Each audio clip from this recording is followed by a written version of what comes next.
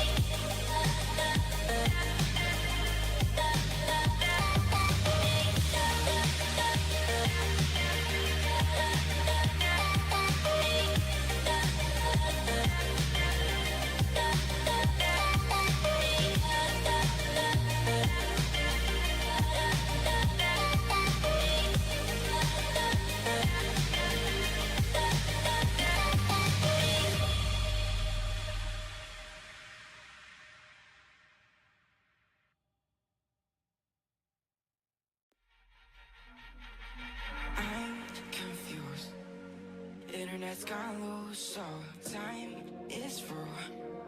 Making of it yours, so I'ma sit and just lay in my bed with the thoughts in my head, getting stuck to the race with you. For a sleeping cruise, no. Stress is getting just a little bit lower. Mind's getting just a little bit closer. Find somebody in my life that can make it through.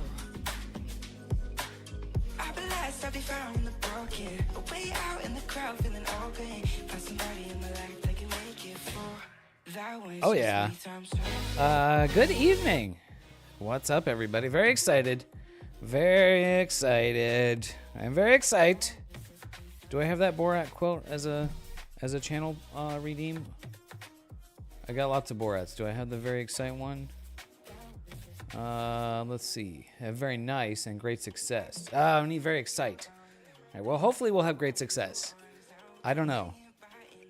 Double audio. Oh, is it like echoing? Uh-oh. What does that mean? Double, are you hearing me? An echo? Oh, shit. All right, what about now? Echo now?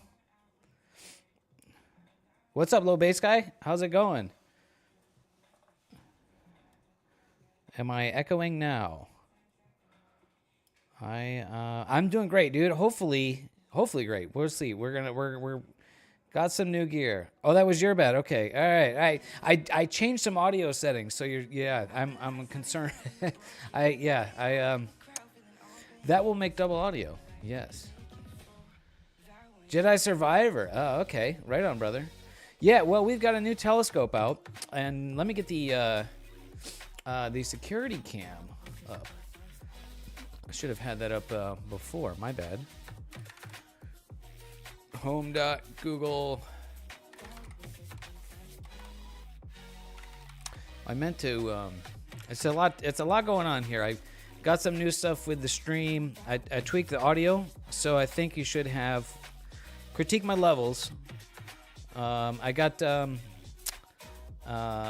You're speaking Finnish. Oh, is that your new bot, low bass guy? Does it get real time audio translation? So yeah, I think I fixed. So the we should have Give me money, me now.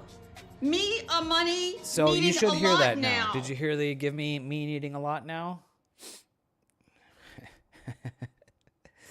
Me needing a lot now. Security cam. There we go. Cool. Okay, so I got those to work on the stream, but now I can't hear them. So but it's most important that you hear them on the stream. So yeah, I think it was such an outlandish claim, low bass guy, that the sarcasm was detected easily. So oh yeah, I bet. Yeah, that would be pretty cool. Okay, so let's we got a lot going on here tonight. Myth, you did get your I noticed that it is a little windy out there. That's a bit. It's still not quite fully dark, and so that's kind of to be should die off a little bit. So yeah, Myth, your the guide scope. You posted an image of static, and so Myth. Let me see. Where did you post that? Was that in Astrophotography? Or general? Yeah. Okay. So Myth posted. He was working on his rig last night, and his guide scope looked like his image from his guide camera looked like this, all static, and it's really misleading because you see static, you think like something's wrong, and that really just means that that could mean a lot of things. I mean, it could be something wrong with the camera, or you could have the lens cap on and you'll see that, or the image can be just grossly out of focus, which is what he was experiencing. And then I saw that static pic, and then I saw his rig pic, Then I went over and looked at his rig, and like right here. No, I can't. Right here. So he's got the guide camera shoved all the way in. What an idiot. What an idiot. I'm kidding, of course. Very counterintuitive. You would think, yeah, the camera should shove all the way into the scope, but no, like the back focus on that thing is like, it's like 70 millimeters. So you have to stack like a shitload of extensions on it. And so the reason that I noticed that is because I played with it myself and discovered that. But then if you look at a lot of other people's rigs, look at other rig pics, and you'll see the guide scope sticking way out the back, or the guide camera sticking way out of the back. Here's an example right here from Mazif's rig. See how far back he's got the guide scope there. So yeah. Anyways, lesson learned, I guess, and that's part of it. And then the other thing is just to your ZWO goes in about 8 millimeters. Yeah, just barely hanging there, right? Which seems totally counterintuitive and weird. And like, why? Yeah, but that's how they are. Oh shit! Comet Pan-STARRS is really close to M1. Is what I want to shoot tonight. I'm like, please, I hope we can get this working so I can shoot M1. So then the other lesson is to shoot, is to get your shit all taken care of in the daytime, right? Get your focus figured out, sorted out in the daytime. It's so much easier to figure out the focus in the daytime than it is at night. Now, where did I post? Didn't I? Wait, hold on. Didn't I put? Wait, I posted those pictures somewhere. Oh yeah, okay. Yeah, so I went and drove. Yeah. Yep. That'll be. Well, you see mine right here, where it is. So I had to drive over to the Lowe's parking lot so I could get a view of something far enough away, so I could get the focus, check the focus on the scope. Yeah. So look at my guide scope. See how far back it is there. So I drove over to the Lowe's parking lot so I could point the telescope so I have a view of the mountains over here, and just to check the focus.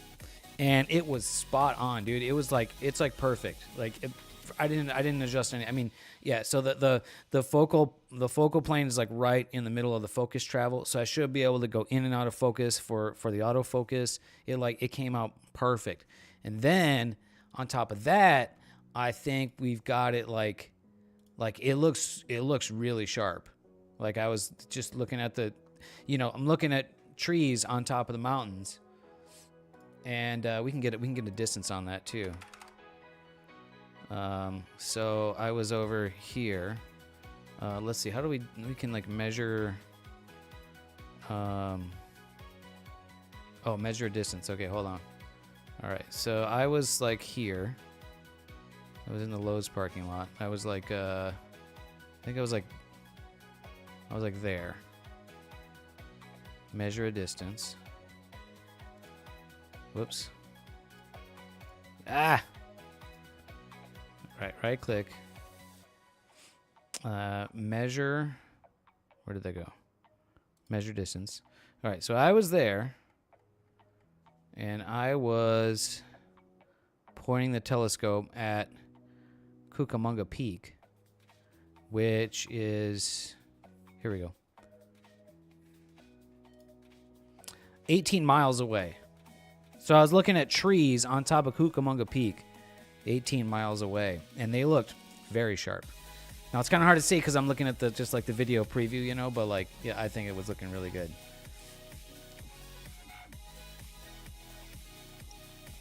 Cool, man. Glad you're good to go now. Okay, and speaking of focus, all right, let's take a look at, let's bring up the remote desktop view. And here we go. So I was just looking at, so I'm looping exposures here on the guide camera. And this bright star should be Polaris. And it looks kind of large to me, so I might have bumped the focus on my guide scope. So we may have to adjust the focus on this. But for now, I think we're going to not do that. And let's just pop in and... yeah, it is pretty breezy. So, oh my gosh, look at my... Holy crap. Yeah, this may... look at the wind just absolutely rocking around out here. I gotta go. I'm gonna go. I'm kind of worried about my little barriers out here. Yeah, it's just the forecast was really good tonight. Maybe we need a little bit more time for the wind to die down. I'll be right back. I'm gonna go just kind of put some heavy stuff down, so hopefully that thing doesn't blow away. Now on my stream, what, Cosmic? Yeah, maybe an hour to kill.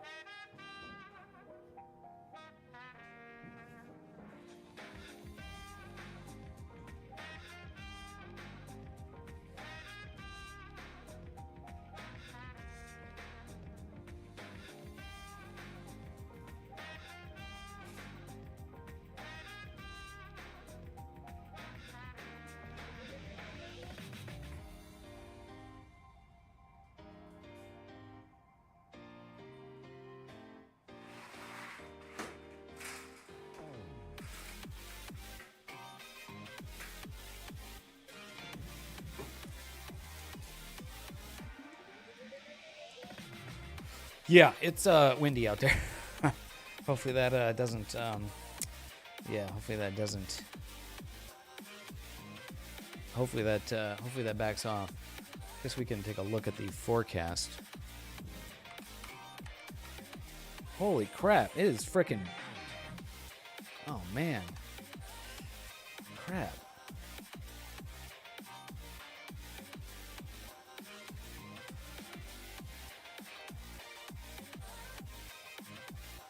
Yeah, oh my gosh. Okay. Yeah. Yeah. Oh, all right. I gotta go tend to that.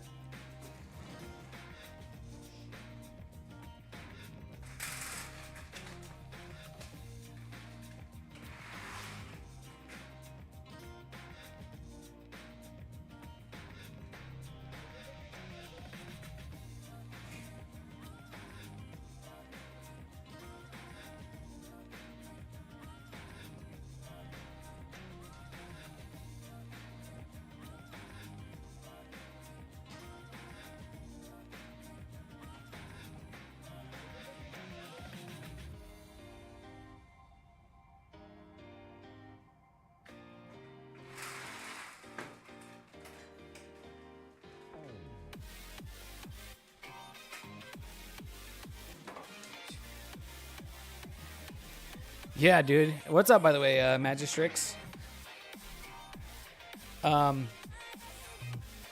Yeah, I'll just put the screen down for now. It won't break anything. It's a little bit further away than it looks from the tripod in that camera angle. So, yeah, yeah, yeah. The forecast looks. This is not in the forecast. It looks like the forecast doesn't really show changing until 9. Let me check windy. Yeah, I think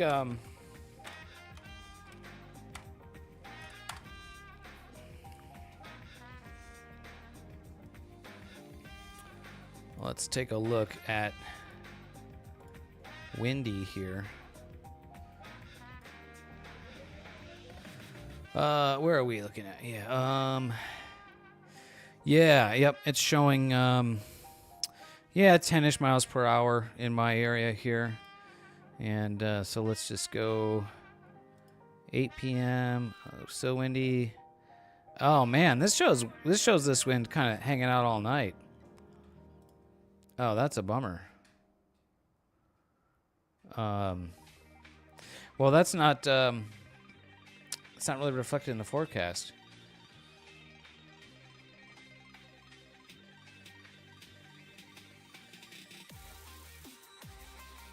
Oh, cool. Yeah, right on. Yeah, that would be good. That would be good out in the field. Yeah. Well, crap. This wind. This is very strange too, because usually my area is kind of sheltered from the Santa Anas, and it's kind of lighter here. But that's the opposite of what I've got right now. No thanks, Cosmic. I'm very happy being here where it's although I mean, if it's -5 but there's, not wind, and it would be good for, testing the telescope, then maybe I would suffer through it. I'd rather have that than this wind. But well, you know what? We're just gonna go with it and see what we get. It was warm today, dude. Yeah. It was super warm.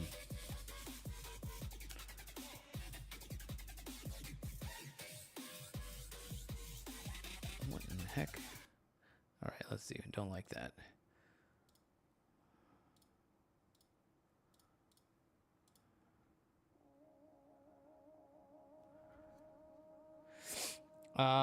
Let's see here. Okay, so our mount's connected.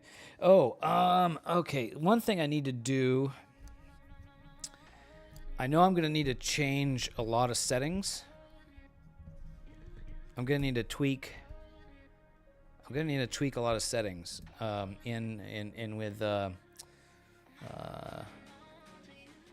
mainly with the focuser. Because this telescope should have not backlash, and the other one does. So,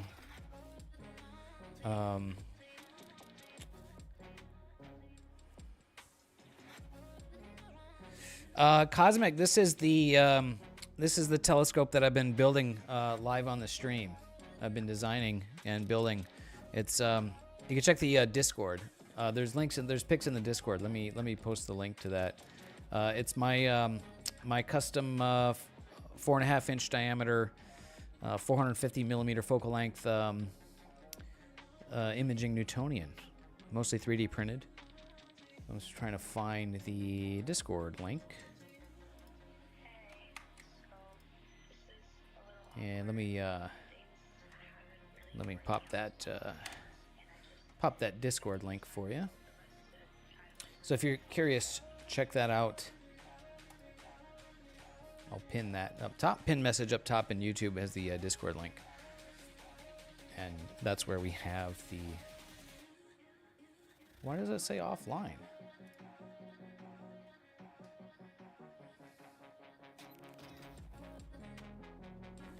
My stream break? Oh, no, we're good. Okay. Browser's having issues. All right, well, let's, you know what? Let's just take a 2-second exposure and see what happens.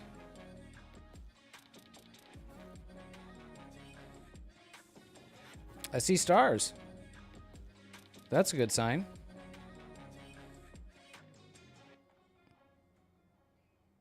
They look oblonged. And let's see, the mount is tracking. So yeah, my autofocus focuser settings. This is where step size and focuser settle time, all this stuff. The backlash setting. So yeah, it would be good if I could like save a profile. And then, okay, you definitely can have profiles. Oh, okay, new profile. Which one? 25 here. Can I rename that? Okay, how do I... Okay, maybe I can't... change the profile. Yeah, okay, here we go. No? Oh, load profile. Here we go. Okay. Can I change the name of that? No. So I want another profile with different settings for this scope, and I would like to rename this, but it doesn't look like it gives me a way to do that here. That kind of sucks, but okay. Well, okay, a different profile. It's got the date, so I can go with that. Okay, so now reconnect devices. So it looks like you can't change the active profile when you've got your devices connected.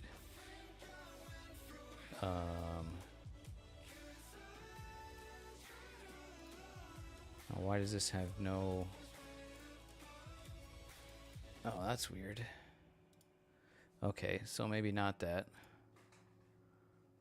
Load profile. Okay, so default profile. Oh, I think I know what I did. Okay, hold on. This is what I gotta do. Okay, so grab this and then click this button to make a copy. Okay, default copy, then hit load profile. Okay, now so this should have... Yeah, okay, now this has all the settings copied. So now I want to go to options, autofocus, and let's see. I'm just gonna disable the backlash setting, and then yeah, I'm gonna set the focus or settle time to 2 seconds, and actually maybe like 4 seconds. Actually, I want it to, because the focuser is maybe a little bit loose on here. So let's try that. And all right, now let's connect all devices.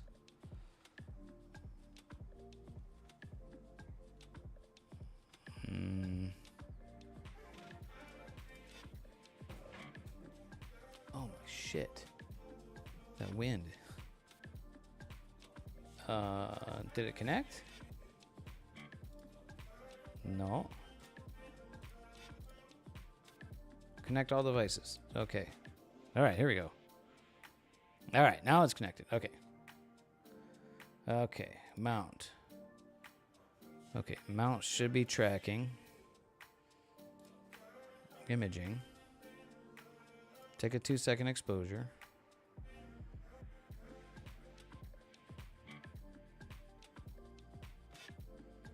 Okay, I think I'm getting stars, but they're not very round. But with the amount of wind out there, you know, it's probably all I can expect. Let's try to run the autofocus. I really actually should, I kind of need to be outside and watching this, but, well, I can just peek through the window here. Maybe I can see it from here. I want to make sure it doesn't travel too far. I'll just hit start autofocus, see what happens.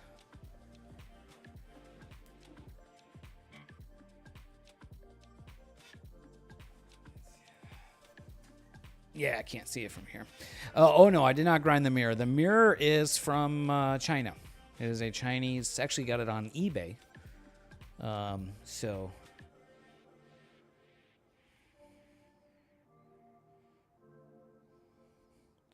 No idea the quality of the mirrors. You know, we'll find out.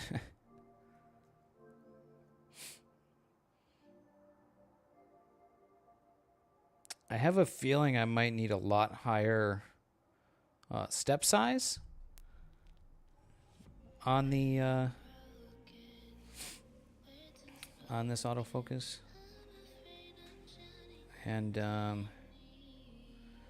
I've got stars. Maybe they're round. Oh, I'm getting a weird. The autofocus graph is looking weird. Oh, sorry, that's kind of hidden by the chat.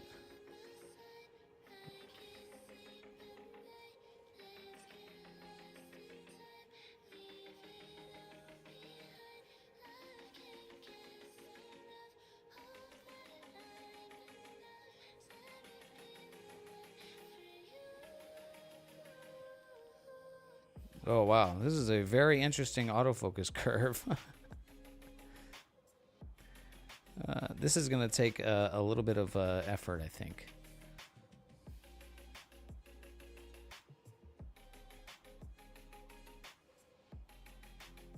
Yeah.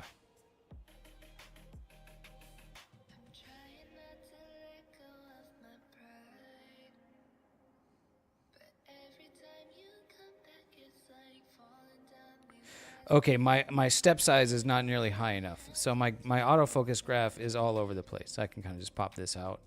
Yeah, it's all over the place. So what I need to do is, yeah, I need to estimate the step size. Just trying to remember how to do, how the procedure for doing that.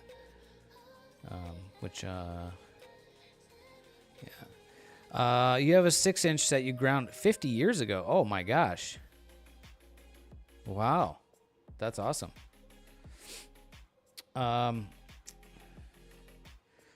So what I need is, so I need to move the focuser by a certain amount and look for a change in the size of the star here. So let's see. Let's move it by 400. I'm at about 124, 413. So let's go 800. Move the focuser.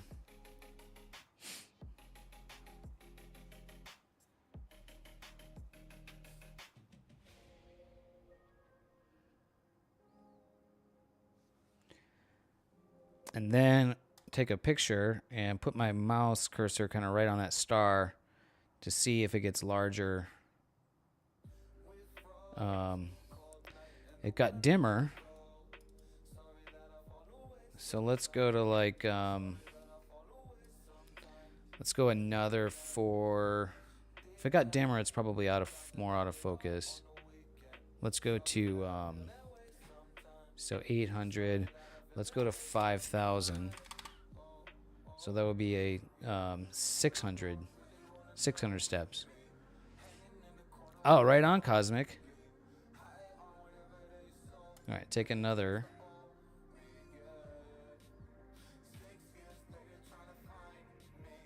All right, we're starting to get out of there. I think starting to see a donut here. Let me go to another. Let's see. So I did 600. Let's do another 400. So let's total a step of 1,000, and see what we get.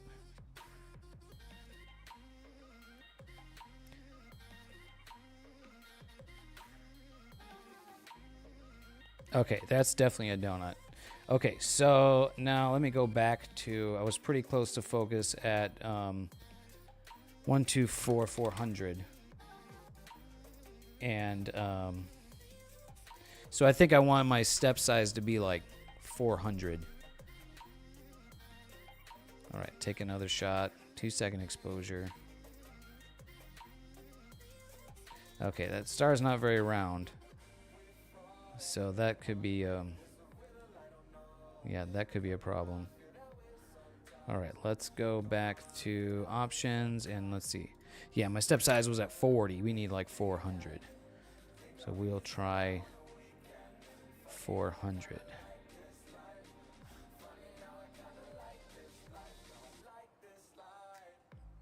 Okay. Let's just run the autofocus again and then see what it does.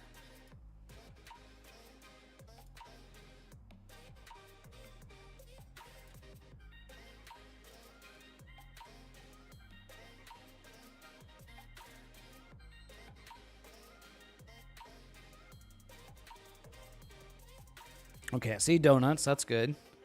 I see more donuts. I did collimate the scope earlier. And I was going to wait until a little bit later to let it cool down to recollimate it. But I might be a little bit out of collimation. Maybe that could be why my... Also, I think it's just too windy and the thing's getting blown around out there to get a good round stars. Mostly just commentary right now, Cosmic. I'm streaming. I'm streaming on both YouTube and Twitch, so. But the chat shows up, so.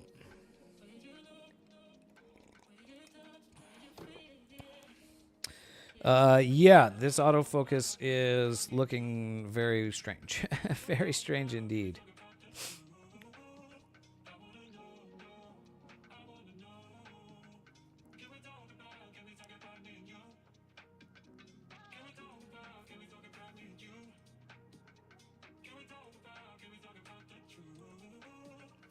Yeah, it just is yeah, I'm not getting anywhere close here. Oops, that was weird. All right, let's see.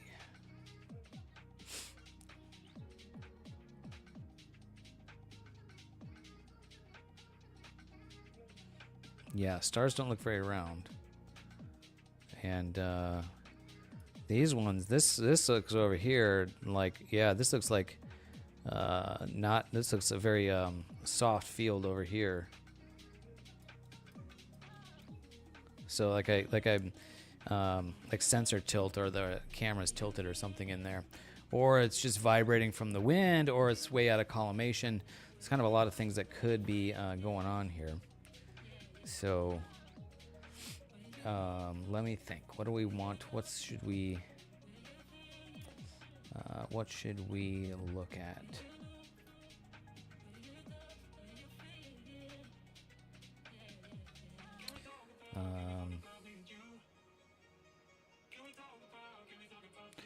Let me I'll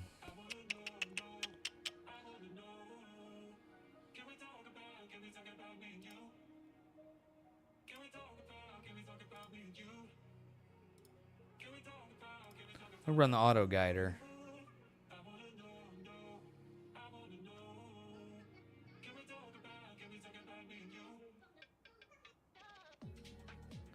Pulse guide command to mount has failed. That's weird.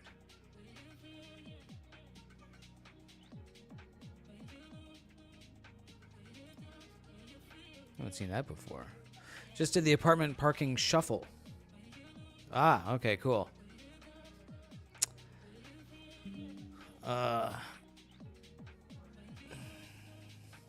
Yeah, skies I think look good, but we're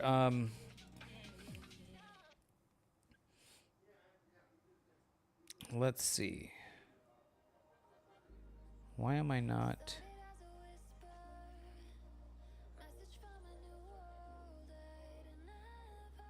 That's a new one. Pulse guide command. Wow. PhD is acting very strange.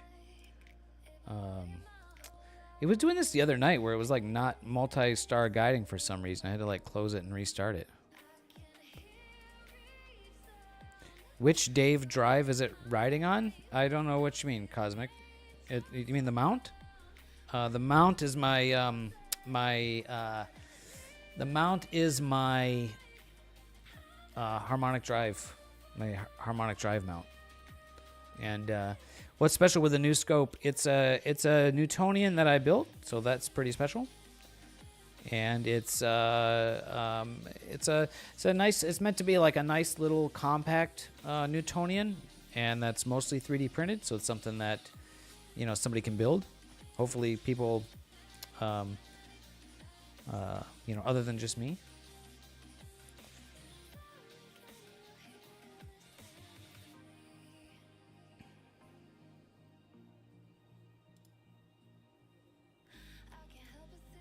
Okay, now it's multi-star guiding. Let's see what the guide does.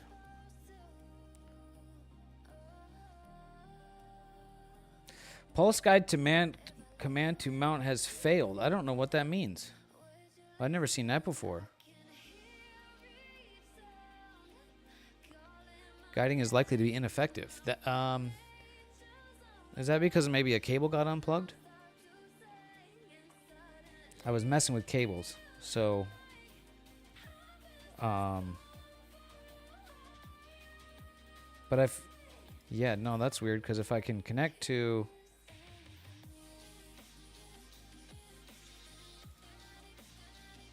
yeah, if I can connect to the camera, then, and I can connect to the mount, then PhD should be able to connect to the mount. Pulse guide command to mount has failed. Real big obstruction with the diagonal. It's kind of big, yeah. because it's a pretty small mirror. So and the secondary mirror is pretty large. So.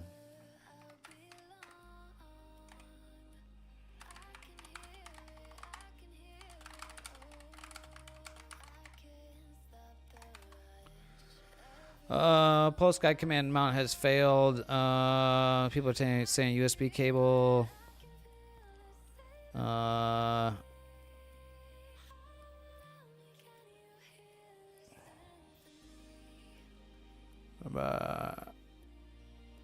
Interesting. What's up, Hermit? How are you? Way more. It's the same size, same diameter mirror as the Hadley, but like literally half the focal length. It's 450 millimeters instead of 900. Yeah. So yeah, something's not working right. Okay, we're going to. No, it's a parabolic mirror. We're gonna do the old. We're gonna shut down. I'm gonna shut the computer down. I'm gonna turn everything off, and I'm gonna unplug and replug the cables in. I had to mess with all the cables in order to get the because the cables go to different places in this different scope. So I may have bumped something. Or maybe I unplugged something a little bit. So I'm going to unplug and plug everything back in. I'll be right back. I'm also going to go for a piss break. I'm going to go piss, and then I'm going to go out there. So you'll see me in the security cam. So I'll be right back.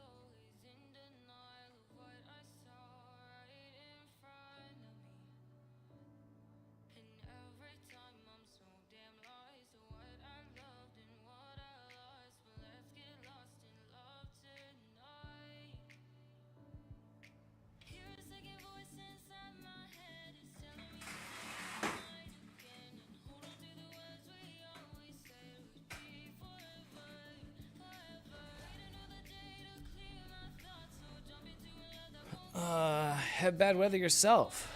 Well, that's a bummer. Oh, I feel you. I mean, I don't feel you because it's. I mean, this is literally the light. I mean, this is what I'm wearing to go outside right now. So it's rather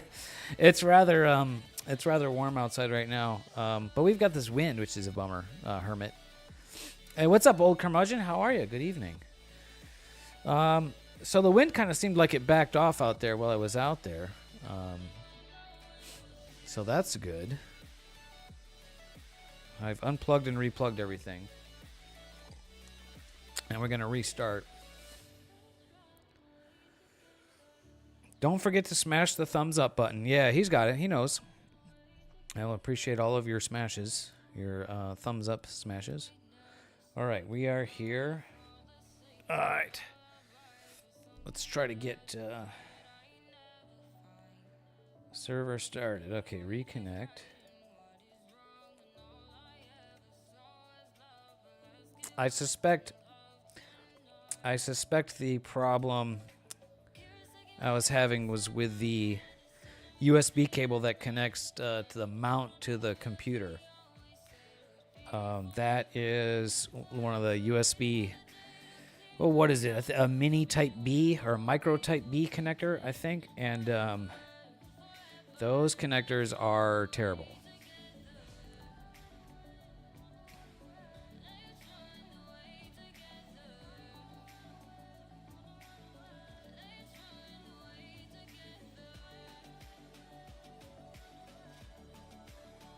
All right, let me see. Now, am I using my... Yeah, so I'm using my default copy. Which is, yeah, that was the one. All right, so I'm in my different profile. Connecting equipment. It's taking a long time to connect to the mount here. Sometimes it takes a little longer. That's normal.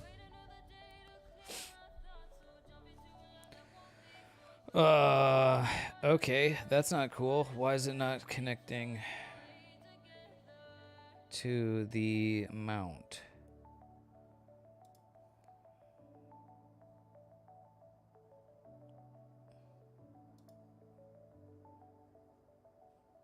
Okay, that's weird.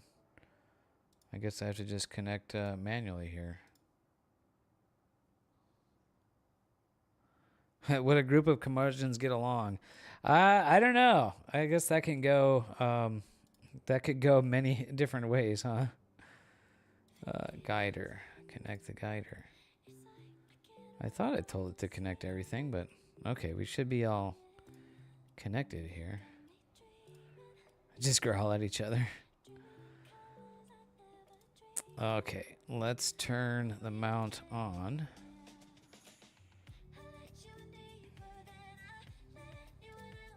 And see if we're... Yeah, so it does say we're connected. Let me just take a quick 2-second exposure, see what it looks like here.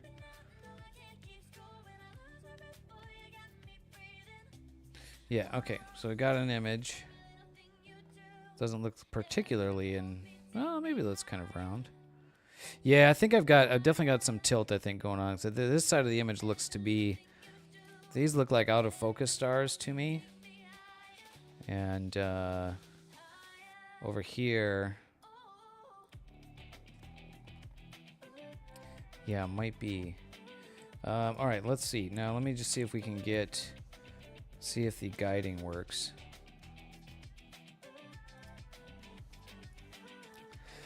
Thank you for the lurk, Misadventures in Astro. Hard to tell with the wind, yeah.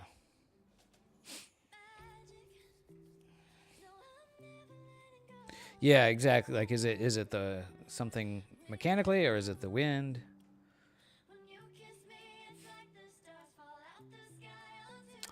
Okay, interesting, Hermit. Yeah, I too have found OnStep to be rather finicky in general. Okay, so it is guiding. The guiding is really poor looking, but that could be the wind.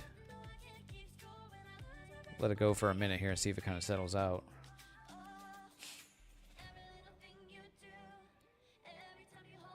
Although now it looks like maybe it's kind of... I mean, it's definitely calming down. The trend is good on the wind.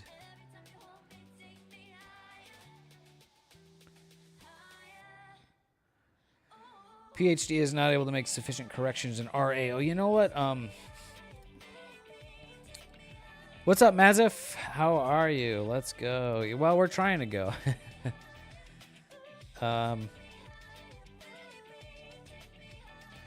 Yeah, actually, I don't think I've ever been able to get it to guide when I'm pointing at Polaris. So, but at least it wasn't giving me Yeah, this is an error that I've seen before, so I'm not going to worry about that for now. What I really would like to get the autofocus to work.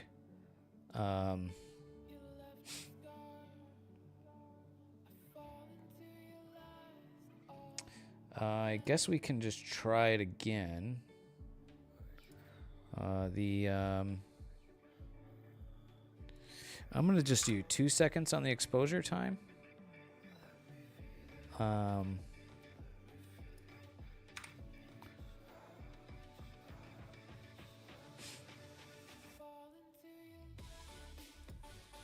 All right, we'll just try it. Let's try it again here.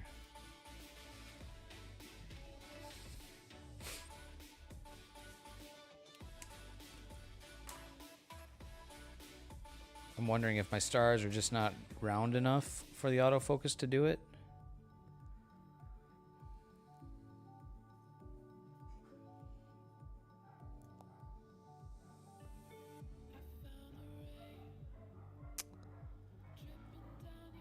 I feel you on that, old curmudgeon. I've found the on-step documentation to be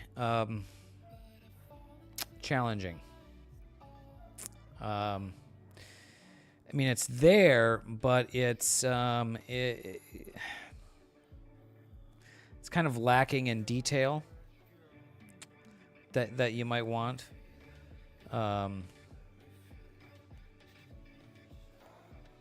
Yeah, it's tricky. It's tricky.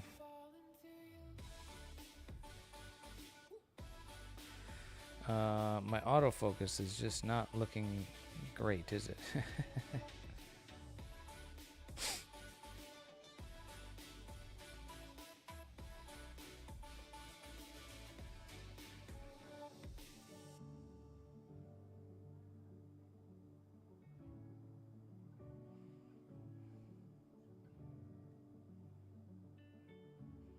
Oh, okay.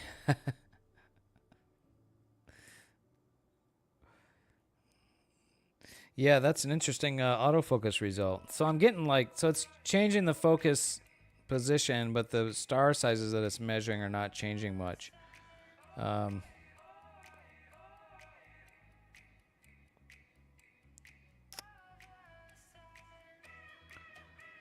Yeah, that's yeah, that's my Hermit. That's my experience also. Is yeah, the documentations. It's kind of like you look up a feature, and it's like, and you look up. So it has documentations for all the features, and it's like, and then you look up that feature, and then it just says this is this feature, and you're like, okay, well, what does that mean? What does that do? So. Yeah, okay, so autofocus. Yeah, I am this is an interesting result. I'm maybe the stars are just not bright enough in this field of view. There's not enough bright stars. Yeah, so it's kind of so the focus are changing position, but the star sizes just aren't changing much. Maybe I need a significantly higher step size.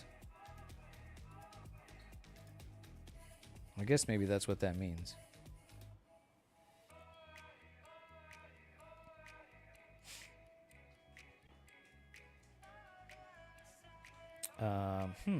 This is weird. Now this is not. Let me try 800.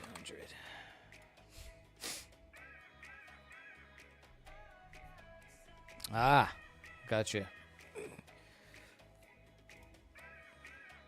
What is the focus algorithm looking for, Cosmic Ray? It is. Well, it measures the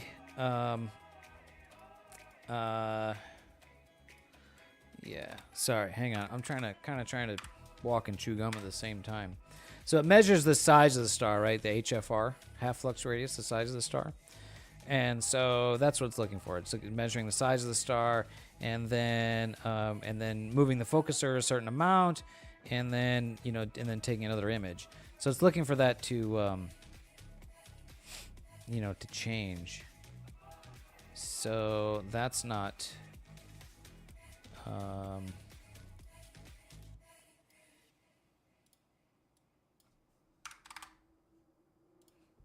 So I'm trying to get it back into focus now.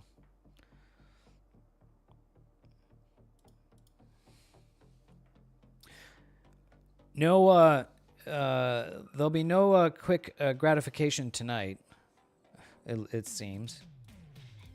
All right. Which, of course, that's how it is, Very, very, very foolish to think you're going to plug it in and just hit it and then get amazing results right off the bat. So always things to troubleshoot. Always a process. And now we're getting back closer to focus here.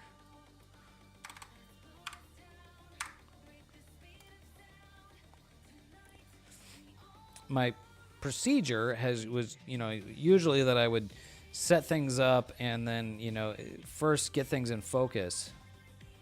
And now I think we're closer to focus. Not a very round star, but that looks like it's focused to me. So do the autofocus and then do plate solving, so I can do the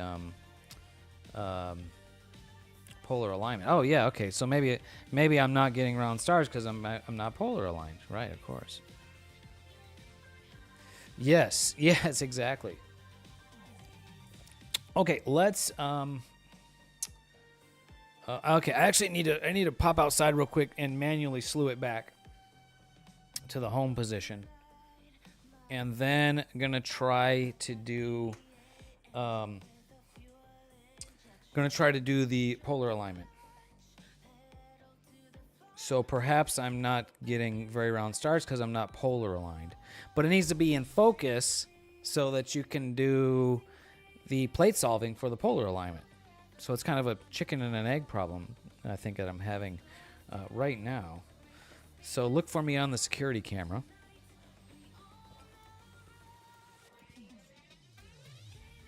I'll be right out there.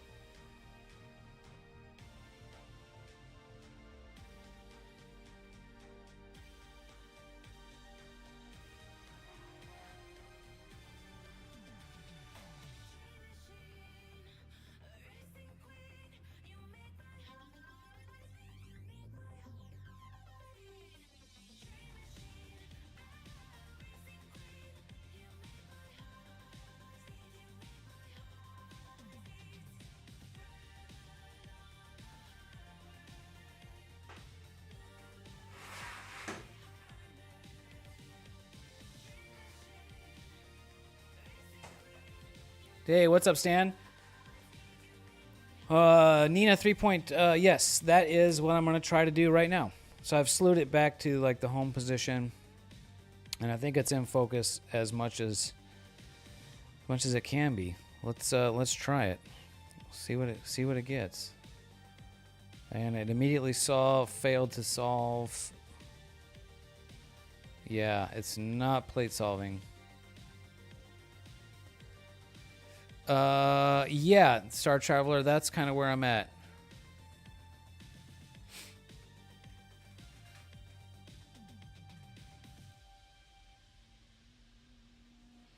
You wrote your own code for an ESP32. Wow. For a water heater. Oh, cool. Ah. Yeah, okay, so we're not...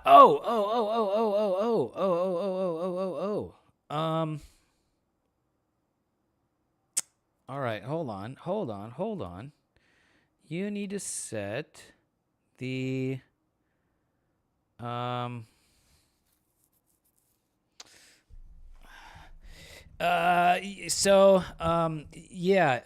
but I also don't have my let's see, like my focal length and stuff set up right.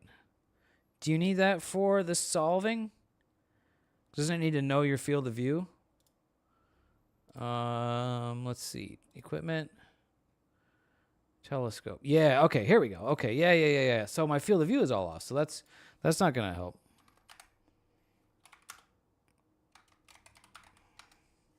All right, so my focal length is, so I do have a 0.95 reducer. Yeah, okay, so 0.95 of 114. So my focal length is actually 100, or no, 0.95 of 450. Whoops, come on, learn to type, Dave. 450 times 0.95. 427.5. 427.5. Focal ratio. It's like 3.9, I think. Let's see. It's 114 divided by 427.5. No, that's not right. Other way around. 427.5 divided by 114. 3.75.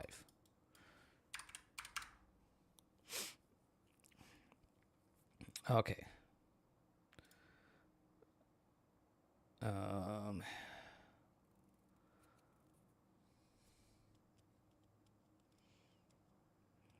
Okay, so that should be right. Camera's the same.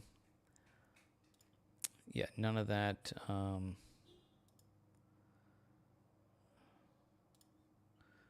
right, now let's just try this again.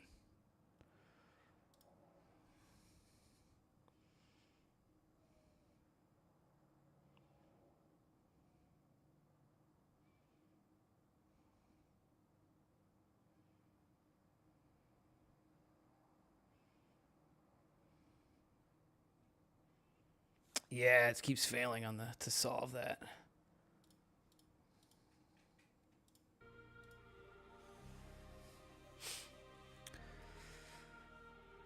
You're about to start a new project involving an old Arduino board. Okay, that's cool. Yeah, all right. We are not able to solve. Let me take another shot here. Yeah, I'm not getting... There's just not a lot of stars in the field of view, and the focus doesn't look very sharp. Let's try... let's see. Let me tweak the focus a little bit. Yeah, increase your exposure time. I will try that. I'll try that next.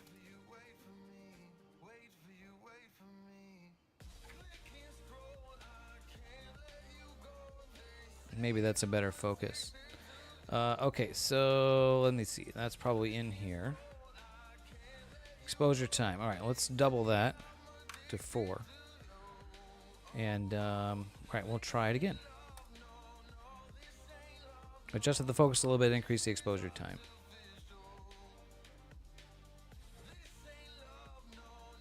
I think it's going to fail again. If it's going to the... Yeah, it's going to fail again. All right, hold on. Stop that. Yeah, I don't want to increase the gain. I want to keep the gain at 210. That's like the optimal gain for this this camera. There's definitely a lot of stars in there.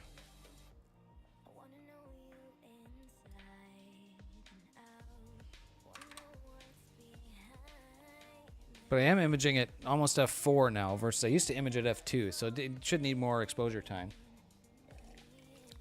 And with an absolutely tiny field of view comparatively. So that's a 10-second exposure. Well, that looks actually pretty round there at 10 seconds. Well, maybe let's try a 10-second exposure.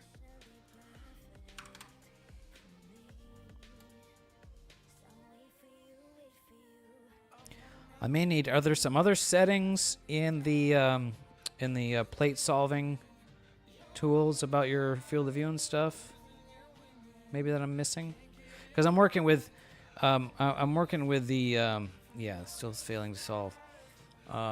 Definitely too much light pollution. Let's see. Plate solving. Exposure time gain.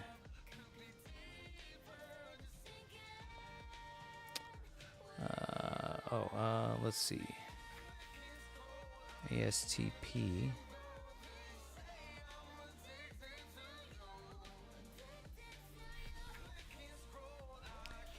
Number of attempts.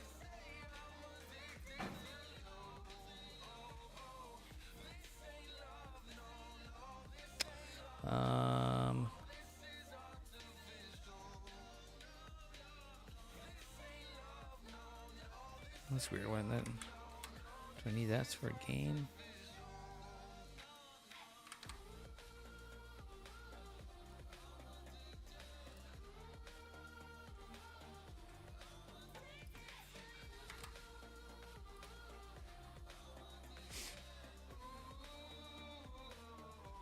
Do a 20-second exposure. See what that does.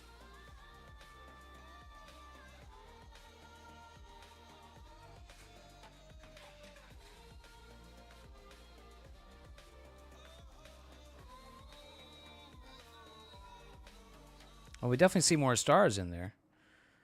Those that one looked pretty round. Those look pretty round. Maybe I just wasn't exposing long enough.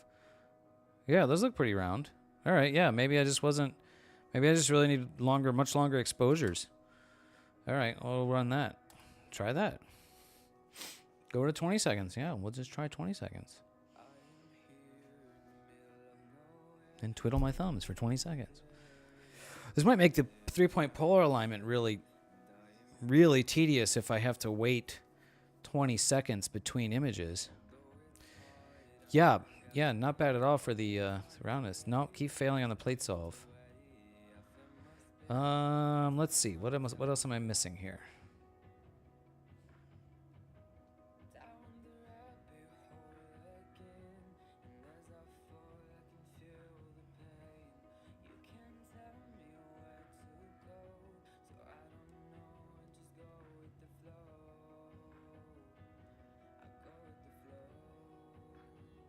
Yeah, keeps failing.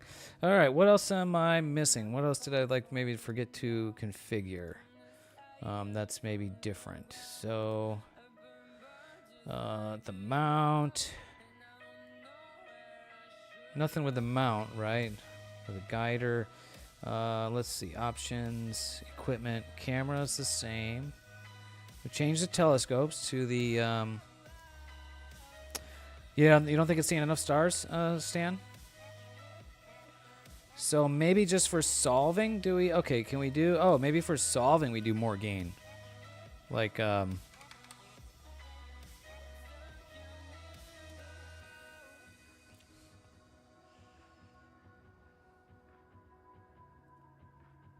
wondering if I'm missing a configuration elsewhere, because I had, I set the focal length for the telescope in the options. So I'm wondering if I'm missing, because this is the same profile as I had with my Rokinon 135mm lens. So I'm a significantly different field of view. So yeah, okay, that failed again. Yeah, I just set it, right? Options, and then telescope focal length. So for 27.5 millimeters at focal ratio 3.75. That's what it is. With the that's the equivalent with the coma corrector. It's like the reducer. So is there something else that I need to set? What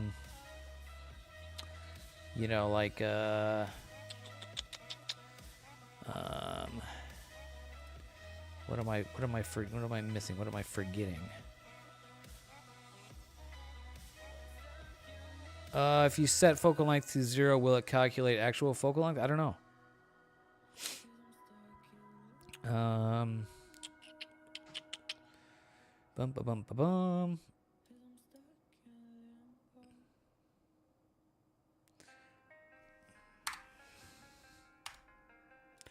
It goes red. It wants me to put it in. 427.5. Let's see. Plate solving. Yep. Let's see. Search radius, and do I need to change search radius or any of these settings? Huh. Like a bigger search radius or a smaller search radius?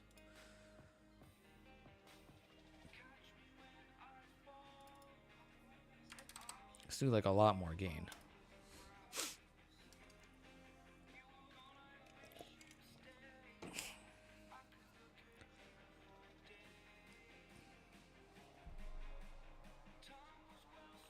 If I can't get it to plate solve, then it's the whole thing is moot. Because that's because it has to be able to plate solve in order for me to do. Okay, that's definitely not going to work. Okay, well, that's too high a gain. Maybe 500. If I can't get it to plate solve, then I can't polar align it. So this is definitely the most important thing, at least for now.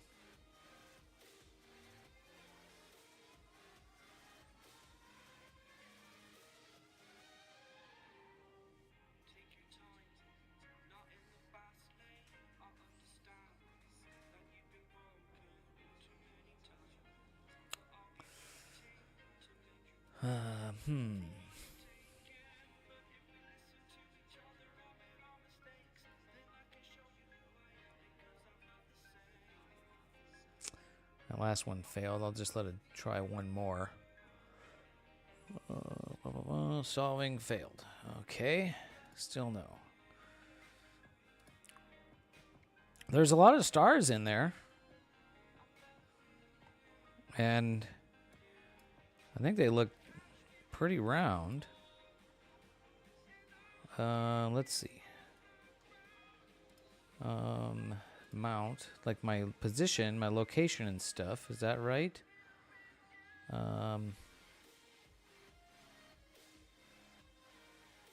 I hope so. It's one of those ones, old curmudgeon. Ah, okay. Well, no worries, Maziv. Try adjusting your focal length up or down. That's an idea. I don't know that it...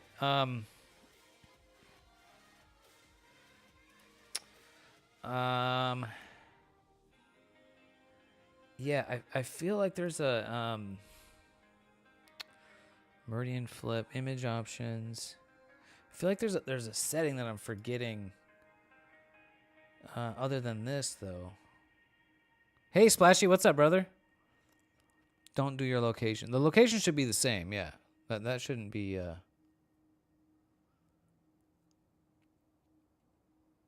Okay, dox myself. That's a good point. Yeah. I mean, probably it's a little bit too small to read on the stream, but yeah. Thanks. That's a good point. I mean, I don't think I'm popular enough a streamer that somebody really wants to, mess with me. But you never know. You never know. Important safety tip. Just don't show my location. Yeah, buddy, we've got the new telescope out, and we're having issues. I feel like there's enough stars in there, no? I mean, to be able to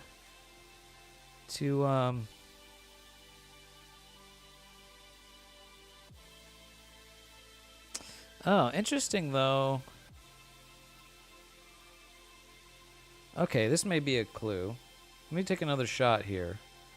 On the statistics, it's showing that it's not detecting any stars.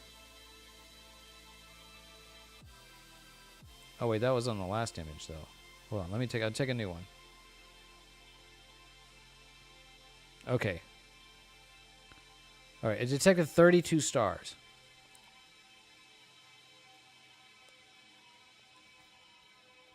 Well, not really. Okay, so it detected 32 stars. And Interesting. Okay, Star Traveler, I got you. HFR is telling me 4.44. That's really high.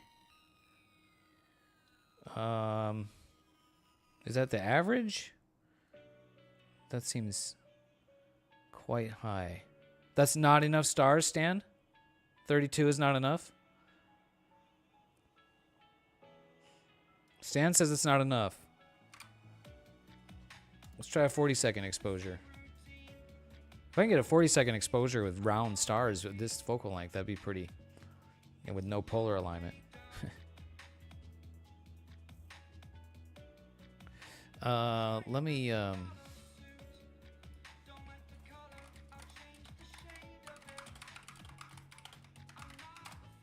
do a Google search.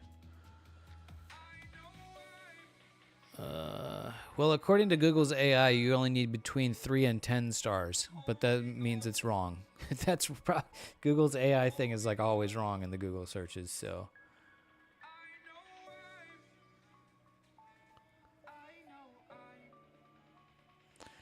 Okay, that's a 40-second exposure. Change my binning to 2x2. What is binning? I don't even know what that means. I suppose technically I could do that, Star Traveler, but that would be a whole thing. It's definitely not something that would be practical for a normal night of imaging.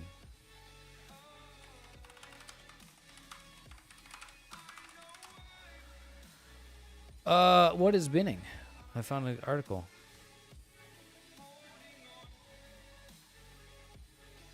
Combining nearby pixels into larger pixels.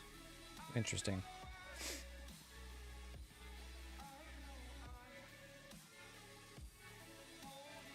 Still 31 stars. 40 seconds is definitely too long. Maybe I'm just not quite in focus. Oh, okay, gotcha, Maziv. Yeah, no, I appreciate it. Yeah, that's kind of where I'm at right now is to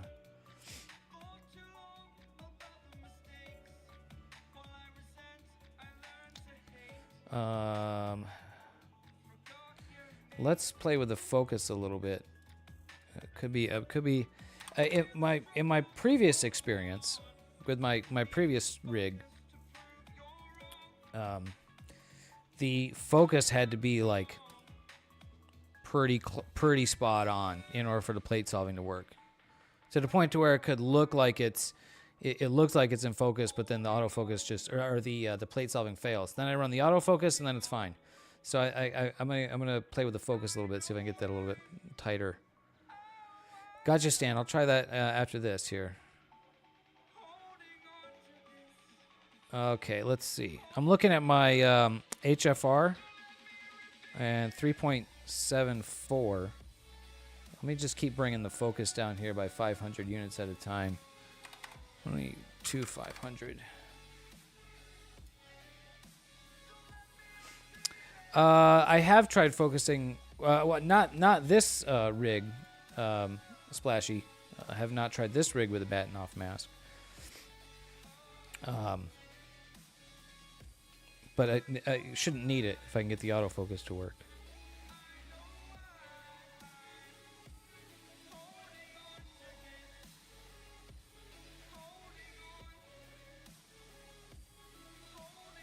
Okay, that's a little bit better, I think. Is that better?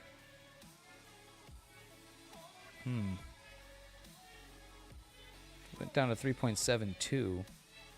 It's not a whole lot. I'm going to move the autofocus again.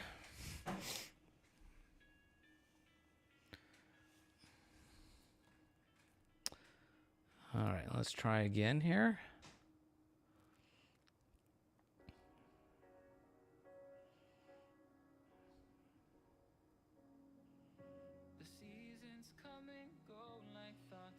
Previous HFR was 3.72.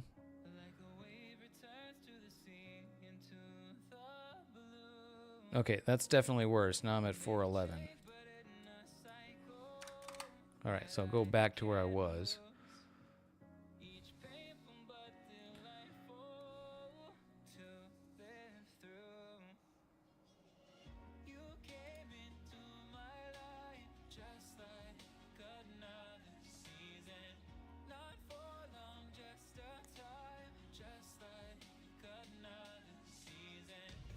Oh, interesting, Star Traveler.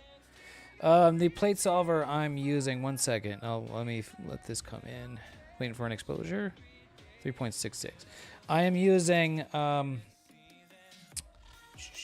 where is that? Plate solving. I am using ASTAP. ASTAP.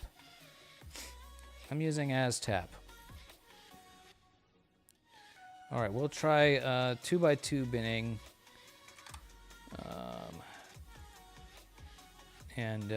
Yeah, we'll just try this again. So I've adjusted the focus.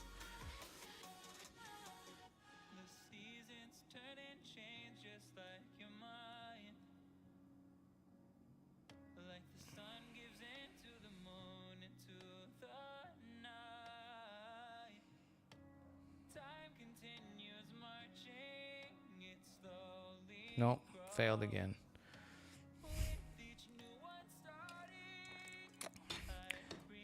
Interesting now, the statistics for that image it just captured. It shows no stars. Now, I don't know if that's the if it just doesn't show it in statistics down here, because if I take an image manually, then it shows stars. So is the plate solver detecting no stars or just not enough? Yes, I should have it, Stan, because this is the same. You know, I've been using this with my previous rig, right?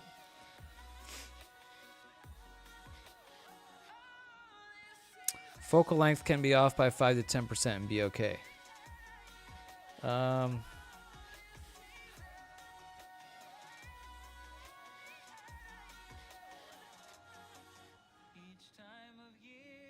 So, should I change the solver search radius?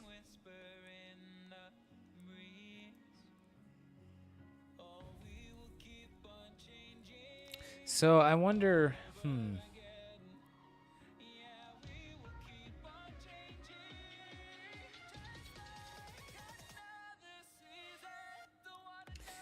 Let's see.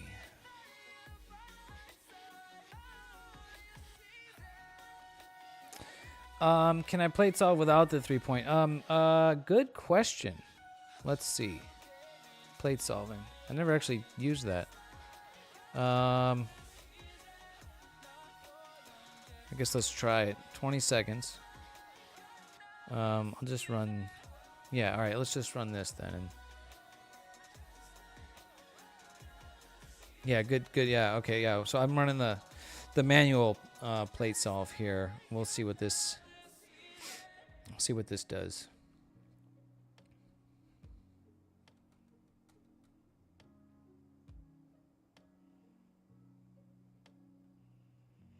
Yeah, so tell me not enough stars. ASTAP failed, not enough stars. What interesting though is that it is not detecting any stars at all. Okay, so now this so it's doing the online plate solve right now, where it uploads it to astrometry.net. So it's getting results for that. Let's see if that can solve.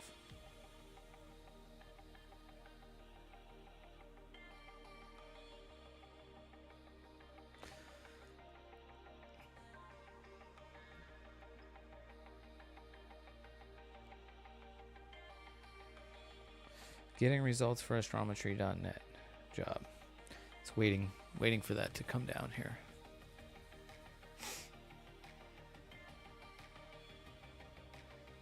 It's doing that right now, Mazif. It's trying to yeah, so I have this set up to do astrometry.net. This is I do have the binning on 1 by 1. I went back to that.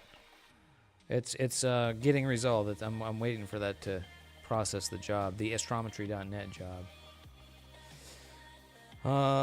Mount. We can see what the. Oh yeah, don't look at my coordinates. Yeah, I don't think that's it.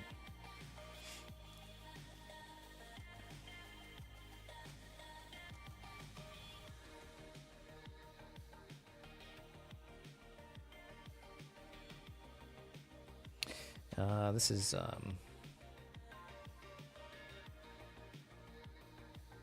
oh, there we go. Yeah, okay.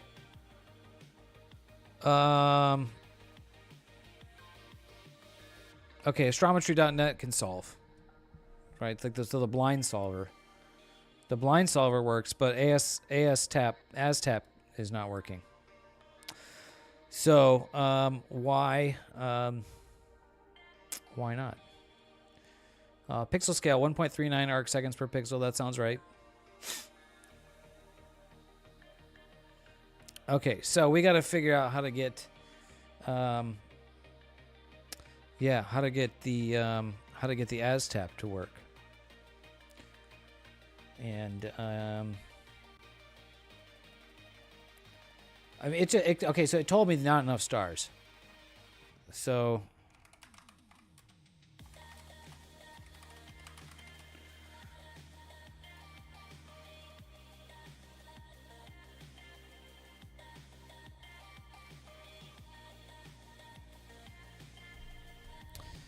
Yeah, let's see. People are saying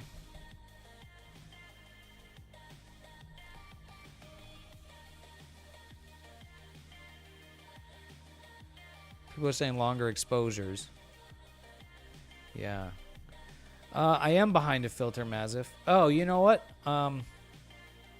Yeah, maybe we should try without the filter. Because they should find more stars without the filter. Let's try that. Yeah. All right, let me you'll see me out there in a sec.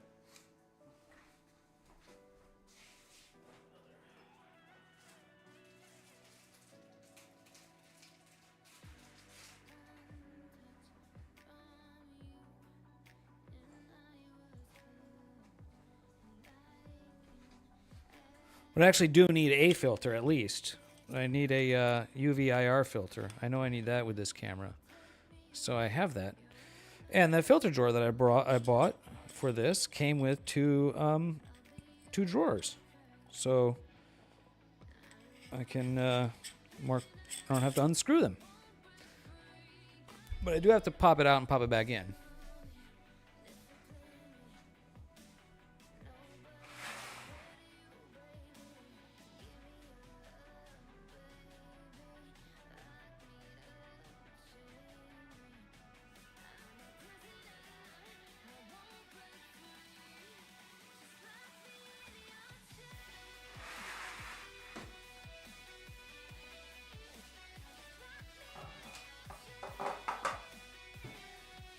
All right.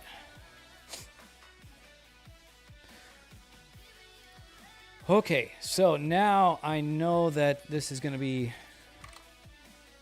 out of focus. Yeah, it's going to need to refocus. Yeah, right. So I'm going to just try. I'm just going to have to manually focus it. Holy cow. Wow. Significantly different focus. I'm at 25.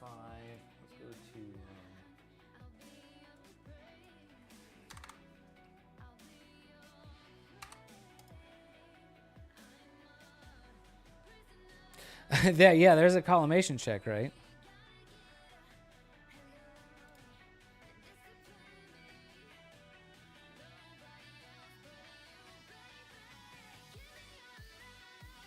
I guess they're probably just seeing sky glow now from the... let's see, did that increase?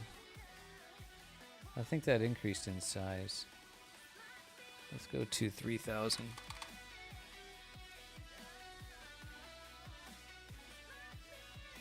Yeah, that looks pretty round. Very donut-like, right?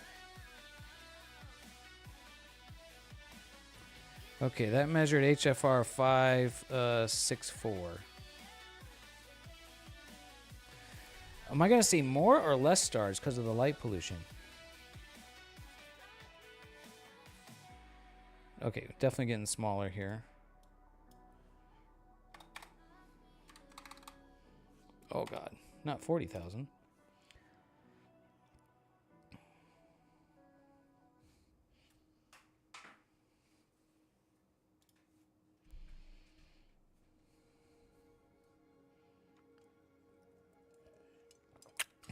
Got some really ugly dust motes on there. Okay, getting better here.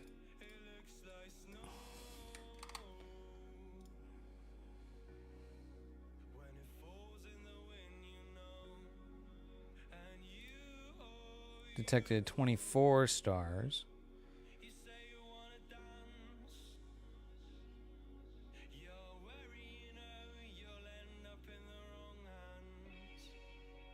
HFR down to 3.5. Let me go to 5,000.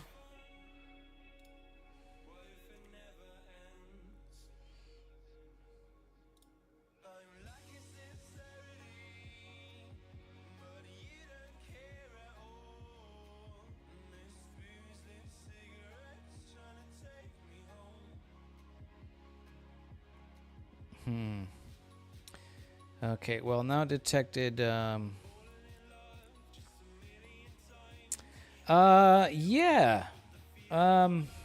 It says 29 stars now. We'll try the plate solve again, this time with a 20-second exposure.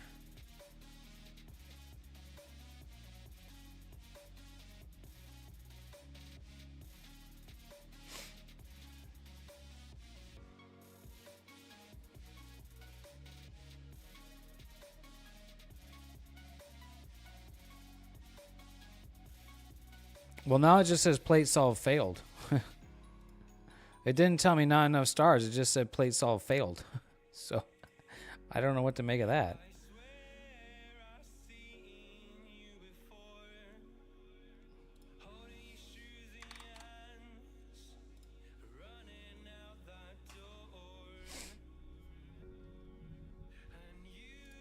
Oh, wait, we're going back to one by one.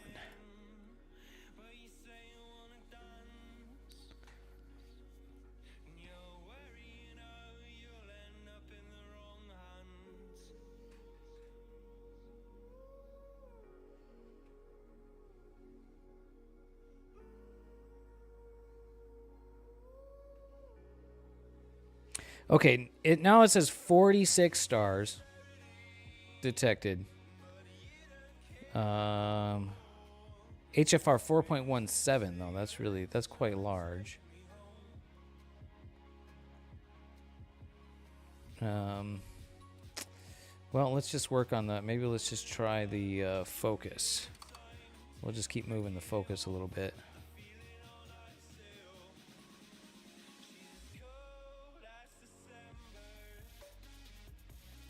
HFR 4.17.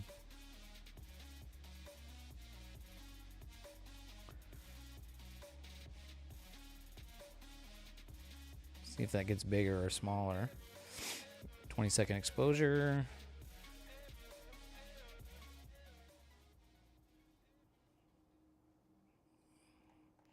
Now detected more stars, and I think that got a little bit larger.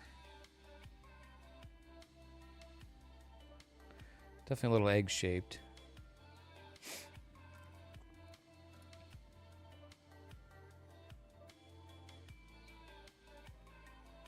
That's amazing.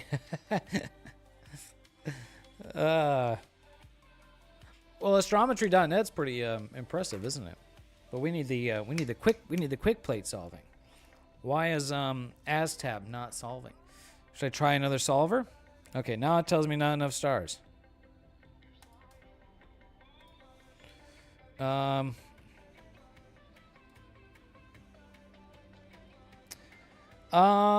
Perhaps, Magistrix.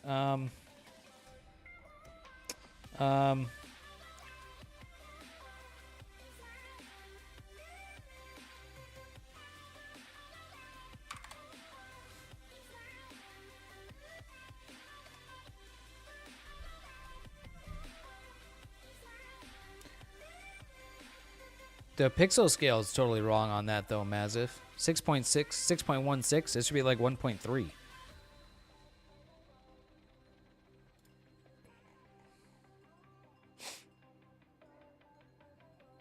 Restart Nina. You know, maybe.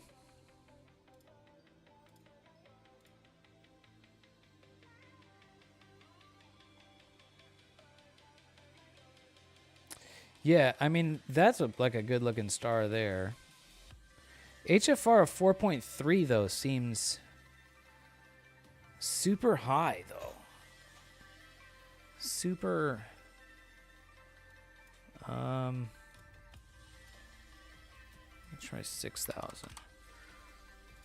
Play with the focus again.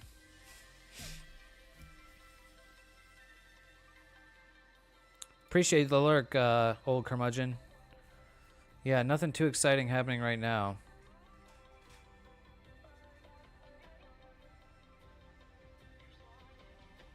Okay, we're definitely going past the focus this time.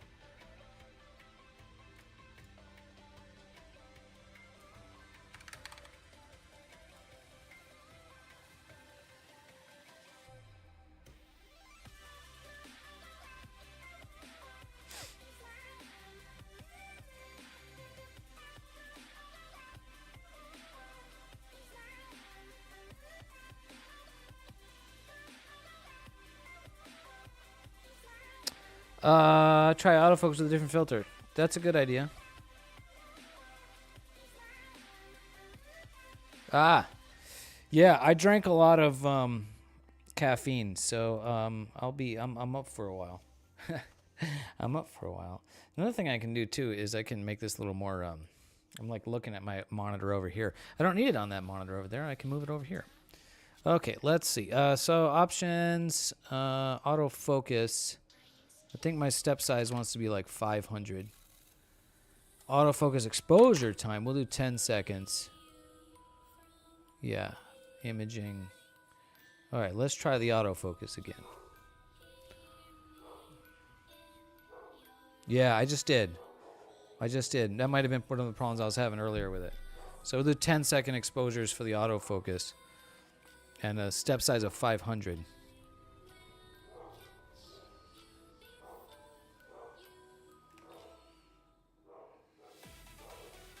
Yeah, I was working on the autofocus, and that wasn't really working. So then I thought, okay, well, maybe we need to do,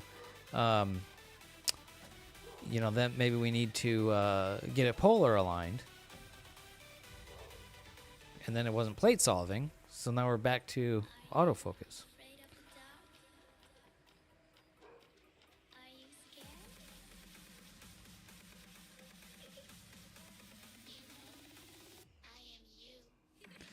Okay, so the first 3 points here in the autofocus so far are looking more like they should.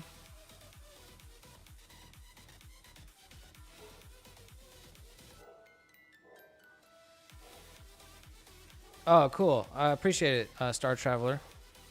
Oh, maybe I'll take a look while this is running. This is so far looking like mostly the right shape. So that's at least making some progress. Mazif. First, nice. You got the jellyfish nebula. I think we should call that one the bear paw nebula. I think that looks more like a bear paw than a jellyfish, to me.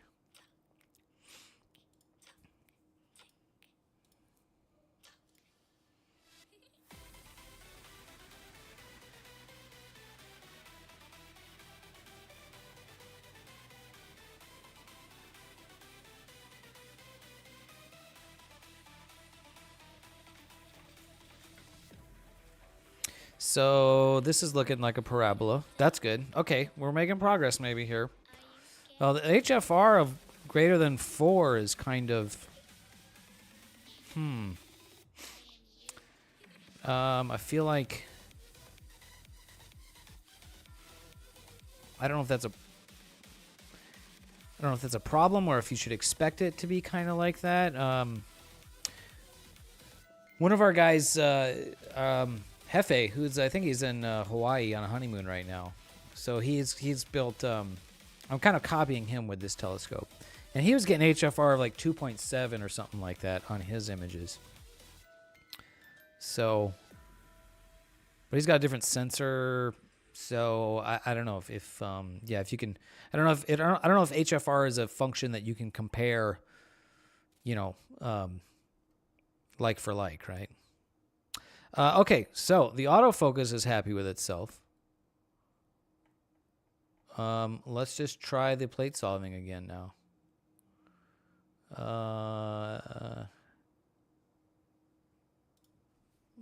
Autofocus go to 10 seconds. We'll try plate solving in 10 seconds. Cool, got it, Star Traveler. We'll check it out. All right, we're trying again the plate solving. It's capturing.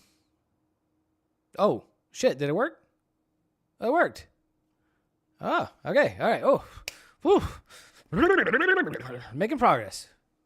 We autofocus and we plate solve. Now, can we polar align?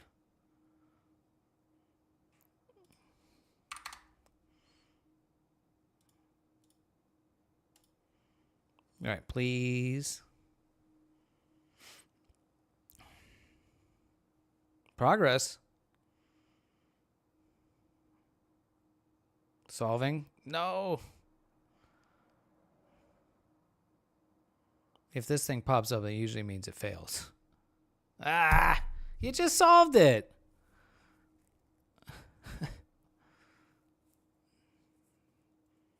You just did it. You just did it, thing. You just did it. Oh, it did it. There we go. Now it's slewing. Okay, we got one solved. Yeah, yeah. Hopefully we'll all be Nina pros, right?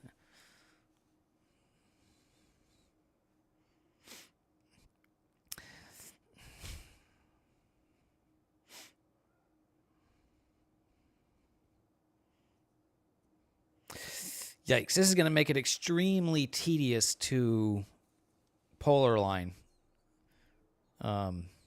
It was, yeah, doing 10-second exposures. So, and then so far we're like 50% on them solving. And that one failed again.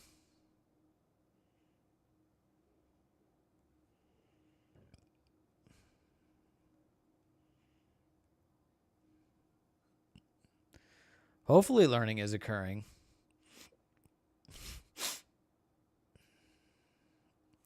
Shoot, now it's failing to solve. Yeah, in order for this 3-point polar alignment to work, like it needs to be able to like solve, so you can iterate on your polar alignment, right?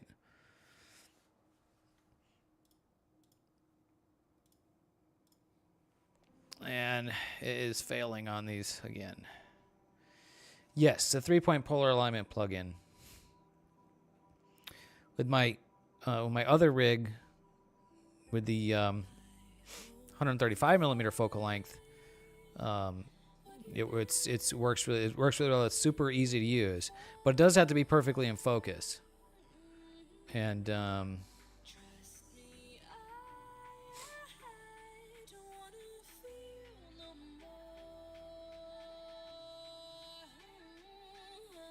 right, this one fails. Yeah, all right. Okay.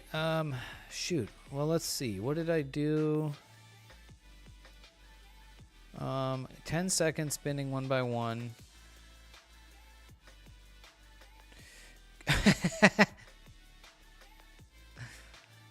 Sorry, Stan. I'm laughing at you because, yeah. I perhaps could. Well, I mean, I could point more towards the zenith. That would be darker. With that, I guess we can try it. I mean, we know it can solve.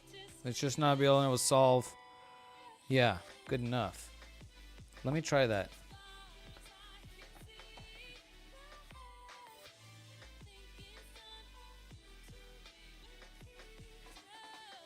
All right, I gotta pop outside while I do that. Let me switch over to the security cam view. So what I don't know is, I guess I've never known this, is like you know, how far, like, does the 3-point polar alignment like work no matter where you're pointing? So if I'm like pointing straight up at the zenith, is it going to work? I guess we're going to try.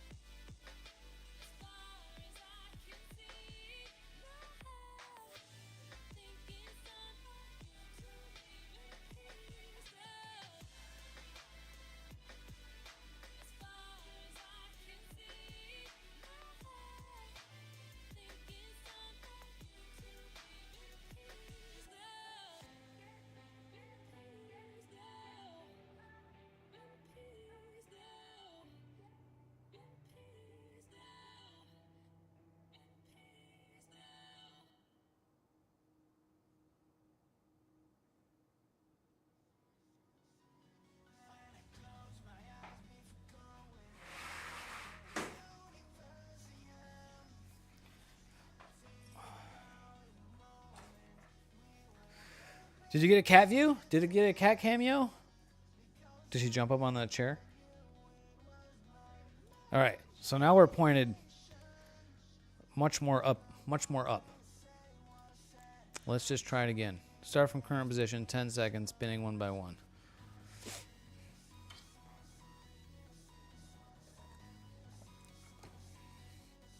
Yeah, I know it was solved for wherever Stan. I guess what I was trying to get at is like, oh my God, that's not gonna work. Oh, why is my mount stopped? Why is my mount not tracking? What the heck?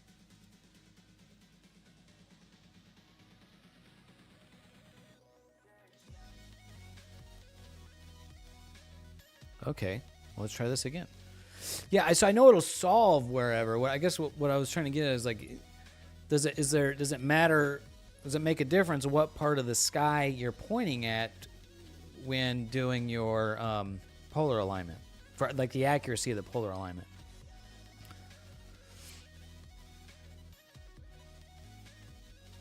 Okay, it solved the first image. Let's see. Then it slewed. Let's get in the second one. Oh my gosh, this is... Oh, you know what? Okay, hold on. All right. I got something... I think I might have... Yeah, I think I got something else going on, which I... So see, I have a big hole in the side of the tube here. I left that out strategically so I can adjust the distance between the primary and secondary mirror. And that image that I just got, like, there's a whole bunch of glow through there. That must be light leaking through the tube. So I'm gonna go wrap that with something to try to close that off. But first I must go for a toilet. So I'll be right back on that.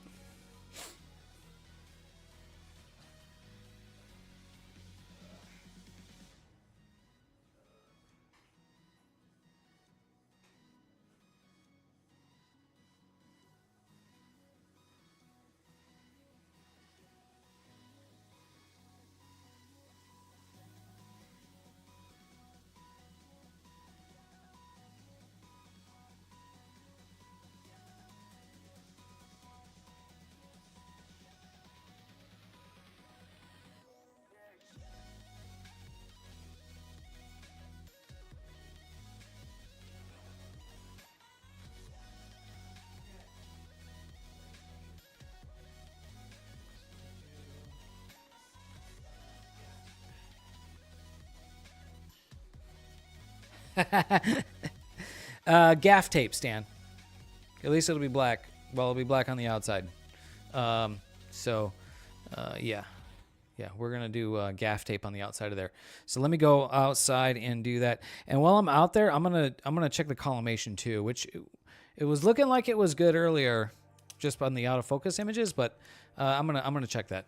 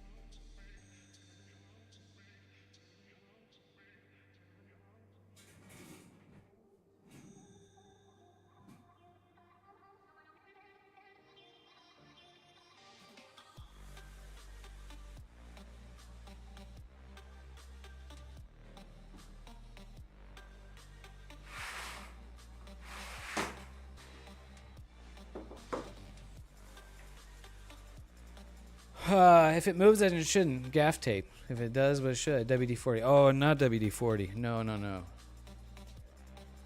I'm triggered by the WD-40. So I can't. We're just gonna go with the. Gonna go with the collimation we have for now. What's up, Scott by Scott?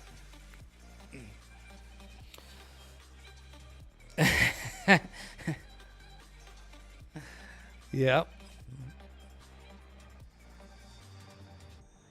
Now, why is my something is going? I've gotten my mount keeps like stopping on itself. That's weird. And I'm still getting like mad sky glow here in this.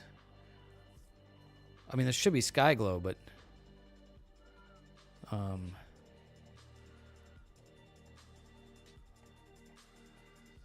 yeah, this seems.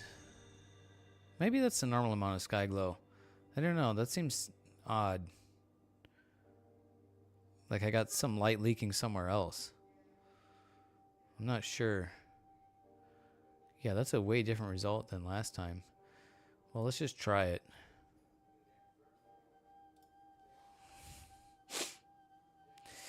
Yeah, I wish we could turn the lights off.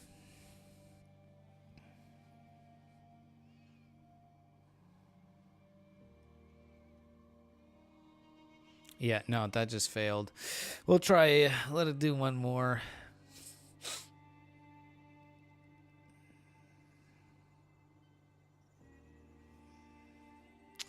Nope. That's failing. Did I miss something on there? Let me look.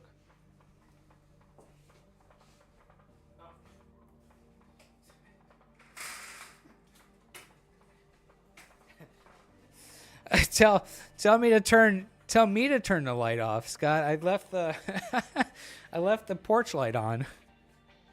Whoops.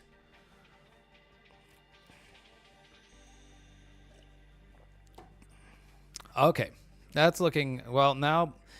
The mount keeps I wonder if that's the mount keeps stopping. I wonder if that's the polar alignment doing that. Yeah, I think that's better.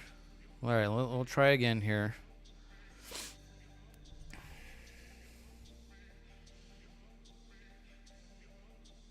Come on, baby. All right, first one solved.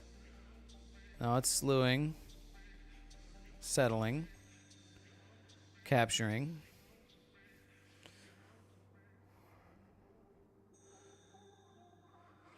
Yeah, the statistics here doesn't show you how many stars and stuff. Boom, we got the second one. Come on, baby. Give me the third.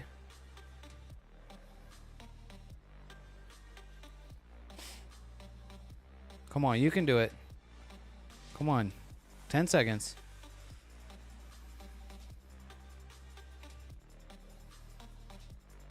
There we go. Woohoo, all right. Yep, okay, all right. Now I got to close this. And I got to close the remote desktop view. Okay, so I need my tablet, and I'll be outside.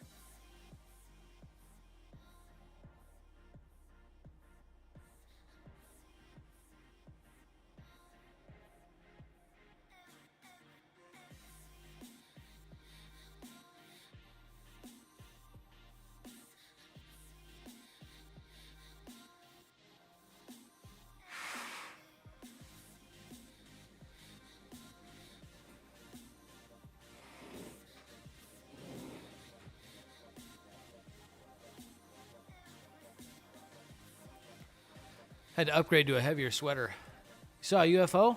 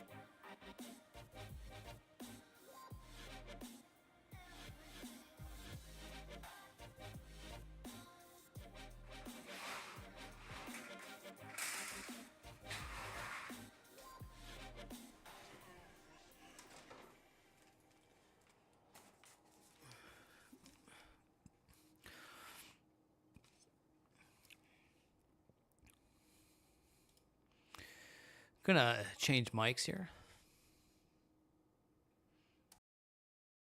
All right, you should have me on the headset mic. That gain's a little bit hot. All right, now I can narrate what's going on out there.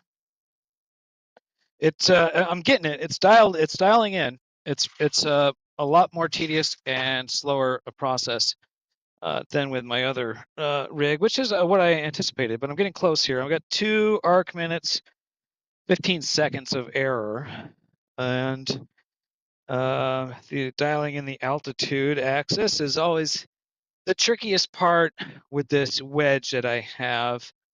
It definitely leaves something to be desired mechanically in how that works. 2 minutes.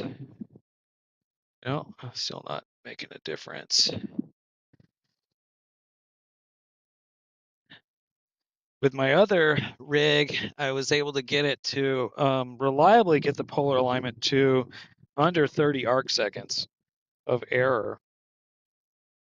And so I think getting it that detailed with this rig is going to be very, very tedious indeed.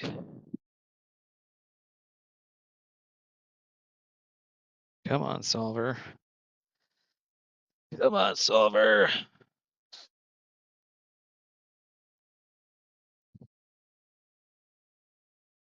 And it's still failing to solve every now and then.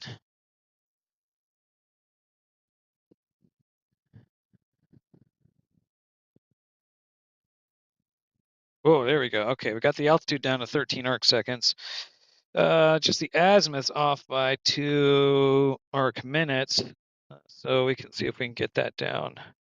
You can usually get the azimuth to like under 10 arc seconds, at least with the other rig, the other optics, shorter focal length.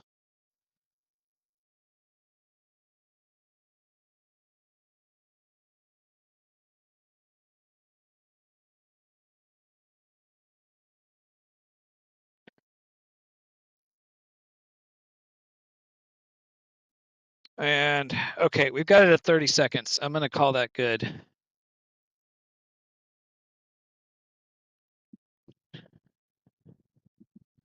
All right, I'm gonna call that polar aligned. And now I do want to check the I'm seeing a lot of stars. That's good. Not super round. I do want to check the collimation.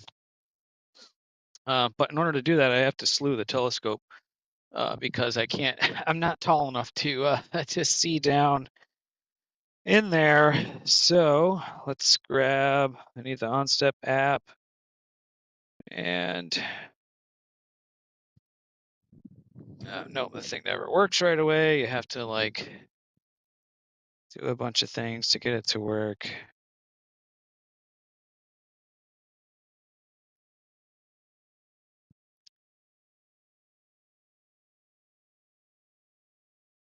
All right, so I need to slew this thing all the way down so it's pointing at me so I can see the primary mirror. When I shine a laser on it, then I can Oh, am I going to be able to even get the camera out of there? Oh.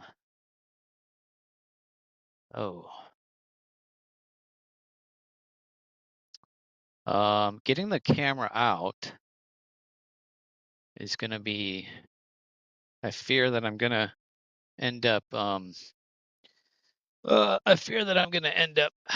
messing the polar alignment up because it's kind of a tight press fit in there. And so yeah, I might have to wiggle on it a bit. The wind has died down quite a lot, so that's good. I'm gonna put my my screen back up here.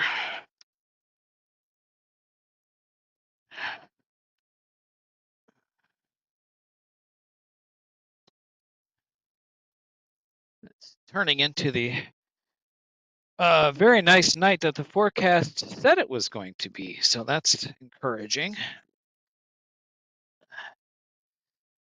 All right. Okay, so I need my collimation tool. Check on the chat. What are you guys talking about? It fails because of the movement when you adjust. Yes, Stan. Yeah. So like, yeah, yep. Spoiler alert. It's very nice. Yes. Yeah. All right. My colorization is good. I don't know what you mean by that, but I'll accept it. I like it. I'll allow it. Okay, can I get the camera out without screwing everything up here? Oh my God! And then just well, then I got a gust of wind, and that blew my screen a little bit. So that's concerning.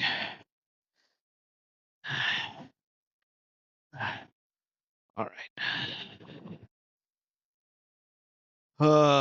Okay.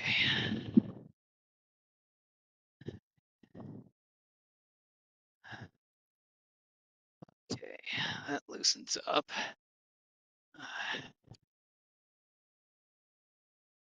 Oh, geez. I think that's a no. Oh, okay. We're not going to do that. Okay, well, hopefully, God damn it. No, I'm going to be really, if I don't check the collimation, I'm going to be really annoyed. Okay, all right, it's coming out.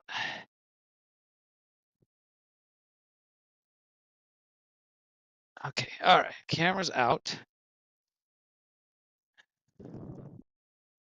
Camera out. All right. The frickin' coma corrector is such a big piece of glass on here. I really wish there was like a smaller, lighter weight version. Okay, laser time. And yeah, all right. So put that in there. And aha, indeed, it does look like my collimation is out by quite a bit. Quite a bit. Okay. So I will adjust.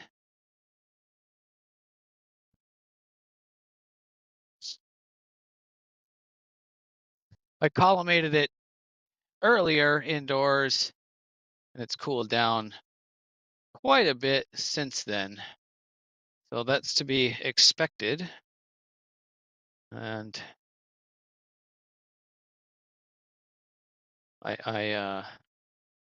yeah, new scopes, new procedures. So I should have checked the collimation before getting deep into the autofocus and all that. So, all right, let's see. That's looking pretty good. What's up, Josh? What's up? Hey, just spying on the neighbor Josh over here.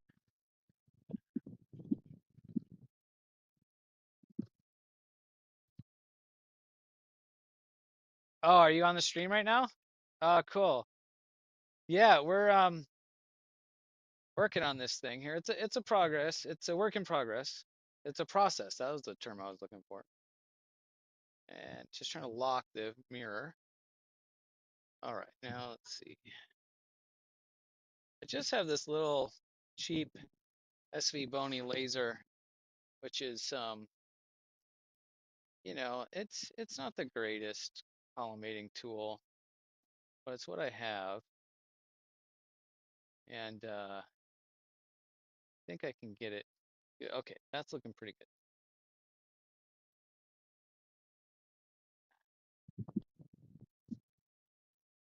Okay, laser done. All right, laser done.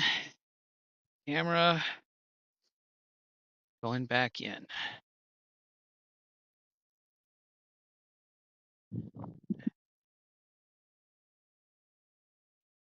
Thing.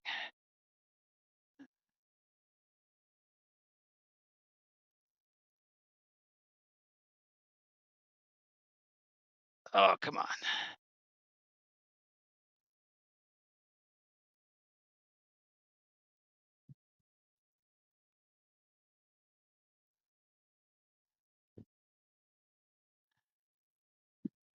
Oh,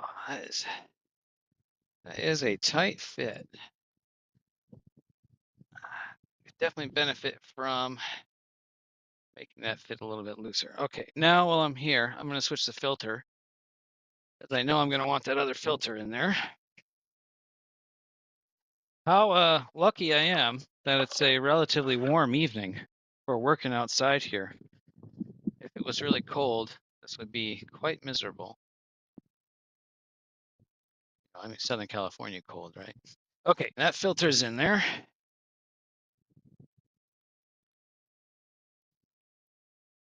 Okay, let's go back.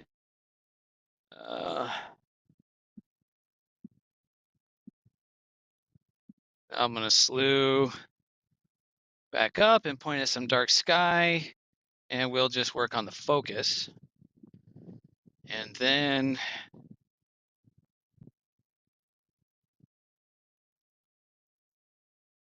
we can maybe hopefully find a target. But I really want to shoot is the Crab Nebula, M1. But not sure if that's going to be in a good part of the sky yet. And it's still pretty breezy out here too, so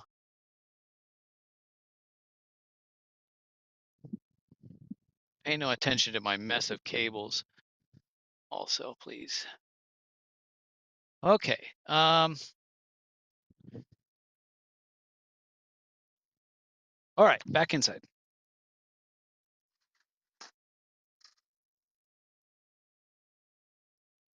All right, how's everybody doing? How are we doing? How's space is here? 29 degrees Fahrenheit. That is yeah, not my favorite.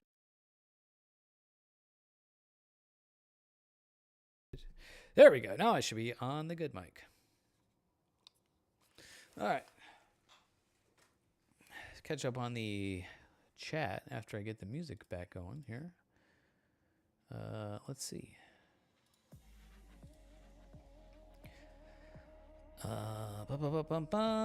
Let's see. What else we got here?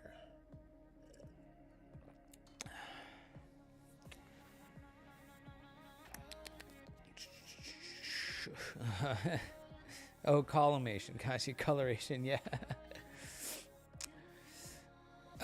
Yeah, space.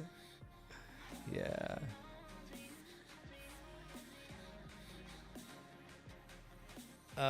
Dave could see Bitcoin. Yeah, I'd love to see some Bitcoin.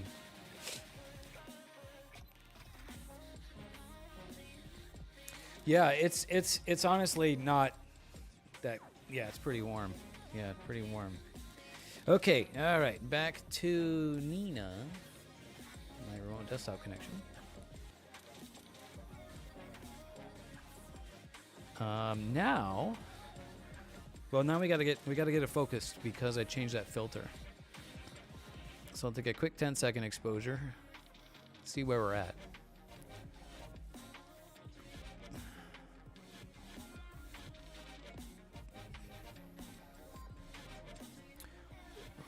quite a bit out of focus.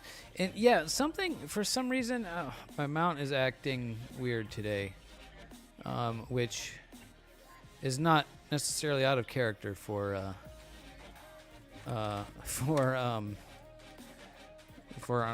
on-step controller, unfortunately. All right, we're just gonna try to get the focus close here.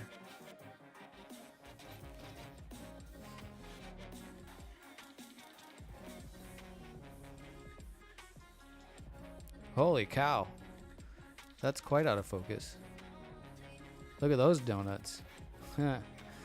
4,000. All right, 5. You just got to like start to dial in. 4,500. And we're going to shorten that to 5-second exposures so we can get this going a little bit quicker. Okay, I think that's worse. So I'm going to go to 3,500.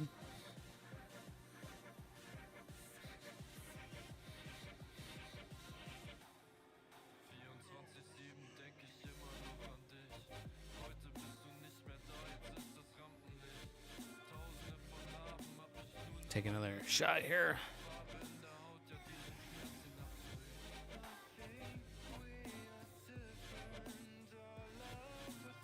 Oh my gosh, is that worse again?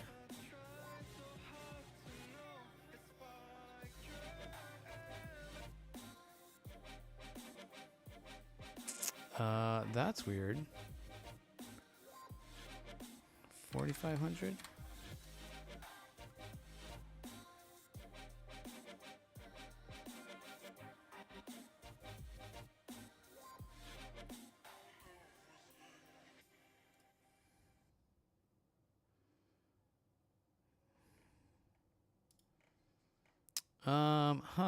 What's going on here now? Don't seem to be able to make any progress on the focus. Like it seems to be always getting the same result here.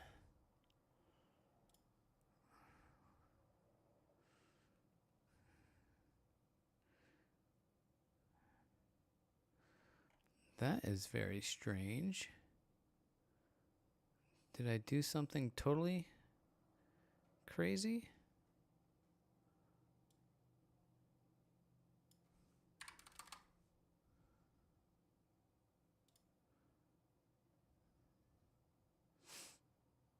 What's up, Random? How are you? Oh, yeah, still looking at the scope. Yeah, sorry. Not much to see here either. I'm just looking at some donuts, which they look quite circular, so that means the collimation should be really good. Okay, there we go. Now we're making a little bit of progress.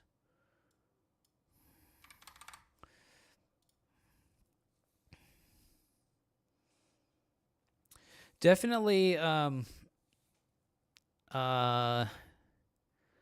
definitely this rig, this scope is going to be more challenging to work with, which I mean I anticipated.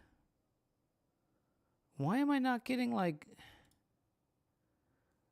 Why did that have no change? I just moved the focuser a ton, and I'm seeing no change. I gotta look at that real quick.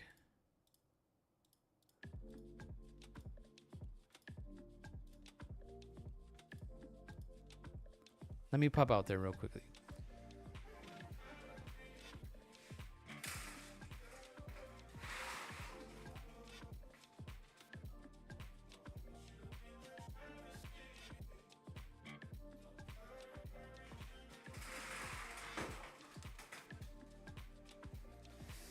Oh, I wonder if... No, wait, what the heck? Random. Well, we're slowly making progress and then not making progress. So,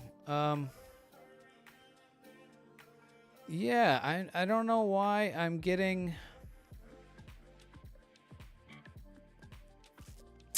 Oh, you know what? I guess I could be just...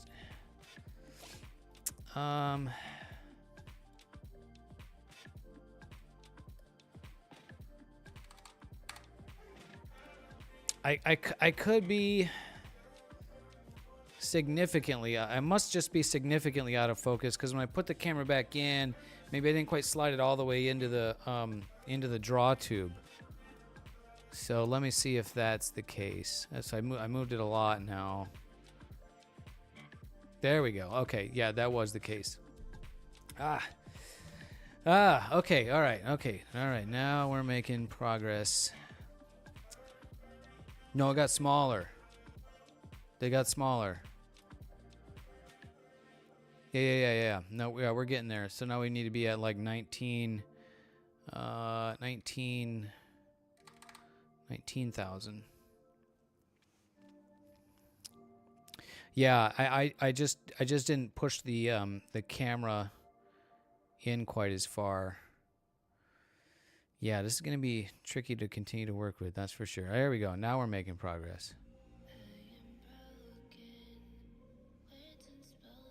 All right, go to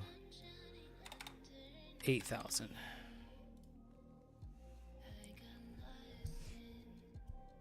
So yeah, random. We were having a lot of trouble with focus and plate solving, but just slowly making progress on that. And now we're getting actually pretty round-looking stars on the whole field. That's encouraging, I think.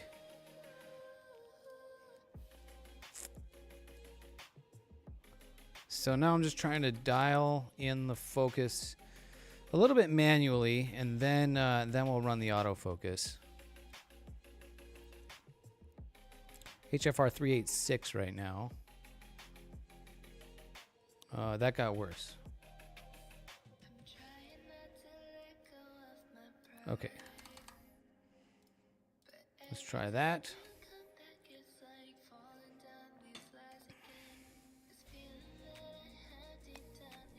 Yeah, got the polar alignment down to got the polar alignment within 30 arc seconds, which is what I normally do. Okay, now we're gonna try running the autofocus again. I think I'm pretty close on that. And while that's running, I'm gonna pop up and grab some more agua.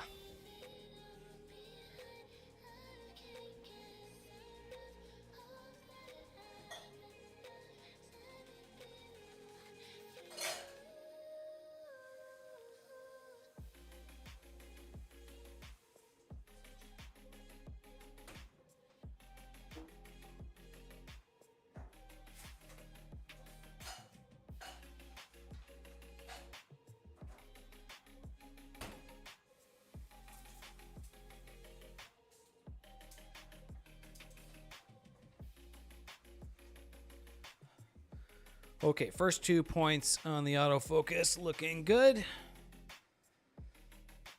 And maybe while that's running, you guys take a look at that. I'm going to bring up Stellarium in the background here. We got to pick a target to shoot at. I don't know if I can get the Crab Nebula yet. I think it's behind a tree. That was what I really want to shoot. That's kind of the ideal thing. And I need something small and bright. A planetary nebula.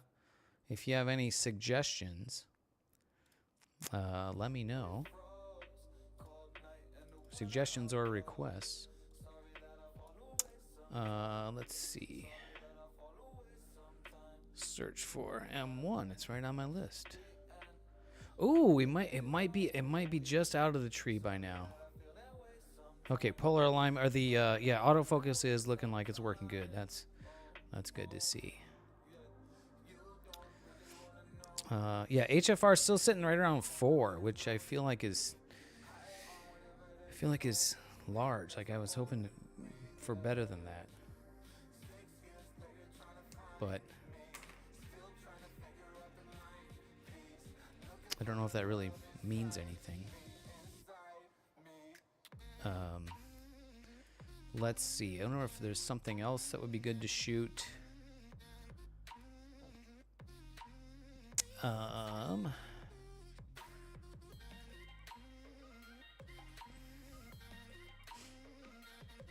Flaming Star Nebula.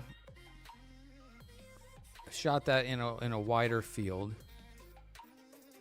Let's see.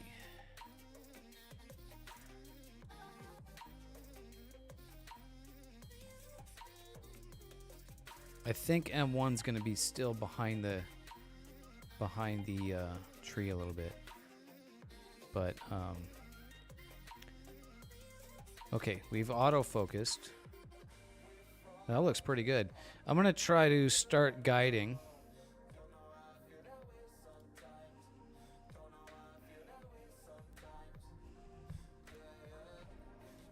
Oh my god, are you kidding me? Oh jeez. I set my screen out there, and like, oh, the wind's died down, and then we just get hit with a gust. So,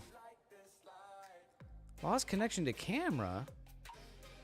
How did you lose connection to the camera? Maybe that wind just freaking blew it. How did you... Oh, why is that thing giving me trouble now?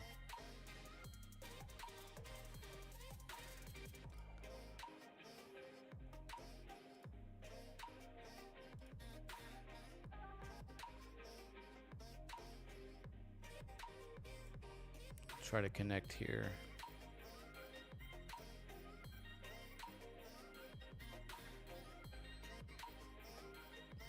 That's so weird. I've never seen it.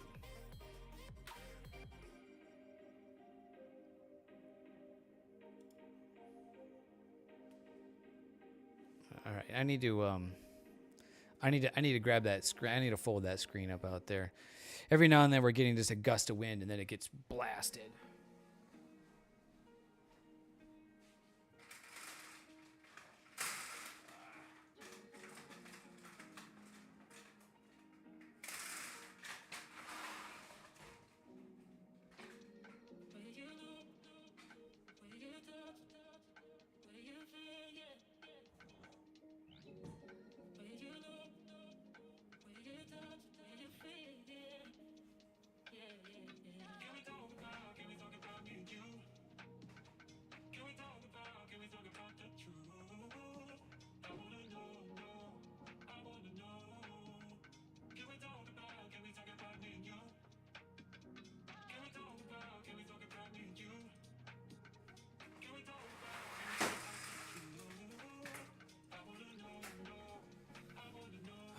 Yeah, I don't know, but I stopped and restarted it, and now it's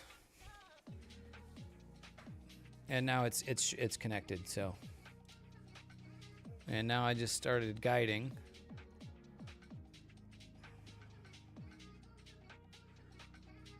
All right, so it's guiding. Let's go to. Let's search for M1.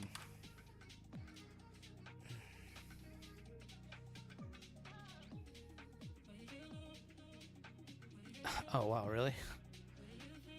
It finds everything with M and a 1 in it. Well, that's not really helpful.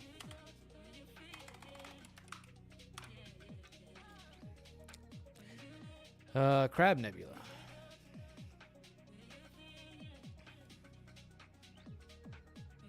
Oh, holy crap. Guiding is just not working at all right now. That's weird.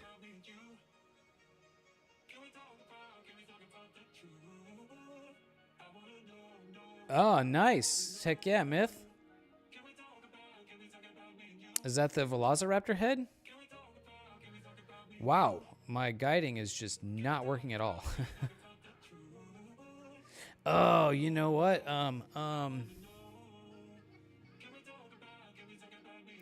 I wonder.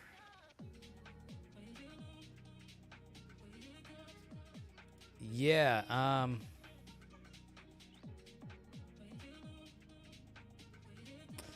I am thinking that the guiding needs to be recalibrated. Oh, that sounds cool.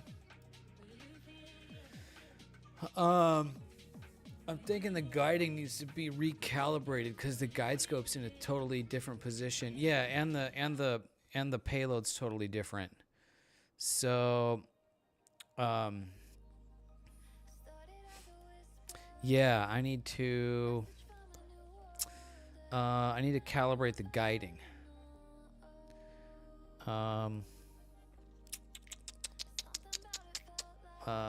Let's see.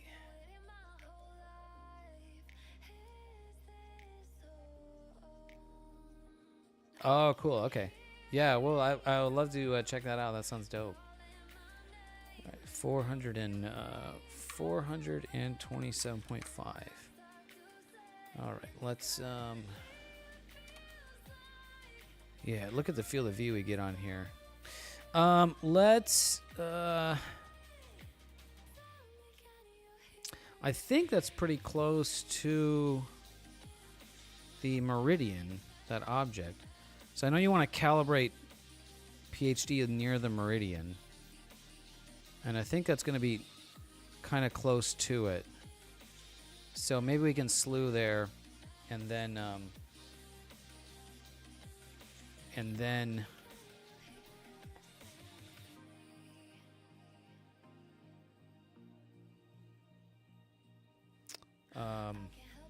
yeah, maybe we can slew to there and then calibrate auto the guider there.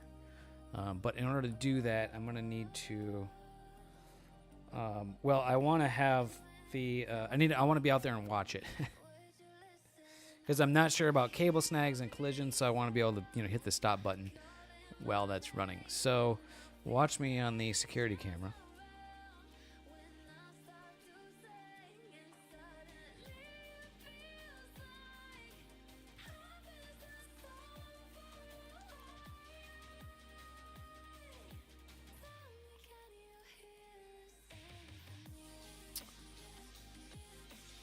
I'll pop on the mobile mic, and let me pop outside. Hop on the mic, hop outside, and we will slew and center. All right, it is slewing.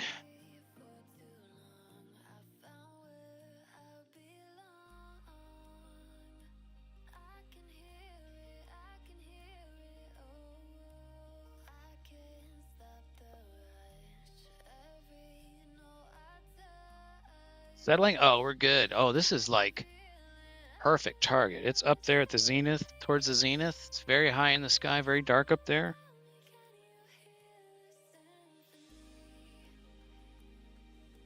Solving.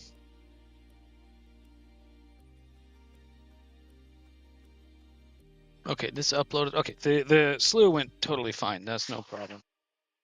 No problem there. The local solver failed. What's up, Chris? How are you? What's up? Let me get the remote desktop back up here.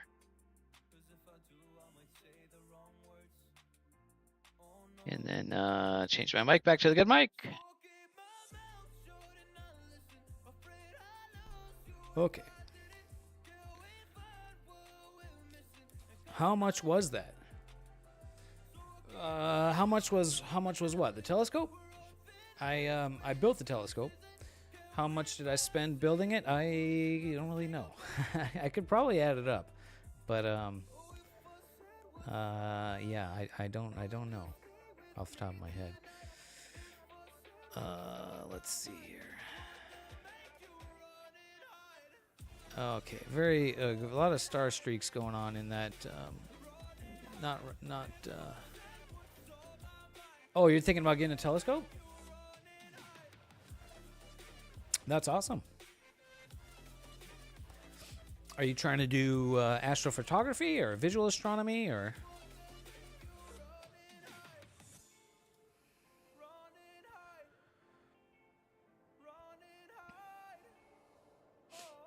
Telescopes are great.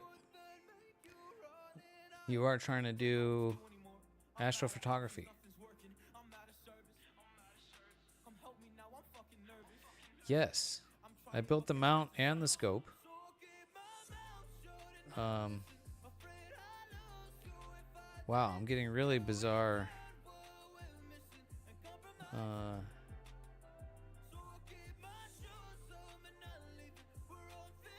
interesting results here.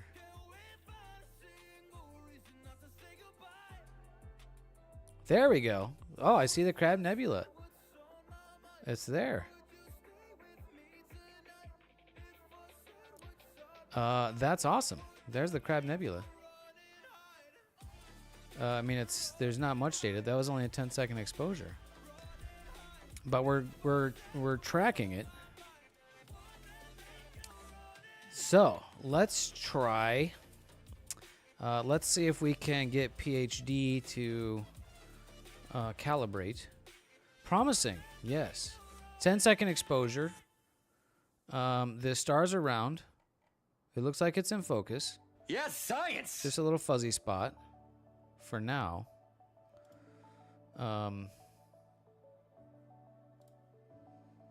Okay, so we want to do shift click to force the Why did that stop? All right, shift click to force the calibration.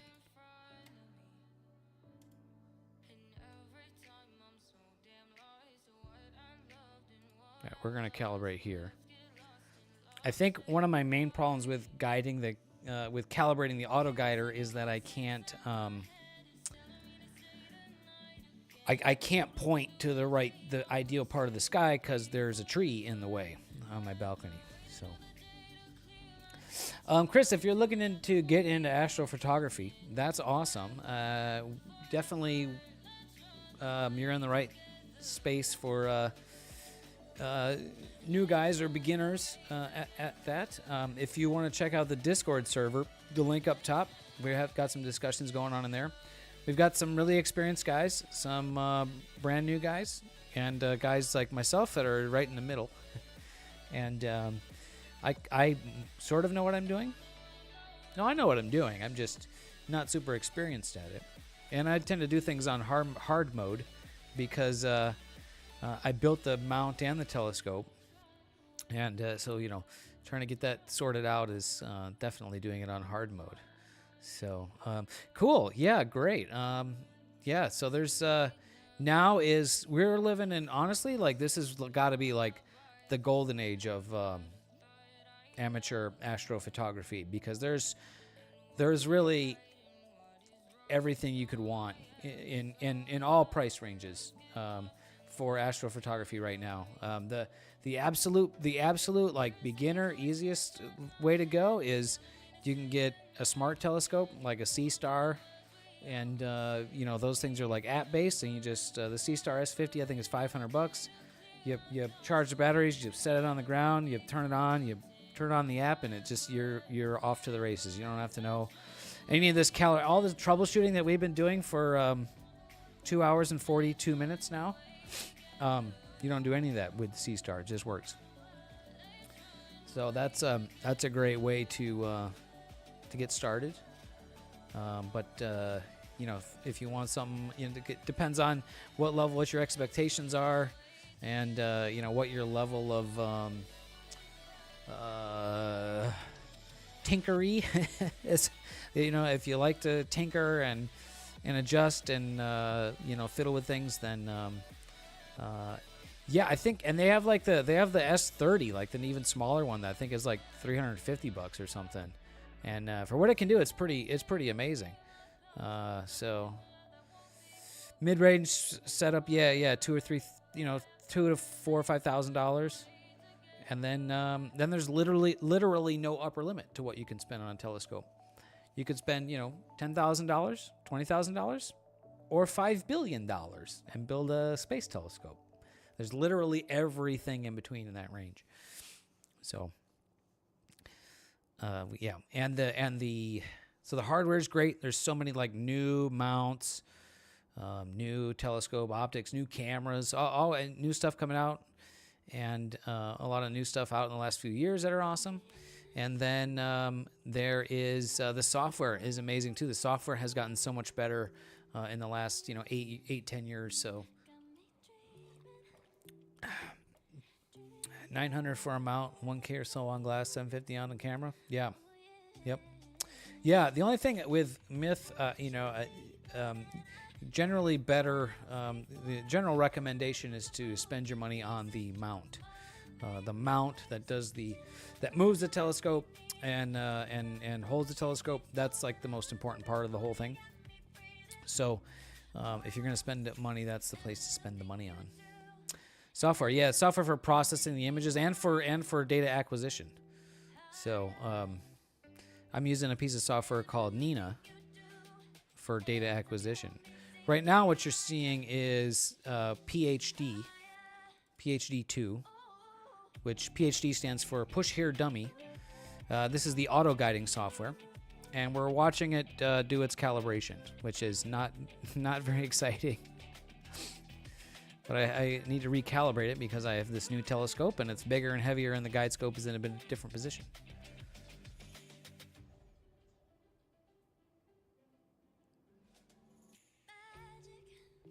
All the software I'm using right now is free. That's true.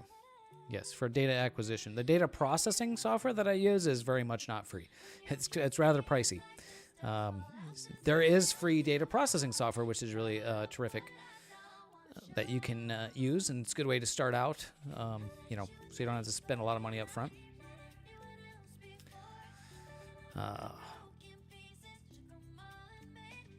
How long does this take? Oh, okay, here we go. All right, it's calibrated, and it's guiding. So, how good is the guiding gonna be? All right, so now we'll pop back over into Nina, and let's take a 60-second exposure to see what happens.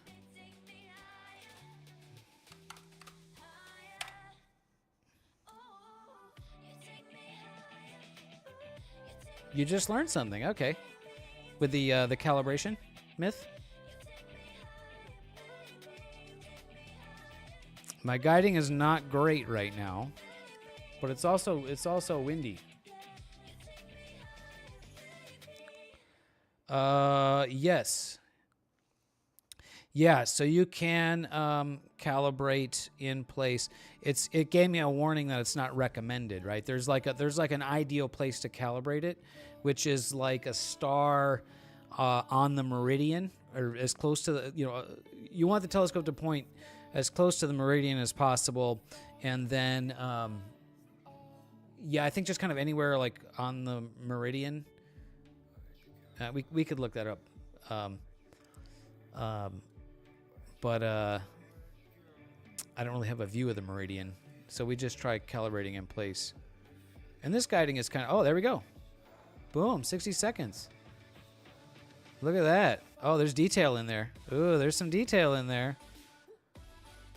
The stars are round. They're a little, oh, you can see my 6-point diffraction spike. Those are pretty round stars. It doesn't look like it's very sharp focus, though. Your scope is a pretty good sail. Yeah, it's a big surface area. And it's a bit windy. Let's try 120 seconds. Great success. So far. Chris, this is M1, the Crab Nebula. This is one of my favorite objects in the night sky for a couple reasons. One, it's really cool to look at. Two, really the main reason that I like it, it's a supernova remnant. So this is a star that exploded. And what's really cool about this is there's written human history.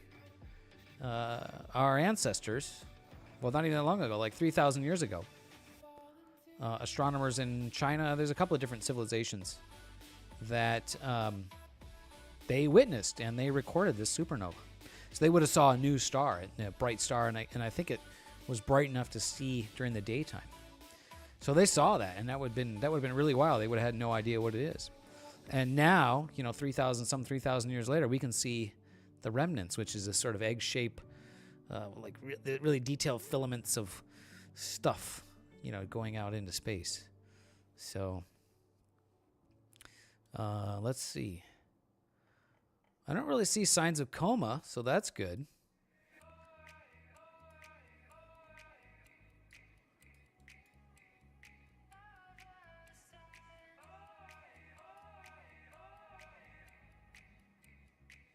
Yeah, it would have been bright enough to see during the daytime, which would be pretty wild if you could see a star during the daytime. Yeah.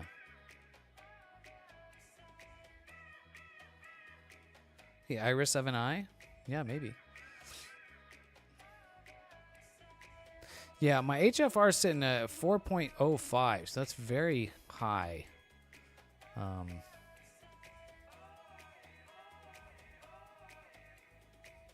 All right, there's a 2-minute exposure. The stars are round, though, so that's good. HFR stands for half flux radius. It's basically just a measure of the diameter of the star, as I understand it. So the smaller the HFR, the sharper the image. It dropped down to 3.88, so that's good. That was a 2-minute exposure. Look at that. That's pretty good. Let's try 3 minutes. What is that? 180 seconds?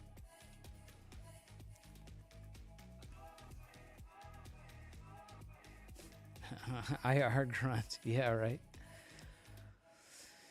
Yeah, so the HFR on my Rokinon 135 lens, I would get usually about like between 1.8 and 1.9.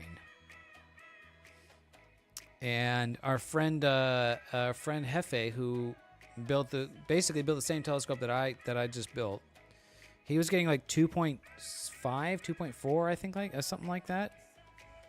So yeah, I'm at like 4. So I don't know if that necessarily means, I don't know if that necessarily means, I don't know if you can compare, directly one to the next. I don't know. Yeah. So, and I also don't know if the, I don't know what I lost my train of thought. Can you see our closest solar system? We can see the star, but only from the southern hemisphere. Our closest solar system would be the Proxima Centauri system. But that's only visible from the southern hemisphere, from what I understand. You have to go down to Australia.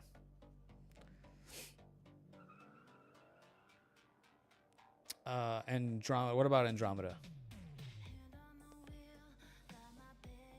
Yeah, so my other setup, I would get a HFR of between 1.8 and 1.9. Now, I would expect that camera lens, that Rokinon 135mm lens, is known for being very sharp,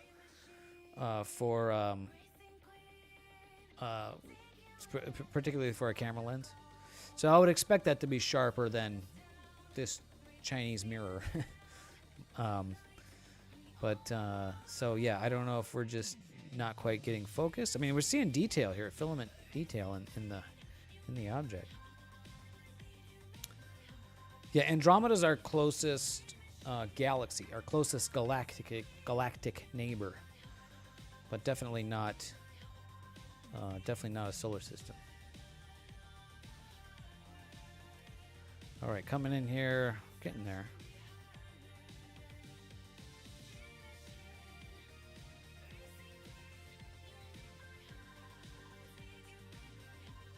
Coming up on 3 minutes.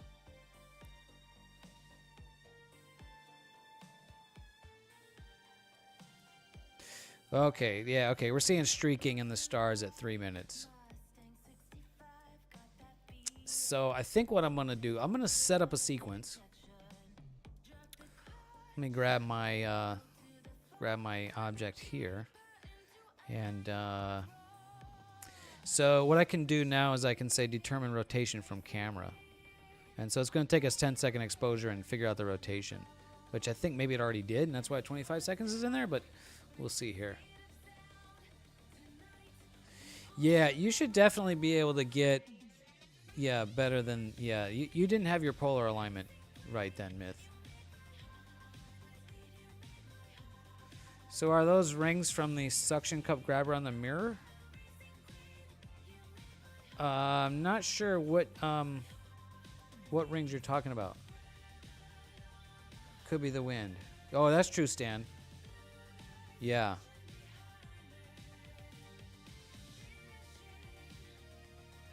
All kinds of things not right. Yeah. Okay, we're gonna do slew center, rotate, run the autofocuser, start guiding. We don't have a filter to change. Let's see. We'll dither. We're gonna do 120 seconds. And let's shoot that for let's see. Let's shoot that for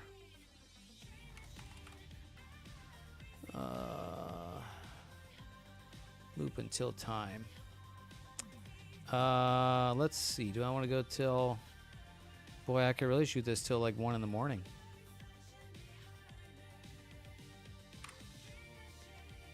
That'd be great if I can get 4 hours on it.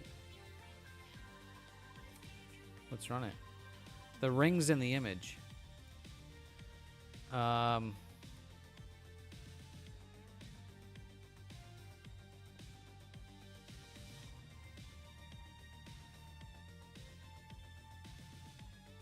On the right third? Oh, it just popped in. It's yeah.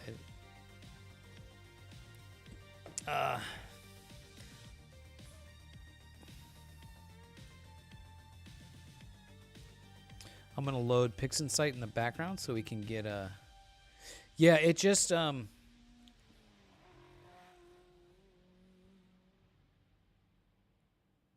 the center mark, but could be right. If the star's out of focus, then you'll see the oh, dust motes. Yeah. Okay, I know what you mean. Yeah, Stan's right. Yeah, there's dust on there. Yep. Yeah, there's dust motes in there somewhere. I didn't you know, which I totally makes sense. I mean, you know, I'm assembling the whole thing and literally I'm having to like hand sand parts, and so I didn't really clean things off very thoroughly. So there's a couple of dust motes. Yeah, there's like the black donuts that are yeah, there's 2 of them on the right side. And you don't see them in the shorter exposure and the longer exposure they're there. So those will calibrate out with flats. So I'll shoot flats tomorrow morning. And then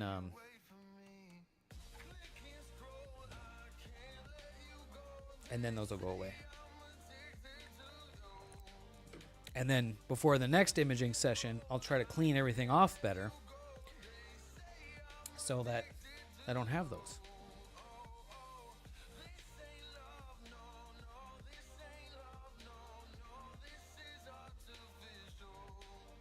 I can, yeah. So I'm gonna set up a live stack. That's why I loaded PixInsight.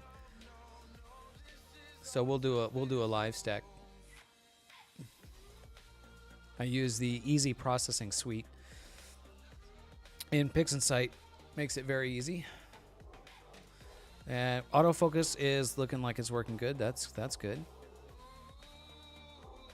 The wind is calmed down now. Hopefully it stays that way.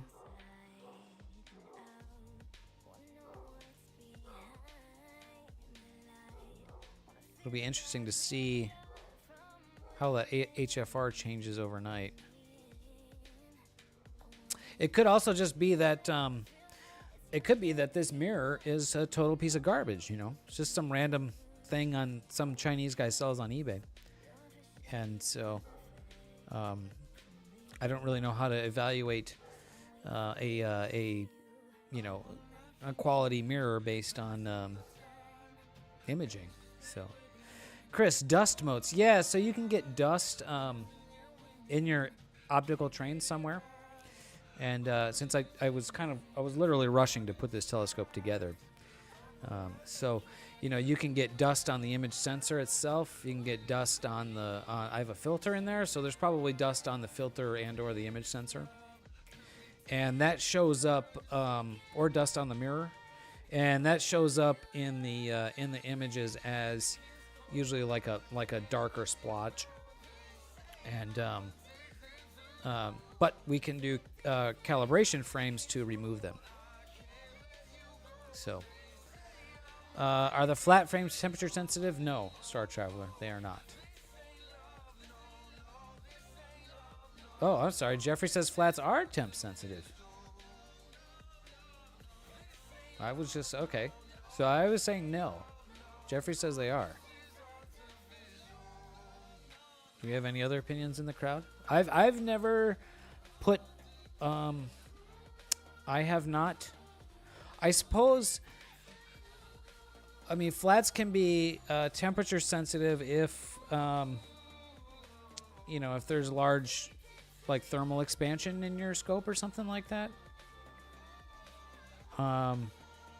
But I don't see why they would be temperature sensitive otherwise. And I have never treated them that way. I've always just shot flats, you know, later on, like the next morning or the next day. I know that you want your flats, you want the optical system to be the same. So like if you change a filter, for example, you definitely don't want to do that. So, all right, we are, yeah, so we are getting our first image here.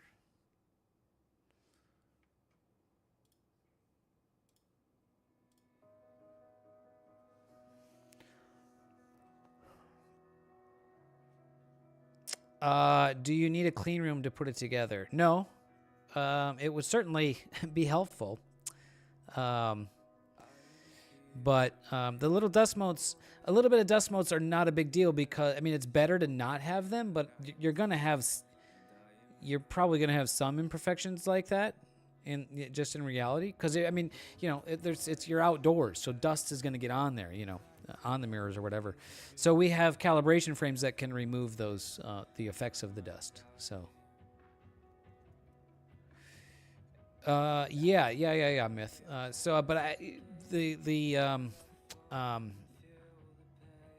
That's really more for dark frames from what I understand. All right, there's our first image comes through. A little bit, yeah, maybe those stars are pretty, yeah, here, these are definitely dust motes. This circle here. Yeah. So I don't know for sure. This is the first. Jeffrey's saying that flat frames are temperature dependent. That's the first that I've heard that, and you know, I don't know for sure. No. That's definitely not the Sharpie mark. These are definitely dust motes. Well, I think it's just a coincidence that they look like my Sharpie mark. No, they're not. They're not. It's Jeffrey thinks he's probably wrong. I'm not going to necessarily say you're not. So, cuz I don't know for sure either. I'm 75% sure? 80% sure that light frames are not temperature sensitive? But I could be wrong. I could be wrong. I do know. Let me know what Google says. Not Google's AI thing, because that's always wrong. I do know that just the other day, I think on the last stream, we were processing images, and I accidentally used the wrong flat frames. The flat frames from a different filter, and that gave us weird results. We had this like purple bands. We were trying to figure it out, trying to troubleshoot it, and then went, oh, I used the wrong flat frames. So then I changed to different flat frames, and those were definitely shot at different temperature, and the image was like perfectly corrected after that. It looked fantastic. So one thing I can say is that I know that I've got it to work. So I know I've got flat frames to work, but maybe they could be better if they were at the same temperature. So we've got two. Yeah, we're starting to stack and we're starting to see some detail come together in here.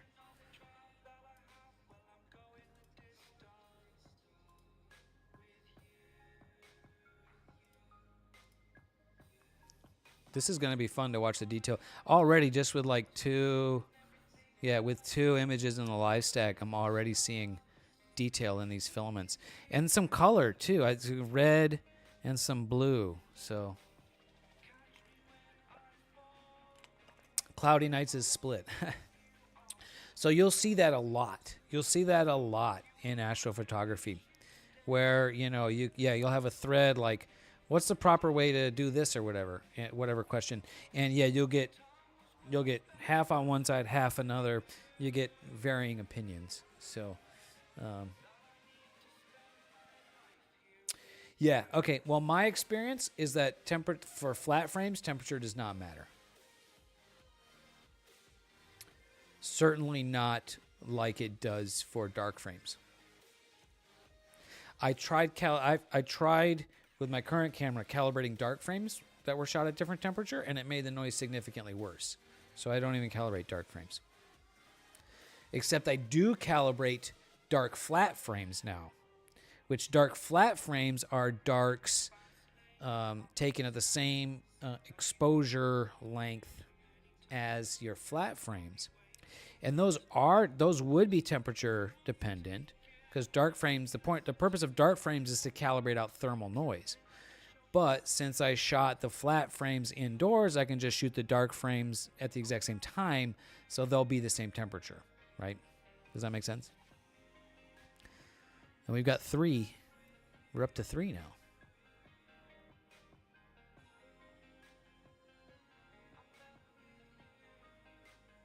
Yeah, we're starting to get some good detail in here.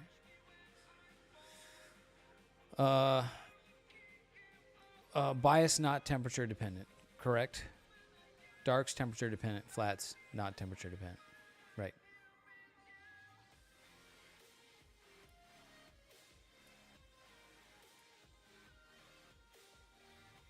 Right.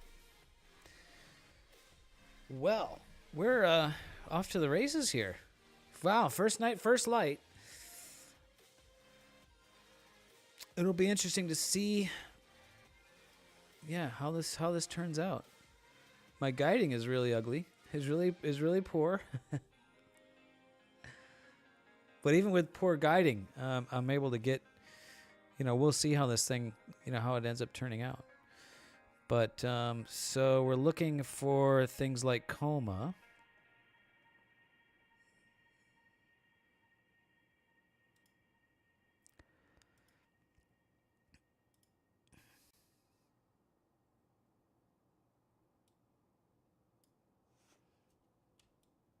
Astro Backyard says temperature doesn't matter. Okay.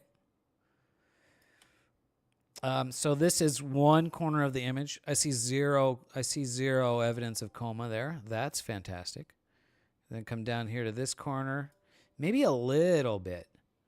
Maybe a little bit of coma over there. Go over to the next corner. Pretty good. And maybe the other corner. Maybe a little bit of coma. Overall, the stars in the corner are, maybe a little bit of coma. That actually could be,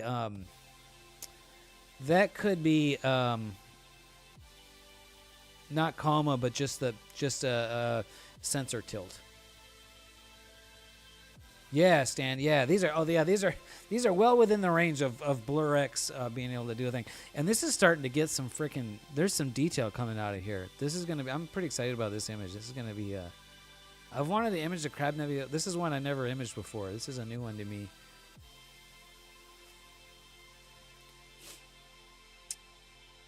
This is a 114 millimeter, which is like 4.5 inches mirror, Star Traveler.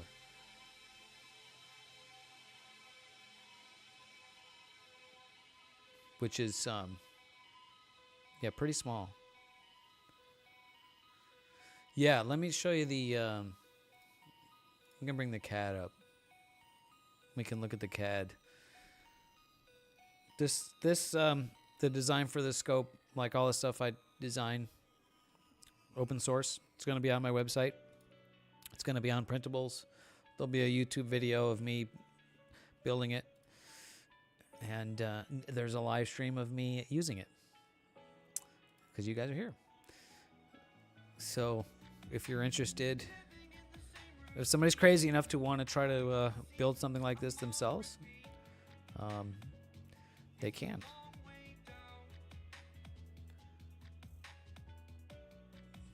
Yeah, I think this is going to be a pretty damn good image. This is like, man, every I don't normally live stack. So this is kind of fun to watch the detail come in here.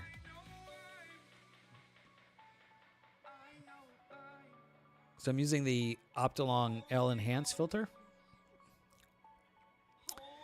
which is HA and hydrogen alpha and oxygen signals. And I think we're seeing both of that. Most of the detail, I think, is in HA in the red here. But there's blue. I think there's some blue in there. So that's cool to see, too. Let's take a look at... So my HFR is staying pretty consistent. Between 3.9 and 4.1. So that's good. Guiding at 1.88 arc seconds total error. Not great, but I'm also maybe not super calibrated. And it is a bit windy out there, so.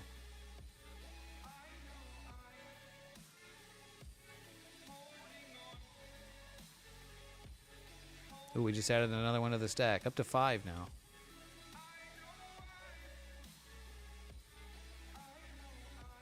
That's encouraging. I got 5 good exposures in a row. So that's good.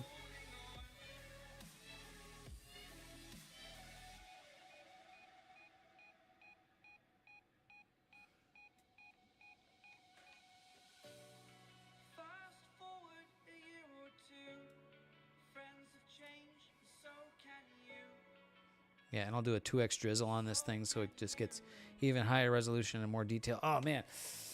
I can't wait till tomorrow morning. Or should I save it and... maybe we'll have to do a stream. I'll have to do... maybe it'll be a short stream, but I'll have to stream tomorrow during the day. The processing of this image. To see what we can get out of it.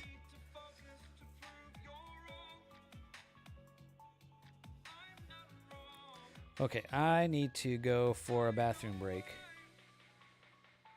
Let me put a little notice on the screen. Because I do have my BRB screen, but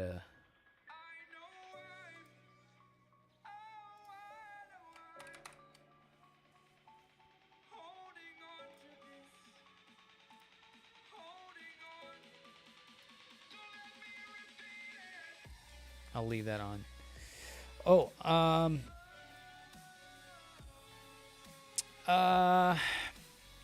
do you think PLA would be adequate? Hold that question. Slightly loaded question. I'll be right back. Let me take care of this. Let me take care of this piss and re-up my water. We'll talk about materials. The short answer: PLA be adequate? Yes, but also no.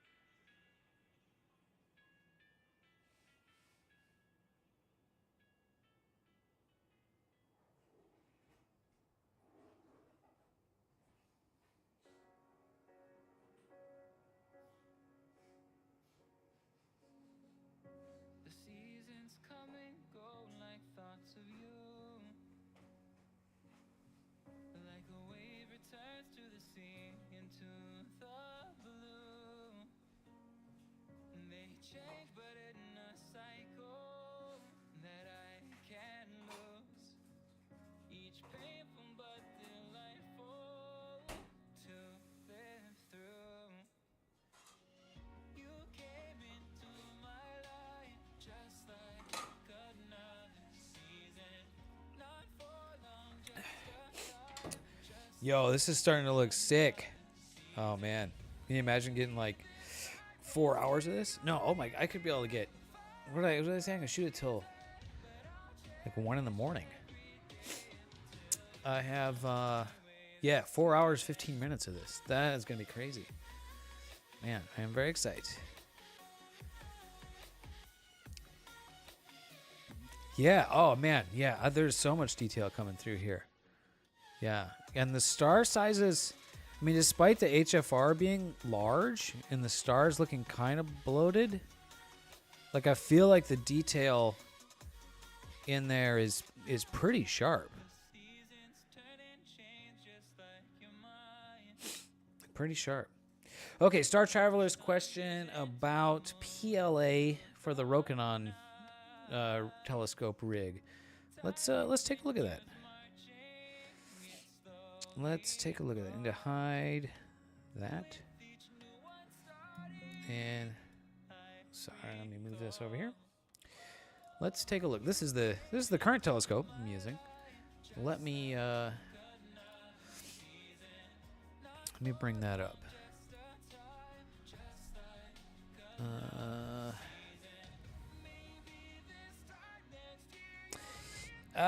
Yeah, I feel like the detail in the nebula is sharp. Just the stars are kind of large, and they are starting to show signs of streaking too, which is weird because the HFR hasn't changed. So why are these looking? They're looking very donut shaped. Huh.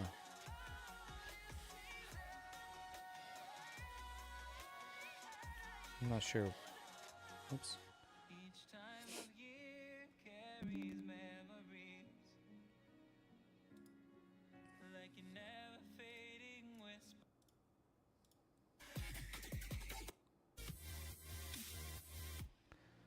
All right, we were looking for the Rokinon rig. Sorry, I got distracted by things. Here we go. I mean, not a whole lot to see here, right? But so, you know, would PLA be adequate?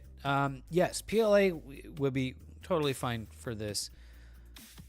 The Rokinon lens is not very heavy. I guess maybe it depends on what camera you hang off of the end. But you know, with even a modest camera, PLA is actually very strong as far as the 3D printable plastics. So these clamps would work fine with PLA. The problem with PLA, and the reason I don't use PLA for pretty much anything, and I don't recommend PLA for practical use things that, you know, travel and go outdoors, is because of the glass transition temperature is so low, it can get soft and not melt, but it can warp and deform. So, you know, if just traveling, you know, in the summertime, it sits in your car and you're driving to, you know, or driving to the desert to go image, or sitting out in the sun, you know, it could go bad. So I would definitely not recommend PLA because of that. But if you know for a fact that it's never going to get over, you know, 100 degrees Fahrenheit, then it would work. It would work fine. Yeah. Stan thinks that wind. Oh yeah. Look at the security camera. I don't need to look at the guiding. Look at the security camera. Yeah, that's gonna definitely blow that big tube around, right?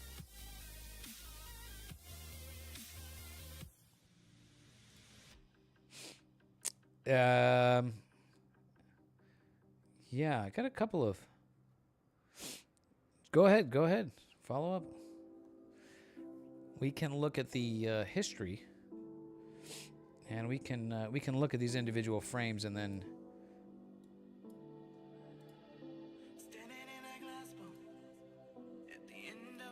find the ones that look like they're. Oh, that one's pretty bad. We'll thumbs down that one.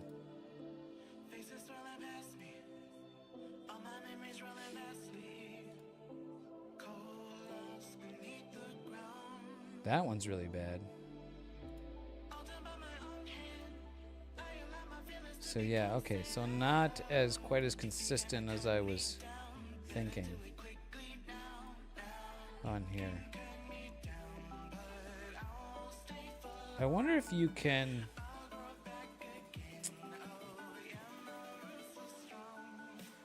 Yeah, I wish you could go back and. I wish you could go back and remove images from the live stack in here. I guess we could try that. How much for you to print one? Print me one. Hit me up in the Discord, Star Traveler. I will. If you just want these 3 parts, just the set of 2 rings, and the joiner tab at the top. I can definitely do that, and I've got some good materials, much better materials than PLA that I will print them in for you. So we can definitely work that out. Hit me up in the Discord. Mine is a little bit, you know, I designed mine to work with my remote focuser. So I could modify it for you and remove this little dovetail mount here. You know, this is specific to my focuser. That's not going to work with other remote focusers. So I could like remove that and then just print these 2 rings and this part for you. Yeah, we can discuss that for sure in the Discord.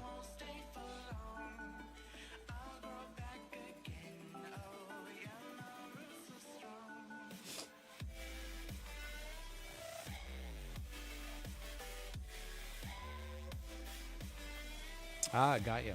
These aren't too challenging parts to print. They shouldn't be very challenging at all. The design's online. It's on my website, Non-Printables.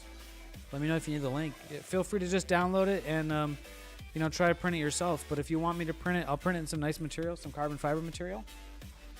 The carbon fiber ABS that I used on this new telescope. That's really nice material, so they'll come out looking nice and be quite strong. Yeah. That's what this was. That's what this gray part is here. This is for the, that's for, and there's some slots here so you can mount a dovetail, you know, clamp for your guide scope. That's what that's for. So what I want to know. Oh, cool. Yeah. What I want to know. So easy live stack. So I wonder if we can. I want to like see if I can exclude images.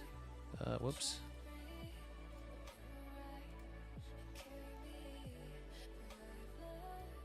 No, that one's bad. That one's good. That one's good. That one's good. That one's good. Okay, we're getting a few bad ones here. We've got 3 bad in 8, 9, 10, 11, 12, 13. So we got 3 out of 13 bad so far images in here.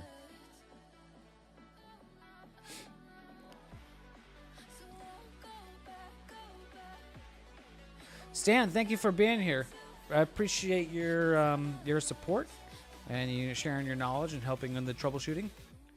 It's definitely cool to have more experienced folks like you around to help work through these things and you know, get this stuff going. Thank you, appreciate you.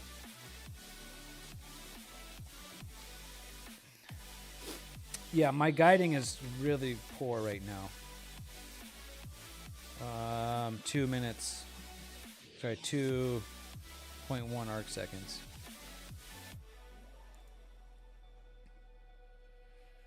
Oh, and it just triggered the autofocus.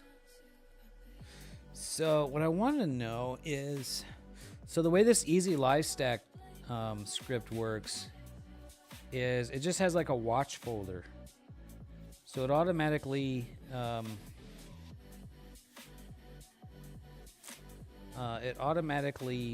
adds new data, you know, new images to the stack as they come into that folder, as they're written to that folder. So, but I want to, yeah. I'm just gonna stop it, and then. Yeah, like I wish I could exclude. So what one thing that Nina does is This is the Crab Nebula, Scott by Scott. The Jellyfish Nebula is a different thing. But this definitely looks more like a jellyfish than a crab. Oh, that one's really bad too. Yeah, the wind has picked up a bit out there, so we're probably gonna shouldn't expect to get really good images. So in Nina, if you use the history, this is the image history tool, and you just click on these, and it shows you the preview of the images. And then if one is ugly, then you can give it the thumbs down. So you see, I've given these 4 images thumbs downs here. And then what that does, if you look at the folder, at the images, it adds the word bad to the front of the file name. So you can see bad. So it just renames them to bad underscore. So what I would like to do is I would like to exclude the bad ones from the live stack.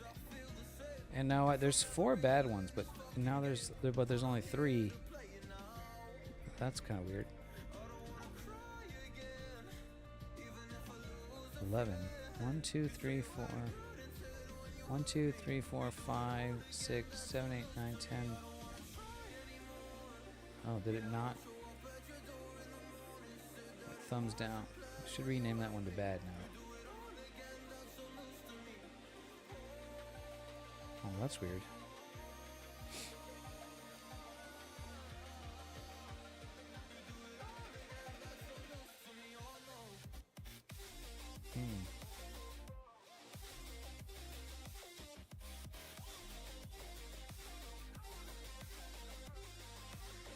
Yeah, the wind's blowing pretty good out there right now.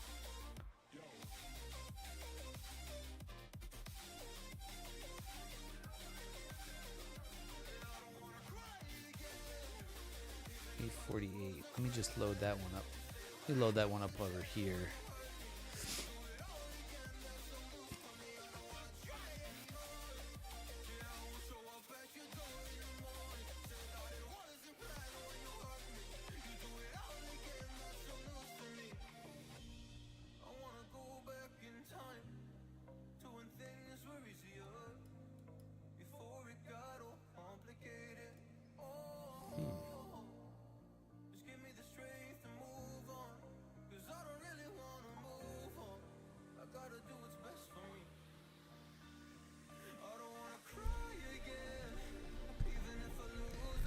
You haven't gotten past the oval-looking blob on your image of him. Does that mean the nebula itself is a blob? And that's all you're able to get out of it?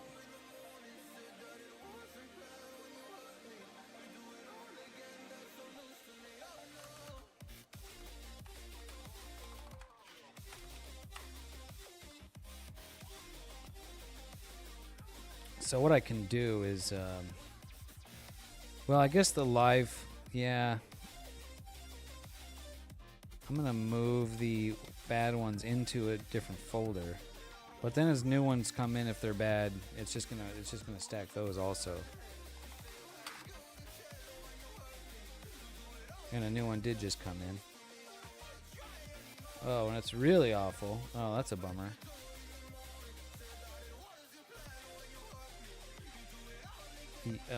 Oh, from Clouds and Moon.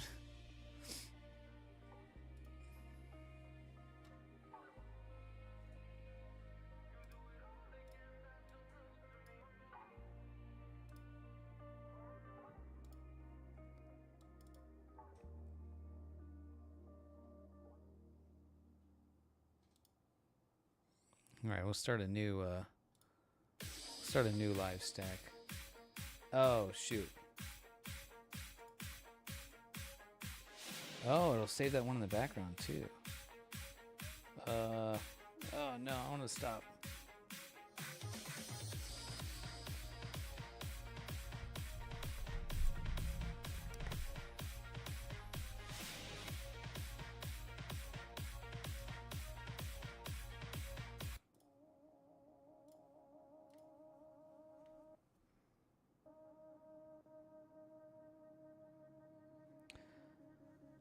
It is. I mean, it's working. The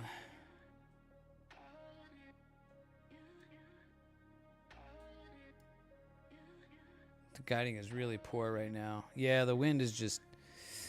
Yeah, shoot. The wind is just really blowing things around.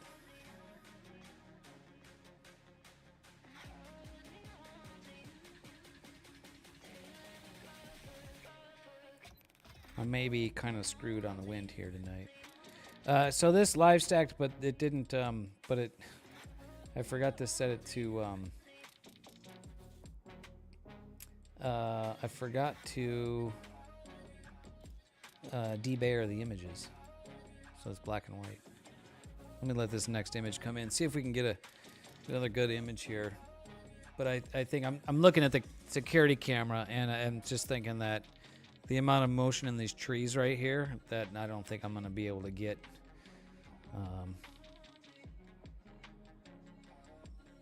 I don't have a lot of faith that I'm going to be able to get much with that much wind.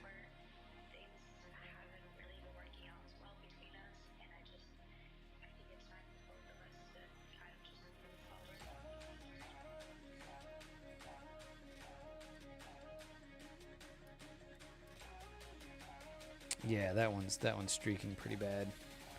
That's a thumbs down. Well, we'll start a new live stack just with what I have.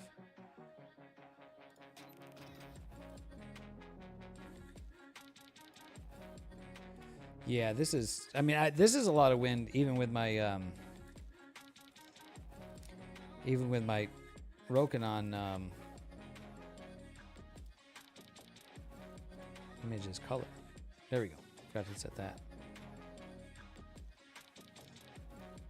Even with my Rokinon rig, this would probably be a bit much wind for that. But now, ooh, maybe it's getting calm. Maybe it's calming down. But we saw the wind forecast earlier. Like it looks like probably all night we're gonna have that kind of wind.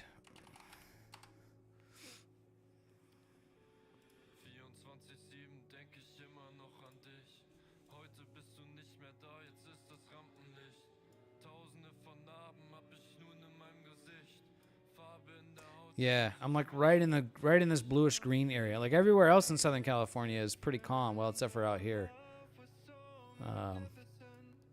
But yeah, I'm like right in here where we're getting the like 5 to 10 mile per hour winds. And 10 p.m. Okay, midnight it calms down to like 5. So and 3 a.m. Yeah, I don't know. Maybe it's worth letting it go. I mean, we have been getting some good data here, so.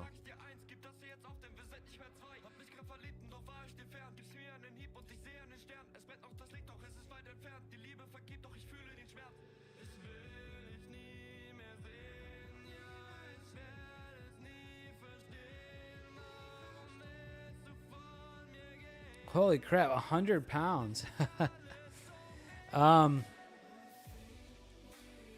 Yeah. So you're building a friction drive mount. Well, that sounds cool. Oh man, this last one was just... Oh yeah, look at the guide. Wow, just awful there.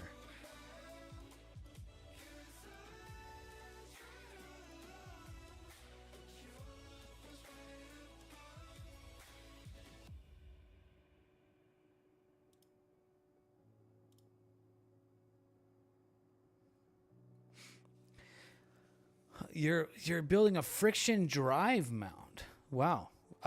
Would love to hear more info on that. Mazda's got his Duo out tonight. I'm just going back and looking at the Discord here. That's a cool shot. Those are pretty sweet.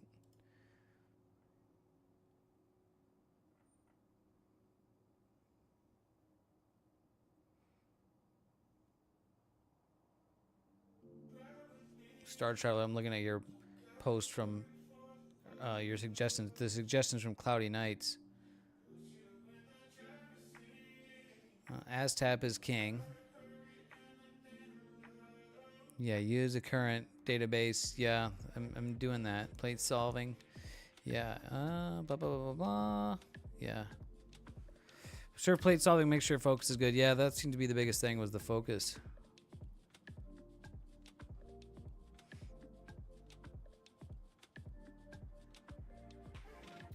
Yeah, cool.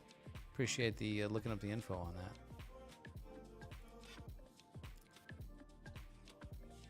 Oh, you're designing it now? Very cool. Oh yeah, we're just getting bad. Every image here is bad. These are unfortunate. Calm down, wind. We were getting good images.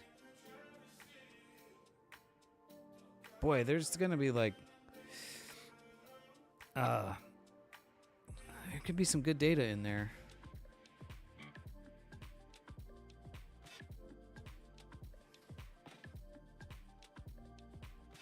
All right, look, it looks calm now. Calm-ish, relatively calm. This big tree over here seems to be moving quite a bit, but the one right next to me is a little bit more chill. Yeah. Yeah, it showed like around midnight the wind calming down. Yeah, I use SETI Astro's. I definitely use some SETI Astro scripts. Anything I can use as a windbreak? No. I would need a rather large, heavy-duty wall. So usually it's not windy at night.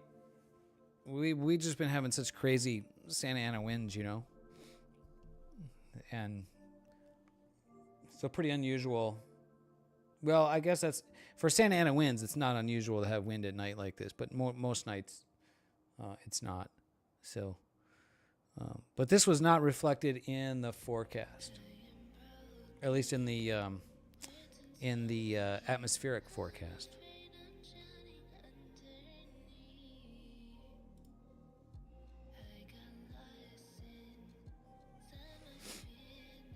I haven't tried his standalone program. I've only used the PixInsight plugins, the SETI Astro stuff. Yeah, exactly. Yep. Yeah, it's warm when it's windy. And then, of course, we're going to have rain over the weekend. Or at least, let's see what the forecast says, because it was saying rain. So let's see where we're at. Yeah, Saturday night. So tomorrow night might be another chance. So tomorrow night's probably going to be calm, but there's supposed to be some clouds coming in later.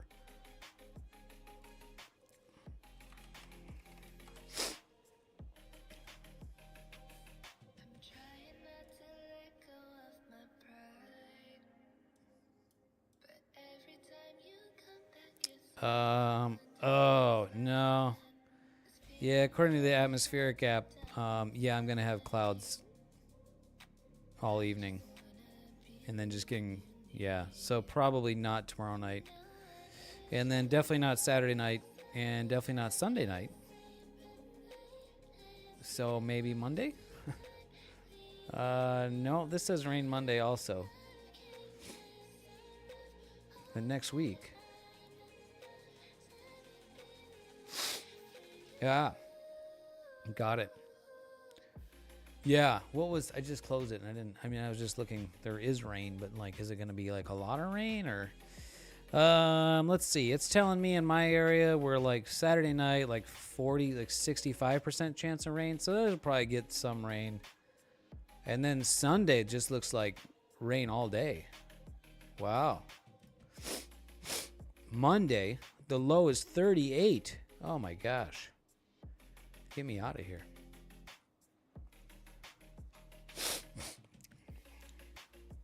Quarter inch. That's a flood for SoCal. How are we looking over here? Yeah, we're stacking in blurry stars.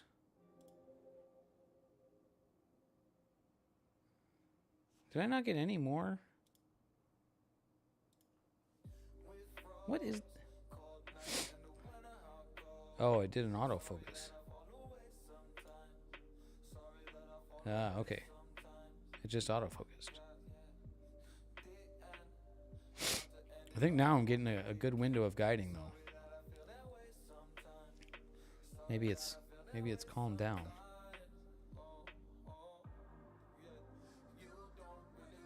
Yeah, yeah, no doubt. Yeah, when was the last time we saw any rain around here? It definitely. Yeah, did we see rain in October? Maybe there was like one day of like a little bit of wet-ish weather. There we go. Is that a good one? It's still streaking a little bit.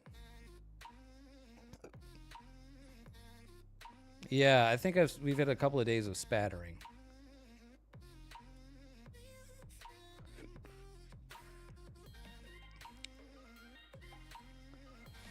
Do we call that a good image or not? I generally would say no.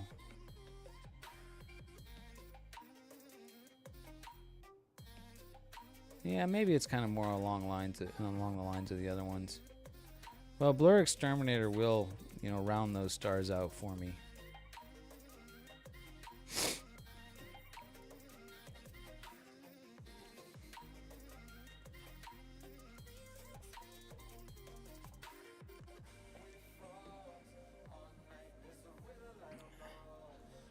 Yeah, this is only, what is 9 times 2? 18 minutes of data on here.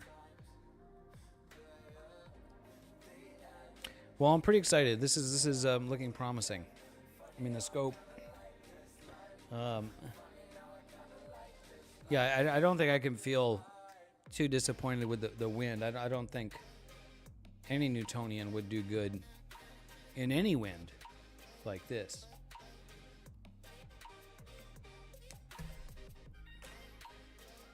But I do have some mechanical issues kind of still to work on.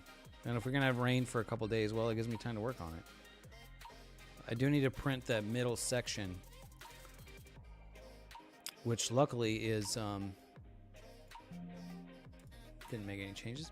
So this sort of mini piece here that's missing that I taped over, I need to print that, and that'll be easy. So I'll just measure the gap that I have and adjust the size of this thing, and then put that in there. And but I do have an issue in the focuser draw tube. Ended up having quite a bit of play in it, and I thought that went away when I attached the motor, but it doesn't. So if I go out there and grab the camera wiggles quite a bit, and in the draw tube. So a little bit of vibration from wind or something could make that camera move. So that'll cause streaks or blurred stars. So I can improve that.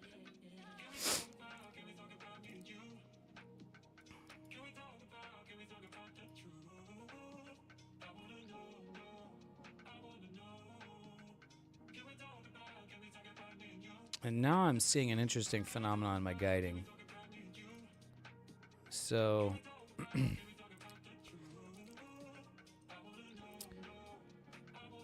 it's giving constant commands in declination, but it's not responding.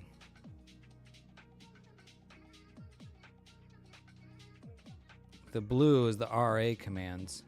So see how the red line is like above the 0?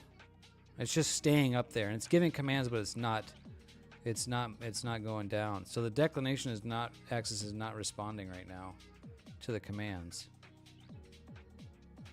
So that could mean there's like a cable snagged or something.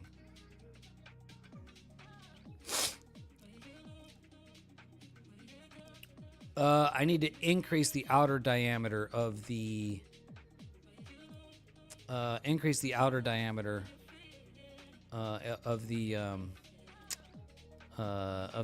basically of the helix circle, so that the ball bearings supporting this helix fit a little bit tighter. Those are really tricky to get that to fit right, get that adjusted right. Okay, so the declination has just finally started to respond over here. This is, unfortunately, we can make it get that a little bit easier to view here. Yeah, so the red, so the declination. Okay, so it finally responded. And then let's see what it does.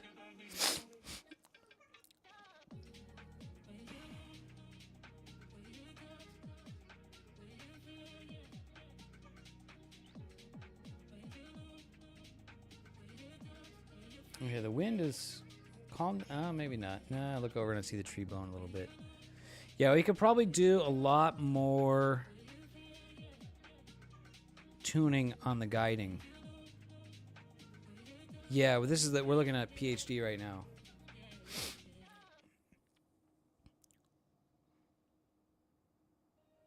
I'm gonna take a step out there. I'm gonna take a step outside after I look at my images. Let's see, did we get anything decent here? Okay, this one's definitely bad. That one's maybe decent. That one's maybe decent. I'm gonna pop outside and just check and see if I have like some cables getting hung up or something like that, which I need to just kind of periodically check on. Anyways, I'll bring up the live stack and I'll hit up a BRB message.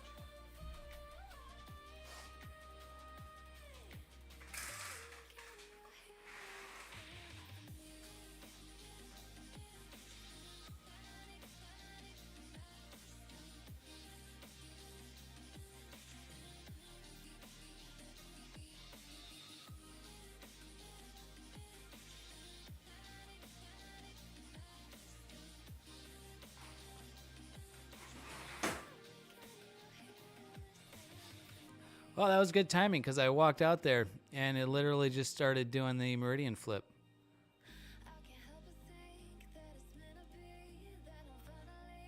So that's something I definitely need to watch.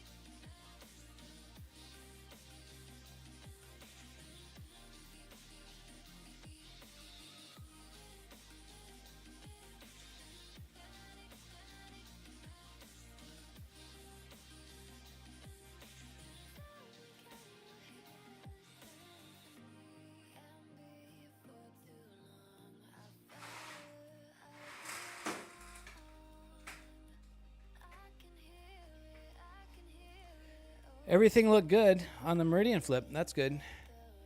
Some weird out there. Yeah, you think someone's trying to steal my gear, Zach? Oh, dude, that's not funny to joke about. One of our dudes in the community had his gear stolen. Our friend Poolie Shark had his gear stolen out of his backyard. He's the guy who made the Bantanoff mask for. I sent it to him. Oh, it got stolen. His whole rig. Fucking sucks. Super, super lame. So, yeah. That sucks big time. What's up, Zach? How are you?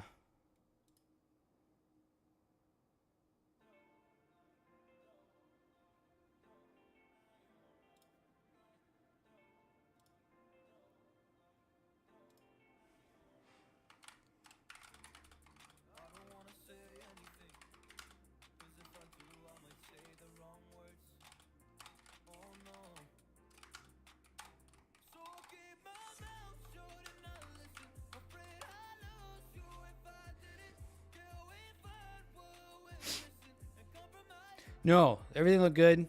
My cables are a total mess out there. Figuring out the cable management on this rig is going to be real tricky. Real tricky.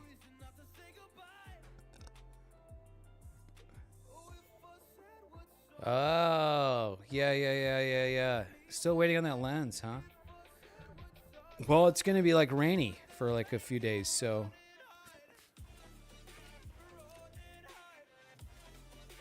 All right, we're autofocusing.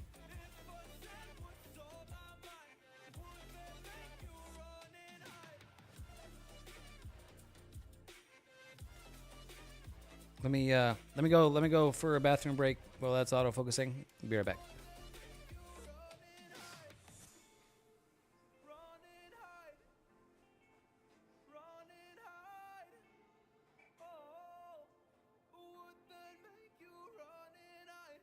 Don't know what to do anymore.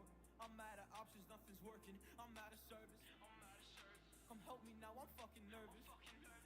I'm trying but can't scratch the surface. So I'll keep my mouth shut and not listen. Afraid I lose you if I didn't. Can we find what we're missing and compromise? So I'll keep my shoes on and not leaving. We're on thin ice, winter season. Can we find a single reason not to say goodbye? Oh, if I said what's on my mind, would you stay with me tonight? If I said what's on my mind, would that make you run and hide? Run and hide. Do I program mount clearance for each scope? No, but that would probably be a good idea. That would probably be a smart thing to do.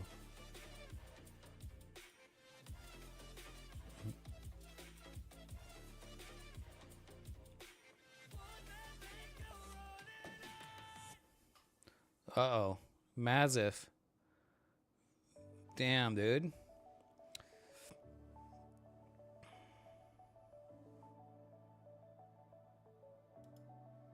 I mean, that's pretty sick, you guys. Look at Mazif's latest California Nebula image.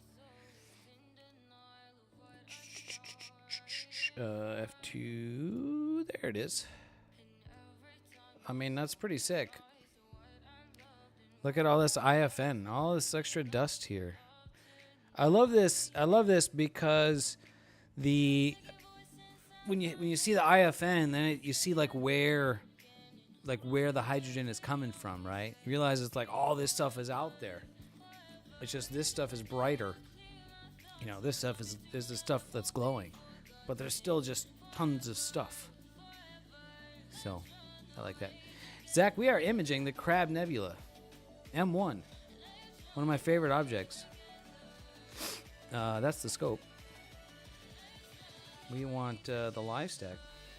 Check out the data. Looking pretty damn good, considering the conditions. This is my new scope. This is first light on the new scope. Mainly just having issues with the wind. Blowing things around out there. At least we're assuming it's the wind. Pretty sure most of the issues are the wind.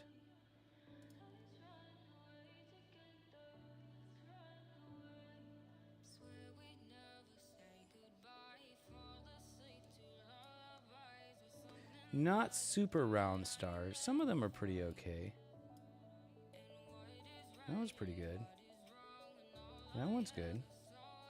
All right, yeah, no, okay. I think we're getting some good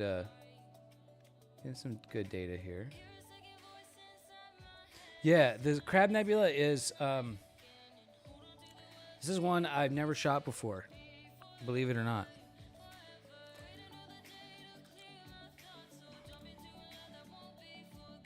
Yeah, very brutal winds. Yeah, I'm really excited to be able to shoot the Crab Nebula. The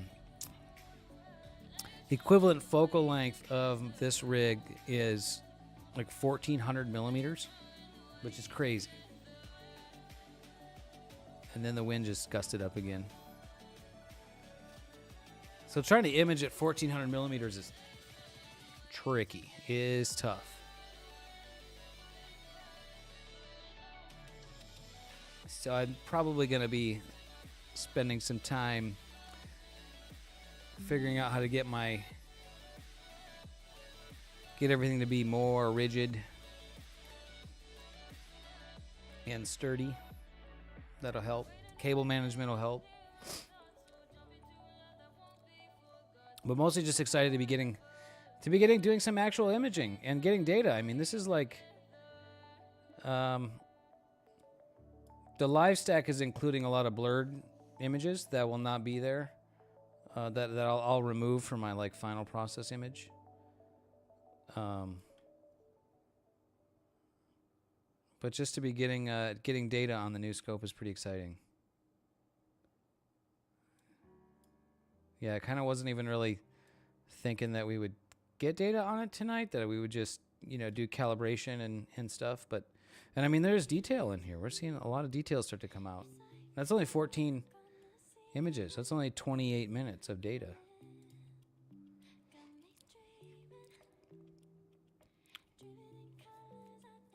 Oh, it's not an official Cool Guy scope until there's a NASA sticker on it, huh? I don't like putting stickers on my gear. Just in general.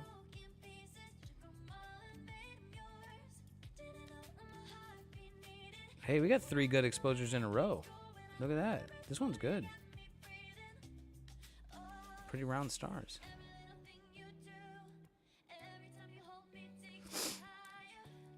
Yeah, I was hoping to get it together before the new moon. So it's together. Now, would I want to take this out into the desert at this point? No. Well, well, I gotta fix some things on it. The wobbly draw tube, and is the main problem that I gotta address. And then there's that other part of the tube. Yeah, and I've only got the one mount. Right.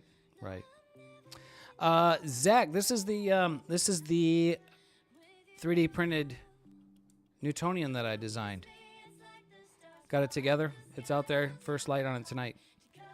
It's 450 millimeter focal length, but I'm using a small image sensor camera, so the full frame equivalent focal length is about 1400 millimeters.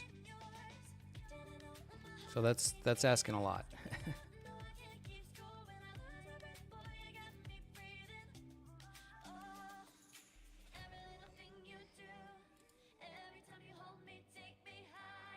And the mount that I have, that I built, is not going to be the most rigid, but particularly the wedge is the wedge and tripod are a bit wobbly. And I have them sitting up pretty tall so the telescope can see over my roof. So it's kind of a worst case scenario, and I got all these cables dangling off of it. So the fact that I'm able to get any kind of data out of it is useful data is kind of amazing. And I don't know. We'll see how much time I'm able to actually put on this tonight. I'll have it above the horizon until for another 3.5 hours. But I'm going to be throwing away a lot of these exposures. So who knows how much time we'll actually get on it tonight. Hopefully a couple of hours. 2 hours may end up being pretty decent. Yeah.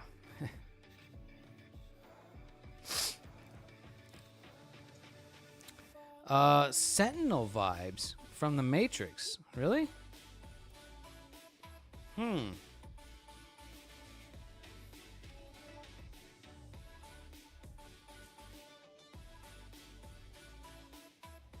Okay.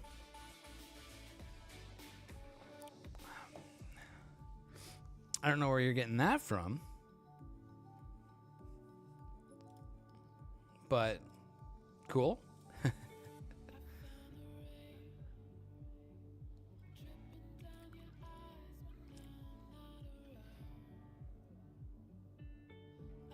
Another thing that I don't know about with this is if it's going to hold its collimation overnight. Like, is it going to, especially after meridian flipping, So all the mirrors sitting like on the weight on the mirrors, the weight of the mirrors on this side. And then a meridian flips. Now it's on the other side. So is it still in collimation? And I can't tell without pulling the camera out and putting the laser in there, which then the focus is a whole thing. So that's a whole thing. So you like how it isn't a round tube. Well, that definitely makes it unique. And there's a method to that madness. It's so these for the carbon tubes here that give it like truss supports. That's like the backbone structure that helps join them. It's got some style. Credit to that partially goes to our friend Hefe. I really kind of borrowed, from him. Where does it show?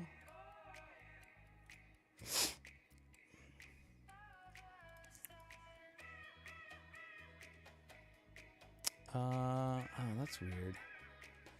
Yeah, he started a thread, and yeah, I'm trying to find his stuff. Well, anyways, I somewhat copied. Yeah, I took inspiration from our friend Hefe because I liked the way his was looking, compared to what I originally had, from what I was originally designing. And I decided that I think he had the better design direction.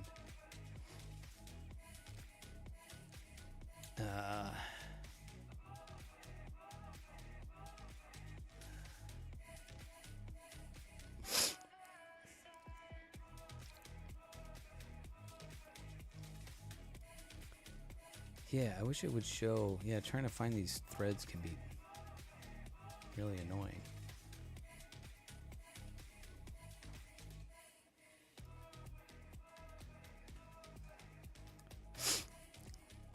Yeah, his is even more minimalist.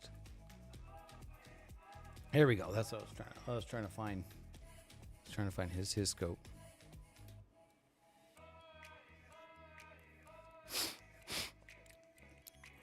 He's been on vacation, so we haven't been able to really conspire. Yeah, so his is even more kind of sleek.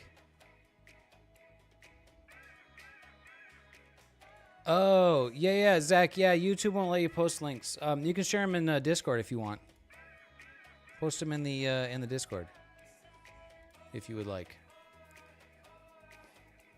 So yeah, this is Hefe's version. But me and him are both using the same mirror. So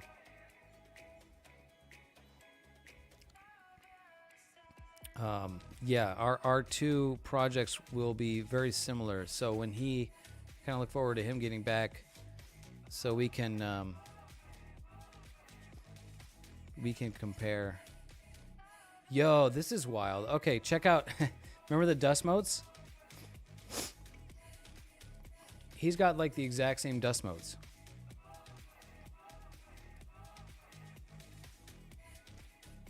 Look at that.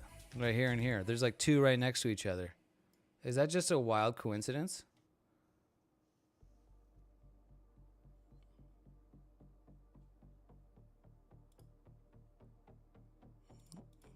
Bring mine back up here.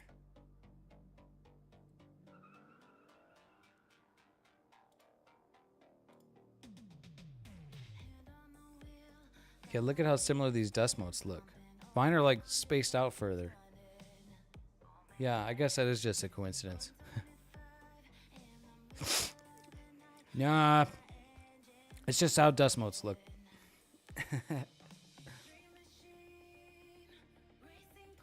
Cool. All right, let's check out what he's talking. What he's got going on here.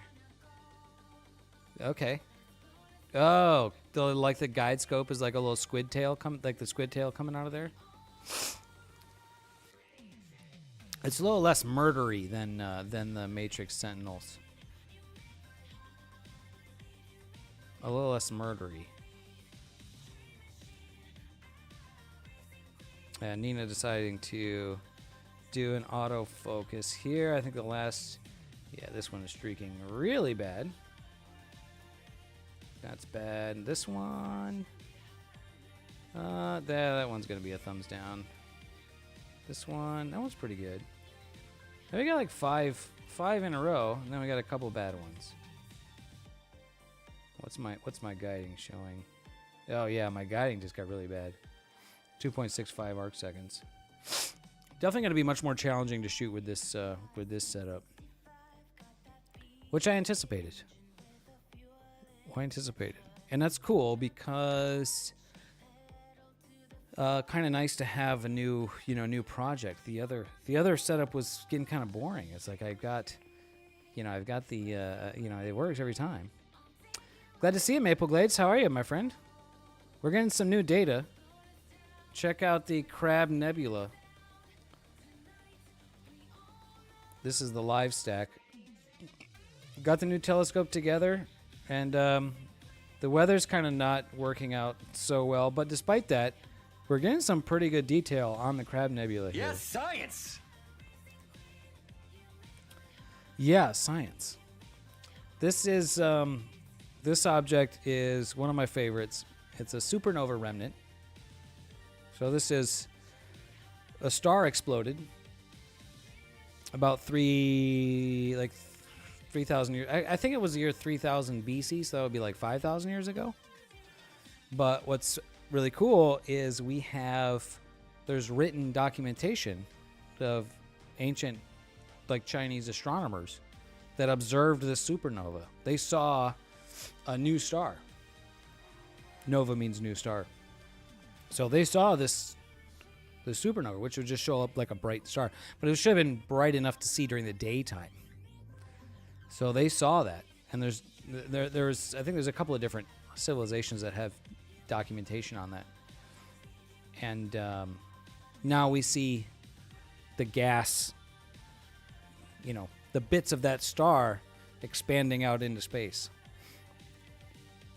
And that's what the Crab Nebula is. Very, very fascinating object. I believe there is a neutron star at the core. So that is why I like this object so much. And while we're on the subject of that, maybe we ought to bring up the like some Hubble Space Telescope images of it. So this is a Hubble Space Telescope image here. So that's what we're imaging. Crazy, just this like brutalist looking structure with all these jagged filaments, and this thing looks like space murder, like it's like you don't want to go in there. Hubble's image is a little bit better than mine. They've got less wind, though. That's the problem that I'm having right now. Is the wind? At least we're assuming that's the problem. No, we know that's the problem. We're fighting the wind. The forecast was for really good, but that did not take into account the wind. Hubble doesn't have atmosphere. Yeah, a little bit less atmosphere. If you had multi-billion dollars, yours would look good too. Well, it didn't at first. They fucked it up, remember? That was a big fuck up. They had to send a whole ass space shuttle up there to fix it. Got another image. And yeah, that one's probably okay. Add that to the stack. I'm really excited about what this is looking like, though. I'm really I really can't wait to get this thing, actually do some real processing on this data. We're gonna need a lot more data, but yeah, for it to look like that much detail right now, like there's gonna be a lot of really cool stuff in there. It's gonna end up looking really great. And the fact that I'm able to get that on tonight with, this amount of wind, and usually when I'm imaging there's very little or no wind, then yeah, it's pretty exciting. I think this telescope is going to end up being Gonna be really cool. Have I seen Webb's image of the crab? I don't know that I have.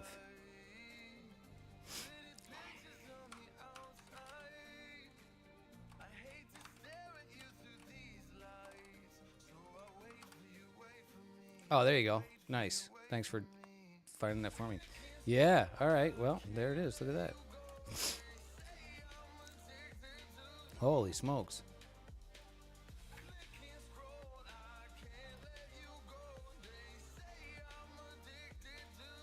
Wow.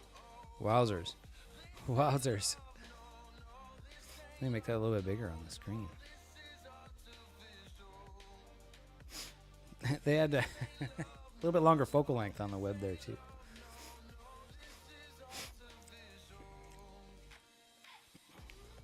Fantastic. I'm going to have diffraction spikes like web. That'll make me feel cool. Yeah. Wow, that's incredible. I haven't seen this. I haven't really been keeping up with too much of web images, which is regretful. We'll have to... oh, you know, it'd be super fun. Maybe it'd be a good stream. I'll have to do some research in this off stream. Because you can download these raw data sets, right? Process them yourself. And they use the same tools. Like a lot of the tools that we use were developed, by, for Hubble.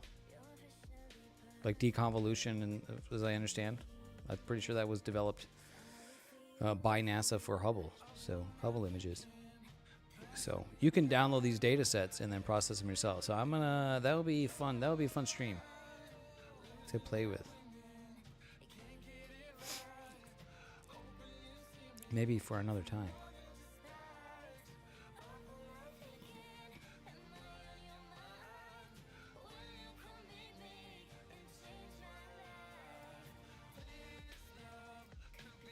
Okay, we just got a bad one.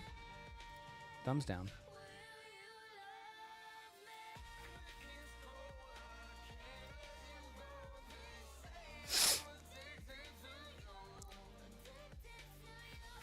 Oh, that's funny.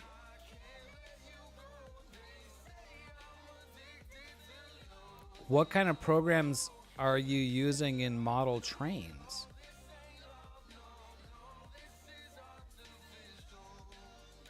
I've always wanted a train set. When I was a child, my grandfather had a model train set in the basement. And it kind of never really worked. Partially because, we were shithead idiot kids and probably broke it and probably rubbed peanut butter on the tracks or something, I don't know. And, but that always made me want to have, a train set.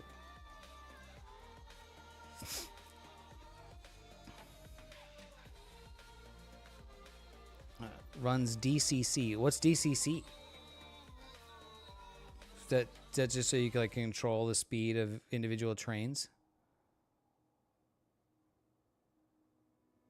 Oh, that's cool.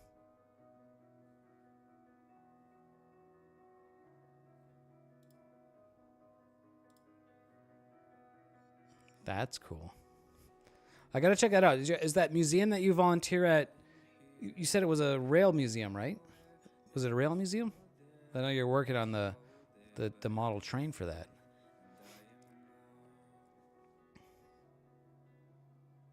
DCC, Digital Command Control. Digital Command Control. That sounds cool.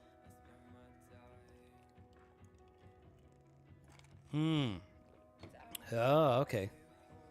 There's right next to me, just 4 miles from here, Chino Airport. There's the Chino Planes of Fame Air Museum. They're world famous for their collection of, aircraft in general, but particularly World War II era aircraft, warbirds. And they're kind of unique in that they try as much as possible to be what they call a flying museum. So they try to keep the airplanes in flight-worthy condition. And, oh, cool. Yeah. So it's really cool. You walk in there and, you know, like you walk in the hangars and like it smells like an aircraft hangar. You know what I mean? Like there's like oil pans underneath the airplanes because the engines all leak oil.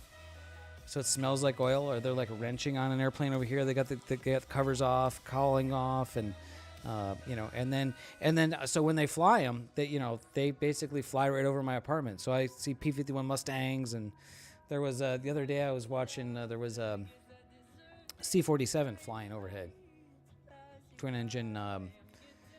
It was called the DC-3. I'm sorry, C-47 was the military version. This was in a civilian livery, so it would have been a C-47, which is a twin engine, twin big radial engine, slow flying transport aircraft. Oh yeah. No, there's no way I could have a train. Yeah, no, I couldn't. Yeah, but 3/4 of my apartment is already telescopes, so I think I don't like this one. Yeah, that one's too egg shaped for my taste. Yeah, it's still a little bit windy out there. DC-3, yeah. Yeah, classic airplane, you know.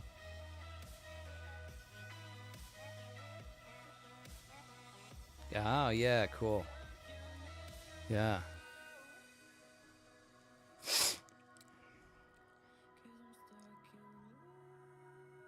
Yeah, Magistrix.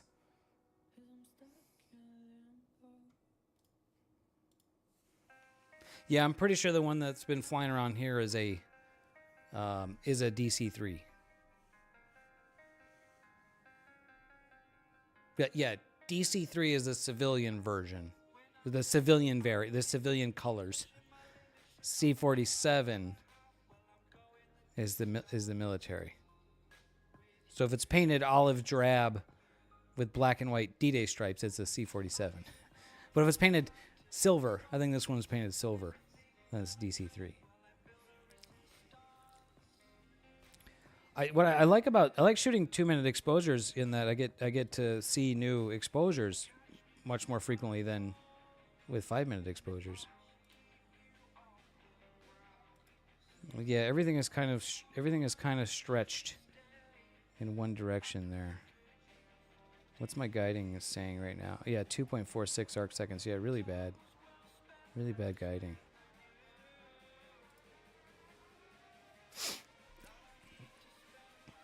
Oh, Skytrain. Yeah. That sounds familiar. Dakota. I don't know if I remember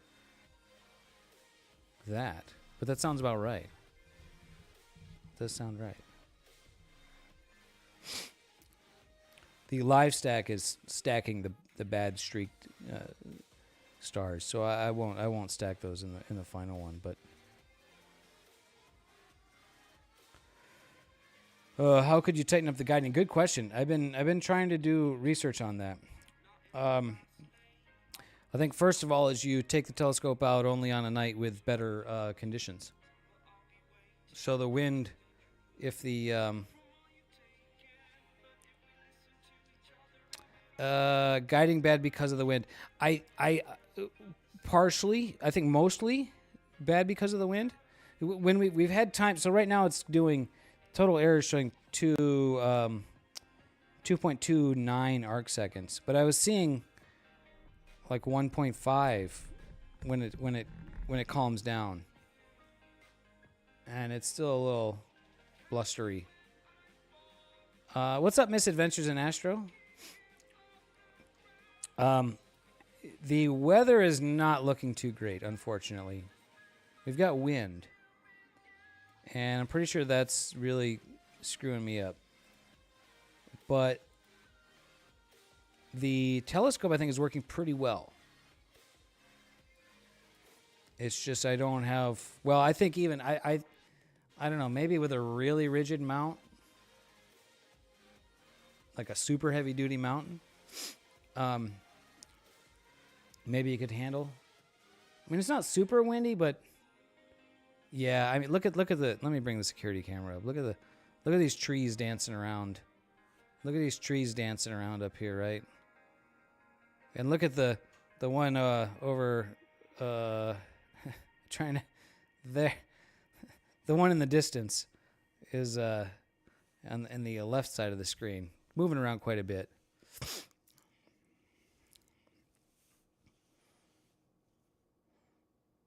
Oh, okay. Maybe Misadventures in Astro has some tips.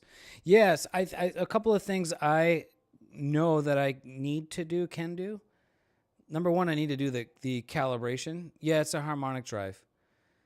Number one, I know that the calibration is not perfect, and I don't think I can get it perfect because I don't really have a view of the meridian. And I know you want to do the calibration as close to the meridian as possible. There's a big tree.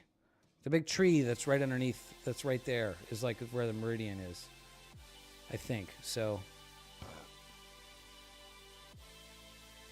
equate to AM5. I think it probably is closer to the AM5 than the AM3. It's a little bit. I think it's a little bit beefier than the AM3, or maybe kind of in between. I'm not really sure.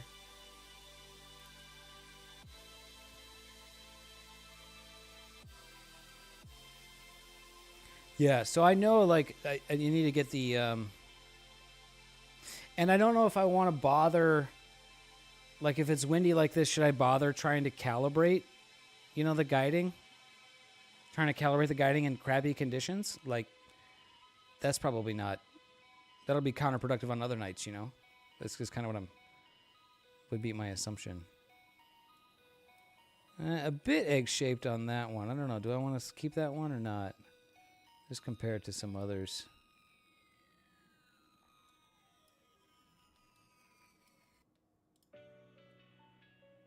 Yeah, I can always go back and delete them later.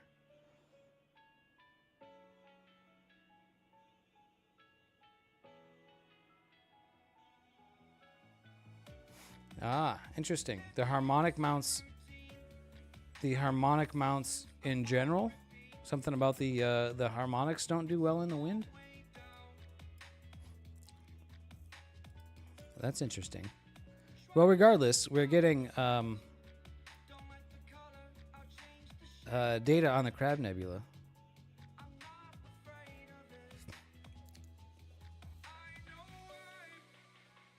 Yeah, thank you for the the reinforcement on that, Zach. Crabby conditions, yeah. Yeah, so the live stack Misadventures is pulling in a lot of data that I'm gonna throw away. I'm gonna throw away most of these that are egg-shaped stars. So this is the new scope. This is first light. This is it right here. Pretty good field of view for such a small target. And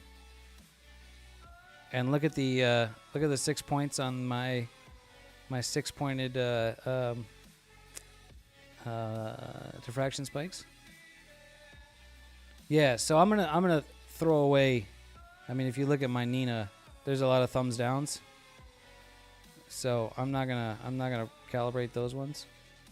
And then Blur Exterminator will sharpen those up quite a bit. So yeah, I mean, for a first run, I think I couldn't be happier, honestly. And considering the conditions. I've been wanting to image the Crab Nebula for a long time now, and I know you really need long focal length because it's such a small target. So, I think I think this is kind of exactly what I've been wanting. So, yeah, I can't say about the the quality of the mirror, and how sharp. The actual image can look. I wouldn't know how to evaluate that. So, yeah, that's a good question too. That I also don't know. And in fact, I'm not super confident in my abilities there, in my design. I'm not sure. And the tricky part with that is I would have to remove the camera to check. And I actually have another issue that I know I have another mechanical issue that actually probably has the same effect as a collimation not holding. So now that I think about it, the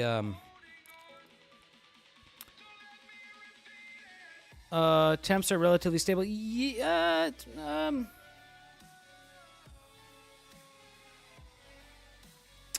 yeah, probably. Yeah, throughout the nights, probably. Yeah, it's not going to be dramatically different. Oh, my guiding is looking good. Now it's at 1.9, 1.7. Now yeah, it just improved. So maybe the wind has backed off quite a bit.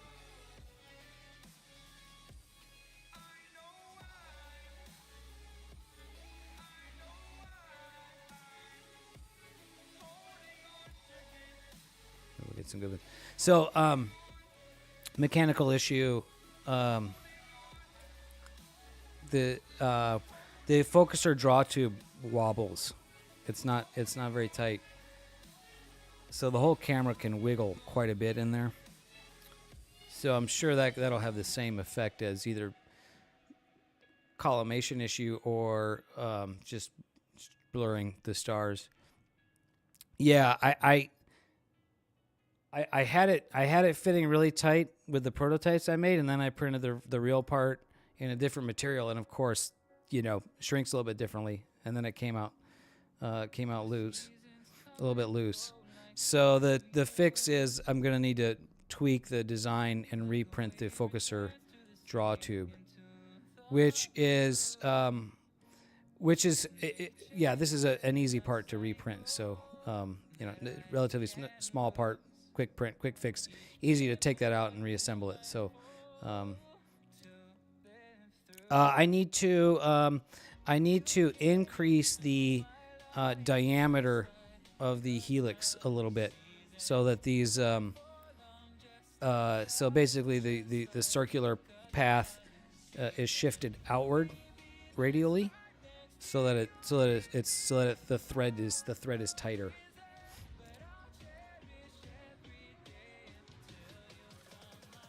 The prototype part that I've printed shrunk more than the final part. So the prototype part, it was fitting really, it was perfect. I mean, there was no play. It was super solid. Then I printed the final part of this big gear here, and then there was a little bit of play. And I thought I could get away with it when I assembled the prototype by itself. When I added the focus motor, because the focus motor like pushes on the green gear, pushes on the yellow gear a little bit. It seemed like that play went away. But then just today, when I got the camera installed, well, the camera hangs down a bit, right? So like if it wiggles by like a half a degree, that's like a lot of movement on the camera that's hanging down here. So, yeah, I can't really get away with it. So I'll play with that, and it's gonna be like rainy all weekend. So, yeah, exactly. So I'll have plenty of time to work on that.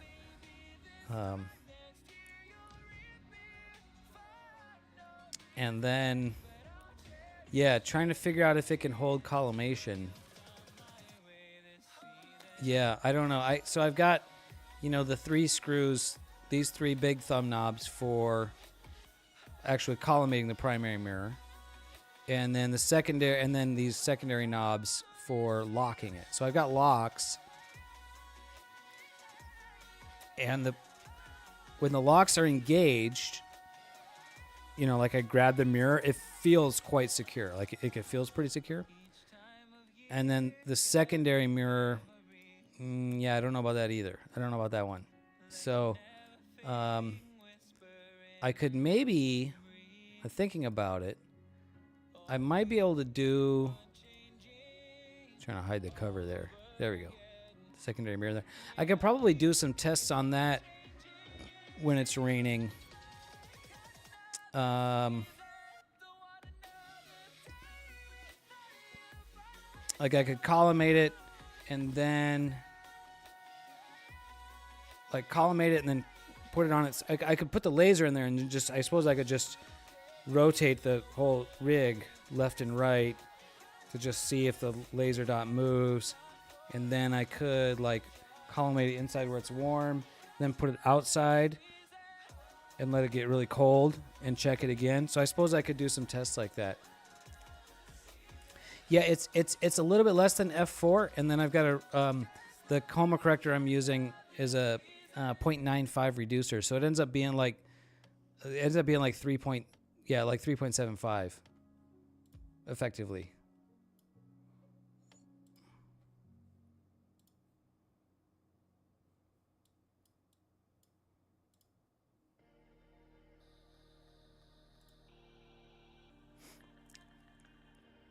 Yeah, so I know the collimation's going to be, you know, pretty critical at a really low focal ratio like that, right? So,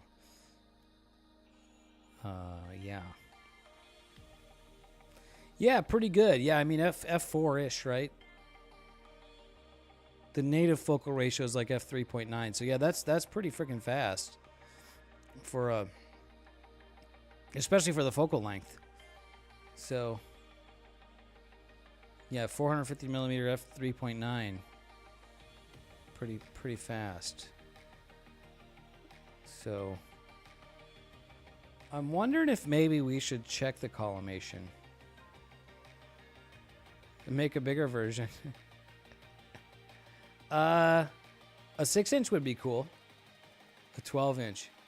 Buy me a big mount.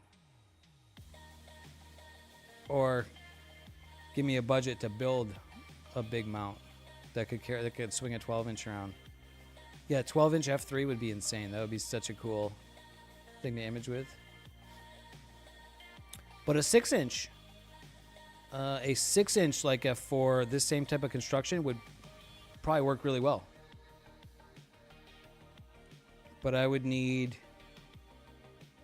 at the very least, I would need a heavier duty wedge. Yeah, 150 millimeters, about 6 inches, I think, right?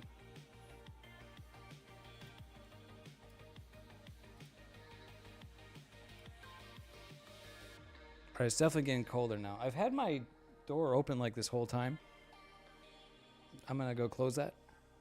And while I'm up, I'm gonna go for a piss break. And it looks like we're on an ad anyways, so that's cool.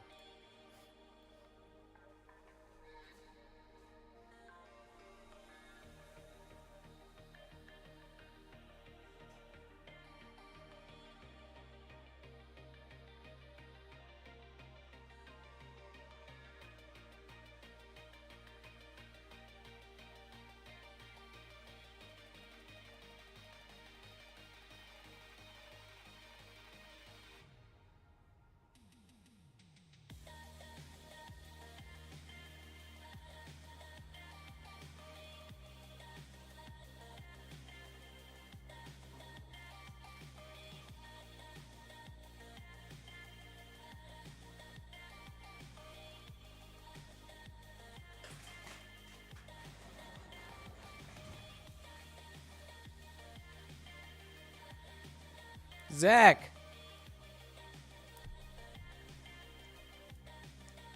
Thank you so much, brother. That's too kind. What, a super chat? I think that's super chat. Thank you, Zach. You are the man.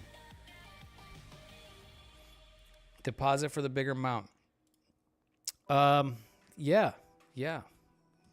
What I need is a wedge. I need a heavier duty wedge. Or a bigger mount that has a wedge built in. And a sturdier tripod. Whoops.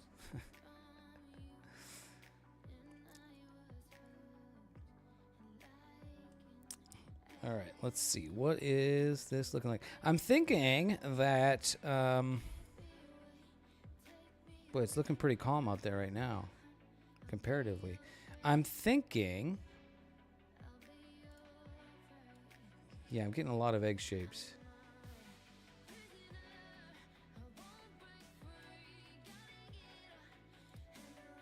Well, yeah, Myth,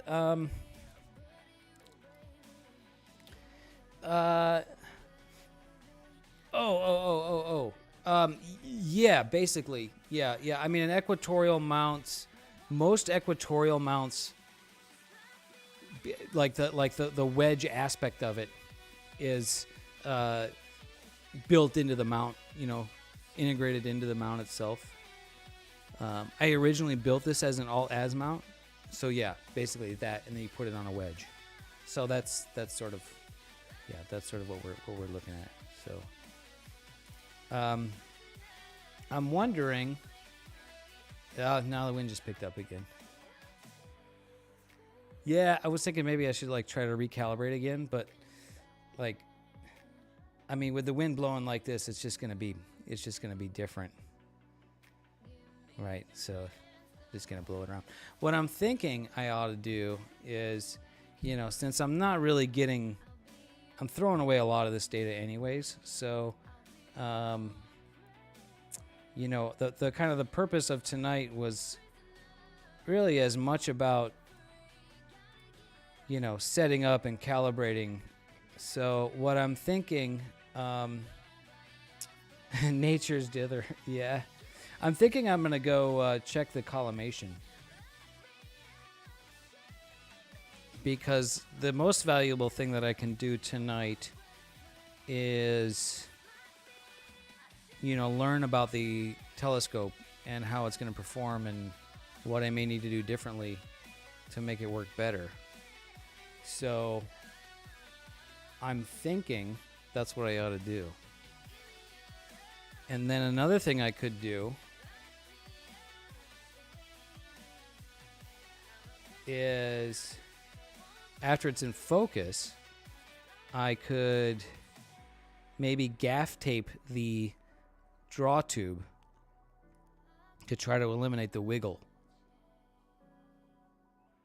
Maybe that would be something to try. But I do think maybe checking the collimation is a good idea. Oh, it's running the autofocus right now.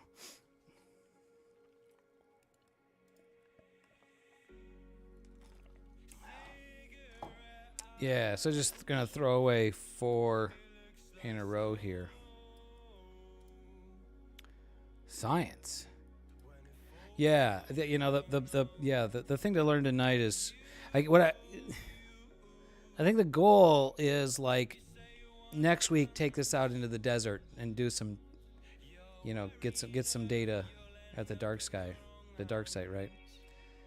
And if that's the case, then I really need to get it robust and reliable. So perhaps, that's what I'll do. I'll let it finish auto focusing and then shoot another image. 3D print a dome observatory. That would take a big 3D printer. What's your autofocus sequence? Zach, I use the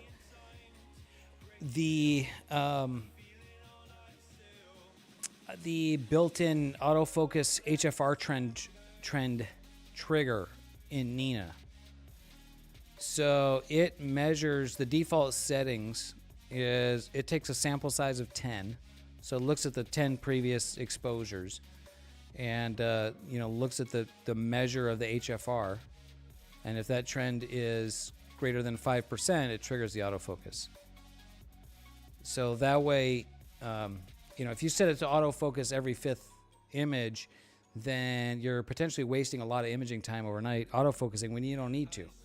So having it measure the HFR and then only autofocus when it deems that your focus is drifting can, save you a lot of time, save you a lot of data. So that's and the sample size of 10 and the percent change of 5%. Those are the default settings. You can change those. Be a little more or less aggressive depending on your setup. Ah, got it. Yeah, I haven't used the ZWO stuff, so I wouldn't know. But yeah, if it only allows you to do it every X number of images, then yeah, that's quite a bit less ideal.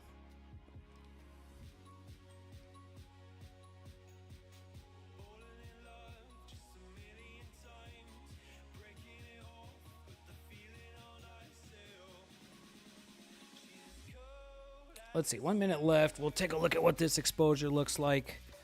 And then if it's good, maybe we'll just let it go until I get another bad exposure. And then, I mean, if you're getting good data, then might as well stick with it. I would like to be able to put together some kind of a decent image with this tonight. And Blur Exterminator is gonna make this thing just absolutely pop out, right? So.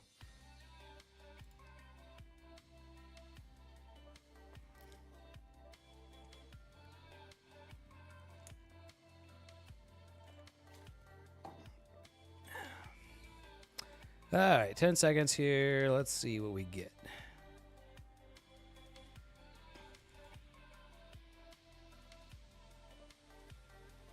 Let's see. The last 4 images were throwaways. This one I think is okay. Yeah, those look roundish.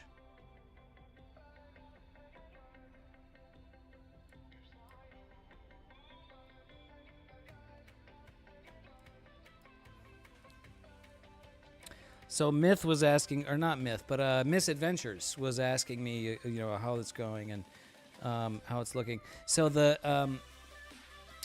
we mentioned the weather and the wind and stuff, but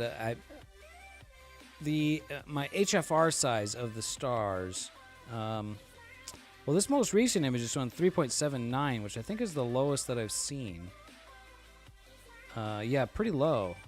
Well, there's a bunch of them that are kind of down around that range, so it's just a little under 4, and that seems poor to me. I don't know if you can really compare, one to the next. If it's like if that's a function of all astrophotography images, that the smaller the HFR, the sharper the image, or if it's more nuanced than that. It has to do with the focal. It has to do with like pixel scale and stuff like that. I suppose. Oh shit.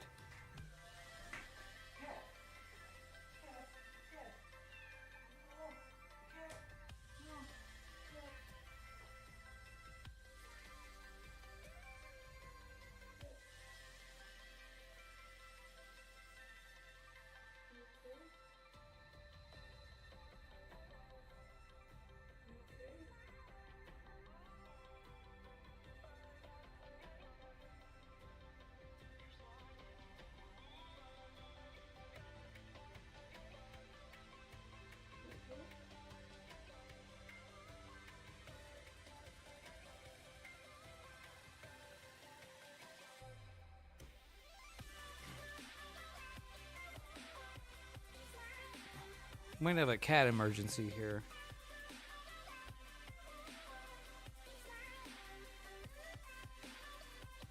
The cat just took a fall or something. And she was hobbling. You okay? She seems very calm now. Yeah, she was I heard a little bit of a tumble sound. And then I heard her crying, which is not a sound I ever hear her make. And then she was not putting weight on one foot, walking away. Clearly just came out of the litter box. But she's sitting here. No mountain lions here. This is an older cat. She's like 13. She generally doesn't have any problems getting around. Which I picked her up and she's just 100% calm sitting here with me, so maybe we'll just sit here for a little bit. Did you stub your toe?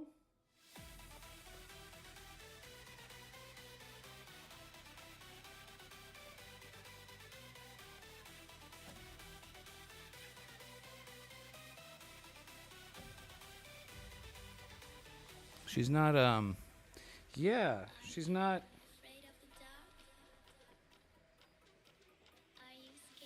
I'm kind of. She's not hollering at me if I touch it. Yeah, this is. Yeah, she was under the hood of the car. That's where we got her. You okay, cat? Can I put you down?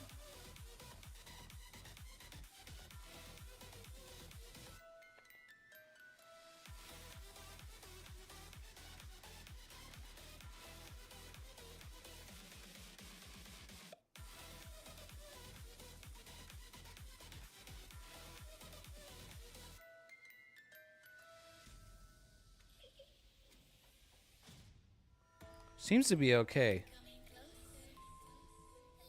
Yeah, she was like not putting weight on that rear right leg. Now she's fine. Seems like she's walking around. She just stubbed her toe or something.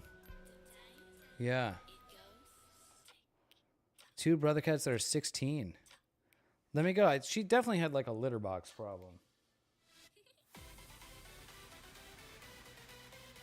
Okay, now she's looking for food. That's a good sign.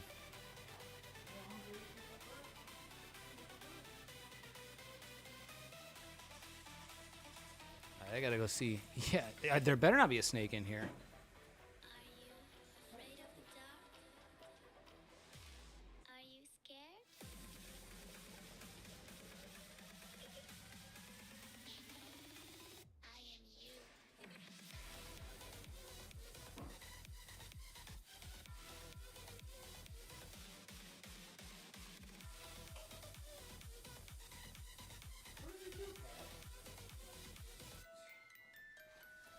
She's fine. She's just is seeking attention. She doesn't like it when I'm sitting over here on the computer all night talking to you guys. Hold on just a sec.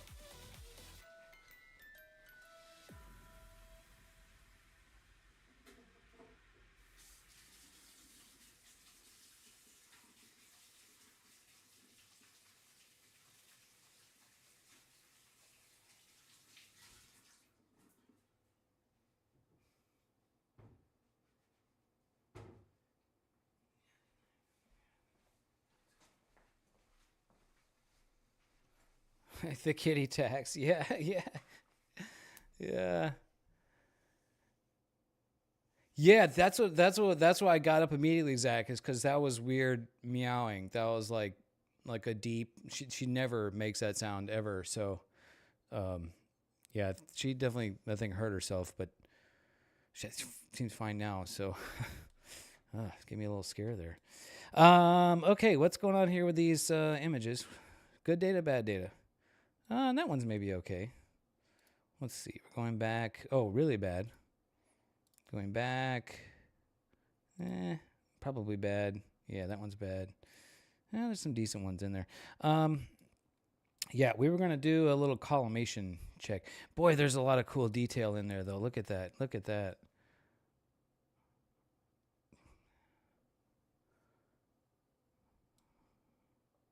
What are we showing? 45 images in the stack. A lot of those are going to get thrown away. But I think we should do the collimation check like we were mentioning earlier. I was getting ready to, and then the cat interrupted me.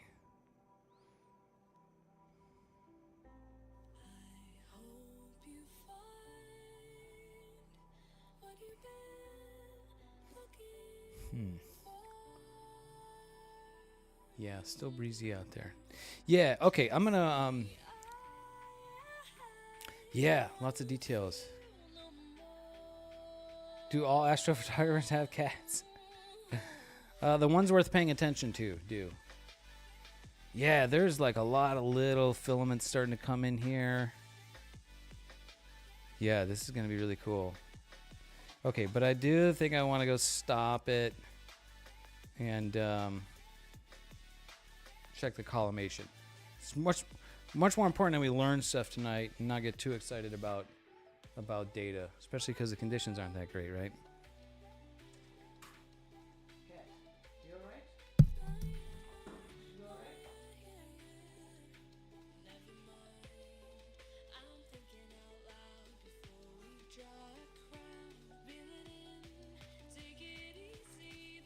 She's all right. All right, let's go outside in the frigid cold. I'm going to put my headset mic on so I can keep you guys updated on what's going on. I wish I could show you. It's kind of, that would be really tricky to, yeah. Ah, okay, there you go. Well, Myth doesn't have cats. So not all. Okay, so I'm going to just, let's see. Oh, this one's maybe okay. Yeah. Yeah, that's kind of round. That one, no. Okay, I'm going to stop it. And I'm going to go outside. Change the mic to this mic. Right, you should have me there. Yep. Okay, good. Oh, cat caretaker. Ah, okay. That's important. Okay, anyway, put my hood on because my bald head gets cold. And, okay, outside we go. Yes, it's all right, Mr. Cat. What is it? What is the matter? You're okay. I need my laser. Where is my laser? Did I leave it outside? I think I left it outside. All right, now turn the light on.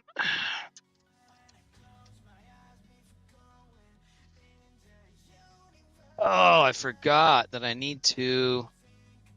Well, we can do that. I have to slew the telescope. You are correct, Misadventures in Astral. It is the Player 1 Uranus C, which is IMX 585 sensor.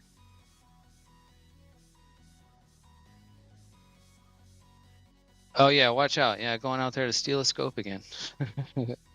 So I have to, because I either need like a tall step ladder or I have to slew the telescope so that I can see down in the tube to check the collimation, right? So, look at that. Who is that mysterious hooded figure?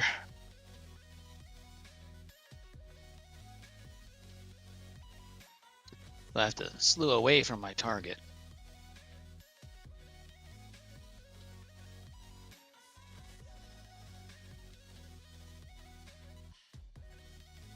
Yeah, I don't know if you can see that on the security cam, but look at how much the camera can move. Like, that's a lot. That's a lot of movement.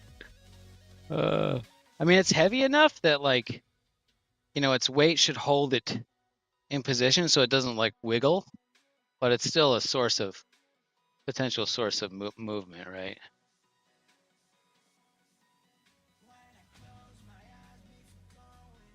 And my declination and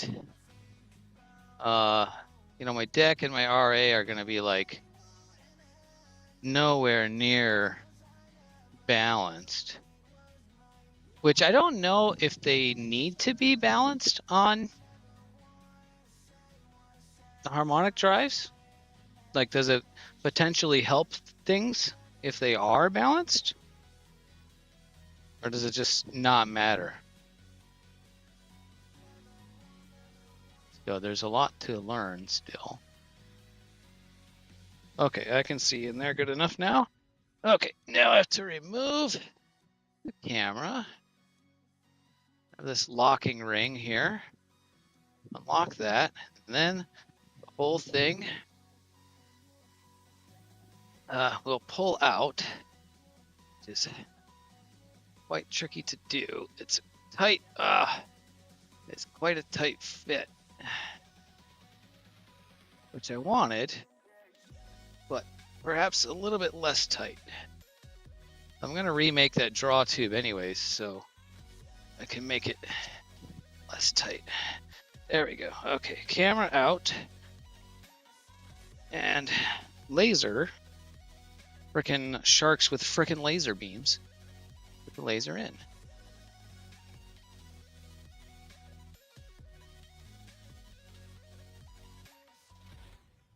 And Yeah, okay. So this definitely the collimation has changed. So yeah, and because of the wiggle in the tube, yeah. So the collimation, yeah, the wiggle in the tube changes the collimation. So, Of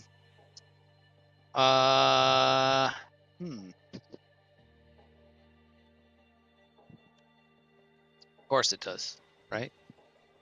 So, what I can do for now, yeah, that's a big flaw. What I can do for now is, I'm gonna just hold the laser in the direction that the weight of the camera is hanging, and then collimate it there. And then we'll, so it's gonna be an estimate, right?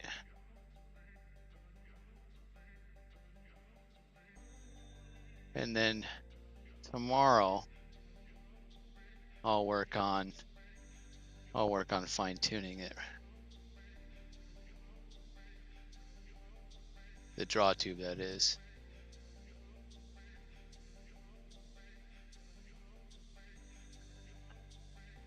That I think is pretty good.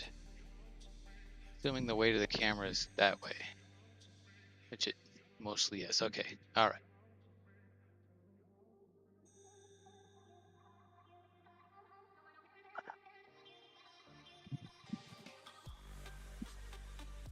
Laser out. All right. Yeah, I was kind of concerned about that being a problem. And now I made a blunder. Kind of a blunder. I don't remember kind of which way the orientation of the camera was. I think it was about like this. I want to match that orientation so my images will still stack up. But I can use Nina's manual rotator feature to get that right. Get in there.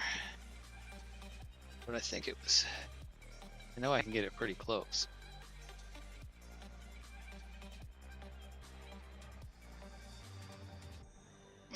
That's a tight fit, man.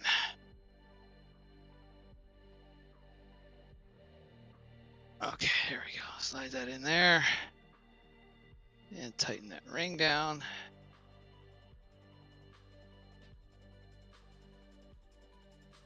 And now, okay, now I gotta turn the light off. And I should just be able to tell it to, okay, so I should be able to,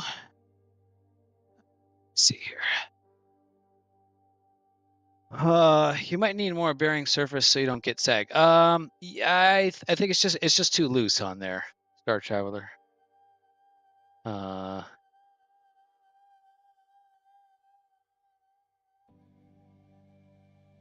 Yeah, considering the amount of play. Could you see that in the camera? How much play there is? Yeah.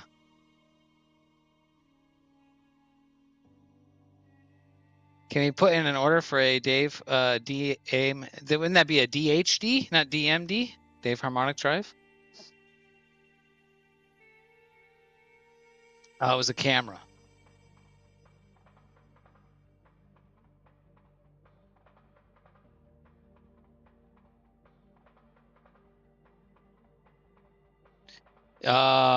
Yeah, for the amount of room, the amount of movement at the image sensor is probably at least 1/4 of an inch. Yeah. Yep, I thought it was maybe going to be okay, but I was wrong. Okay. Yeah. Get back to the real. Get back on the good mic. Okay, so now let me go back to Nina. So I should just be able to, if I go to my sequencer, if I reset the, what you can do is just reset these things. The little check marks means they're done. So I'm going to just reset them.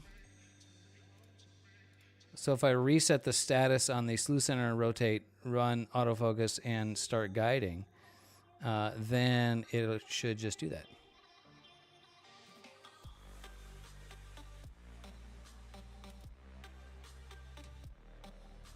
Yeah, I think so too. All things considered, the image is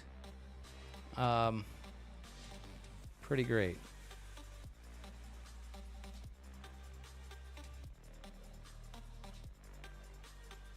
Oh, is it gonna unmeridian flip?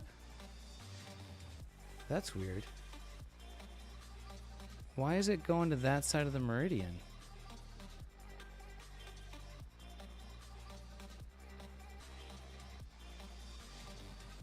Yeah, right. Yeah, that's why I'm not too stressing about that. Why is it going to that side of the... Oh, is it literally going back? Oh, okay. Oh, I think because I didn't have the meridian flip. I didn't reset the meridian flip status, but it must have figured it out.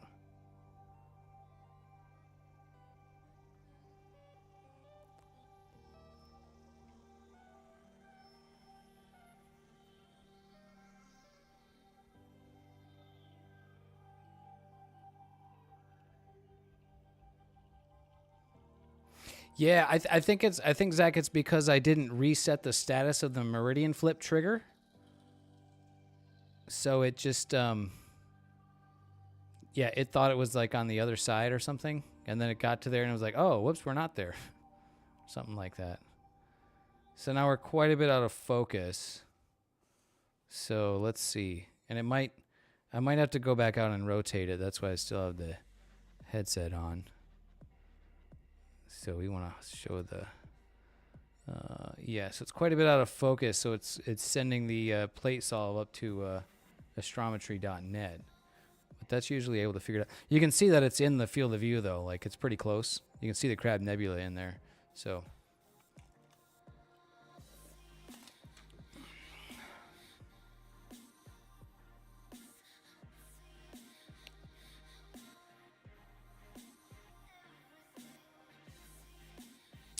how did I end up setting the quarter 20 inserts? I'm not quite sure what you mean by setting. You mean just like the spacing of them?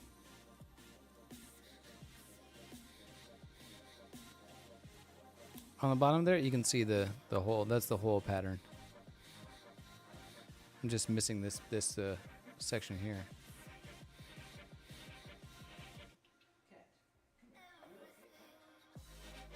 Are you all right? Are you all right, Mr. Cat?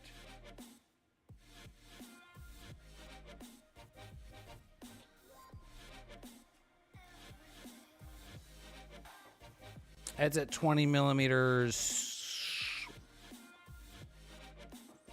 like apart? The whole spacing?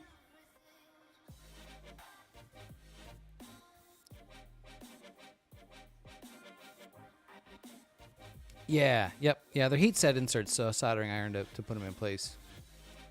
Well, oh, you might be talking. I did discuss the hole diameter. So on the rear part, the yellow part here, the holes as printed was a little bit big. So those inserts actually got glued in place. And then in the other part, then they're melted in place. So kind of not ideal, but you know, there's 4 screws holding them in there, so you know, I've got some bit of redundancy. And then probably when I get this section printed, there'll probably be 5 screws holding it in there. So yeah, I'm not worried about that coming out. I'm quite a bit out of focus, so it's taking a little bit of while for the this plate solving and syncing to happen. But it is happening. 6:30 a.m. Whoa, you're either up early or you're up really late. Hey, have a good morning. Glad to have you here. Thank you. Yeah, it's a work in progress, but it's showing very good. Yep, Yep, it'll be on YouTube for sure. Yeah, it'll it's a work in progress for sure, but I mean, showing really good promise tonight. And the fact that I'm able to get any kind of data on the first night is pretty great. So I can't be too upset about that. Thanks for being here. I appreciate you. Up late until 6:30, dude. I can't even.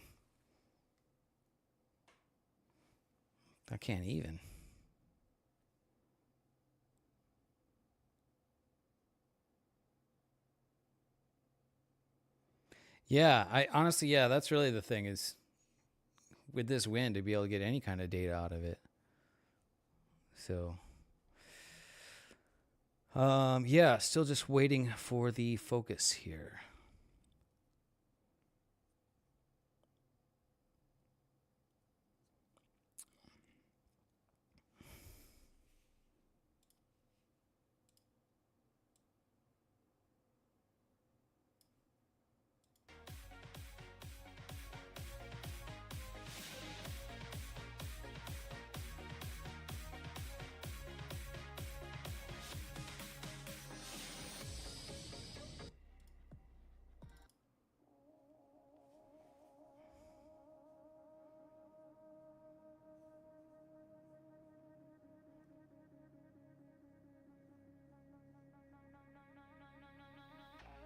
A lot of drinking and a little sleeping. All right, we'll go get a little bit of sleep. We'll drink tomorrow.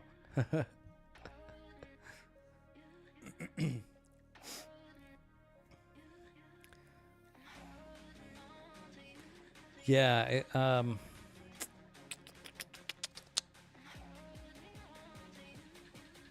too much sleep makes you lazy on the thermals. Well, that's one way to think about it, I guess.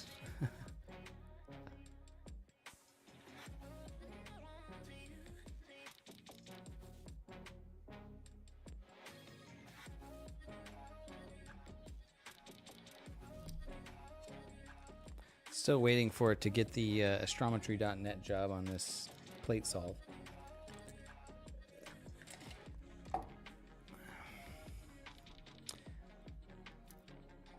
The focus is going to be off because I pulled the camera out. The last time I pulled the camera out and put it back in, I don't think I quite slid it all the way into the tube because it's pretty tight fit. And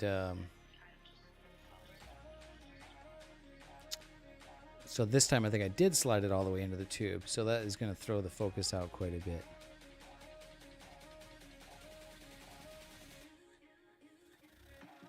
So I need to remake that tube. All right, cool. Now it's going to autofocus.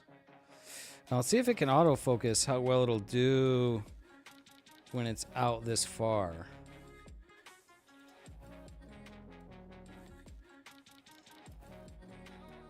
So we'll see how this does. Okay, so I don't have to go out to... So the rotation is good.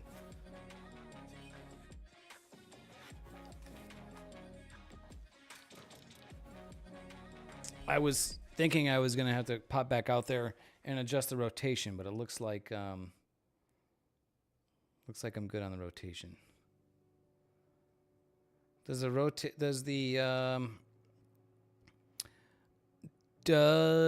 Rokinon 1395 has a focus lock? It doesn't have a focus lock. It has a focus hard stop. Star Traveler. And so that would make the autofocus routine not work because the autofocus routine wants to shift the focus, inside and outside to find the minimum. So the way I get around that is I actually have my back focus spacing on the camera too close to the rear element. So I'm actually like inside. So the actual infinity focus spot on the lens is not quite at infinity. And that seems to work. That seems to work fine.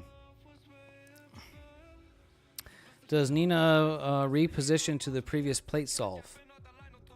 Does Nina to the it repositions to whatever you tell it to. the default image, the default sequence that I'm using has it slew, center, and rotate on the coordinates of the object that you set up in the framing tool.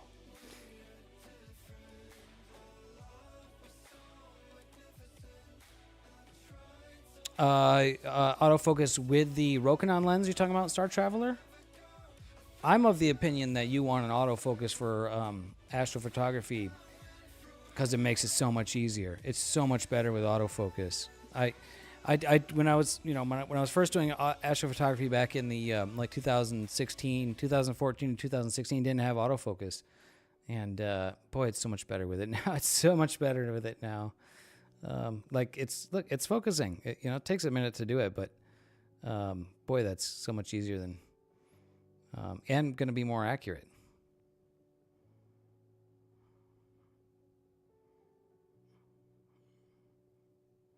Yeah. So yeah, you definitely want an autofocuser. Yep, absolutely. I wouldn't, I don't think I would even bother. Like, if the autofocuser wasn't working, I would go to bed.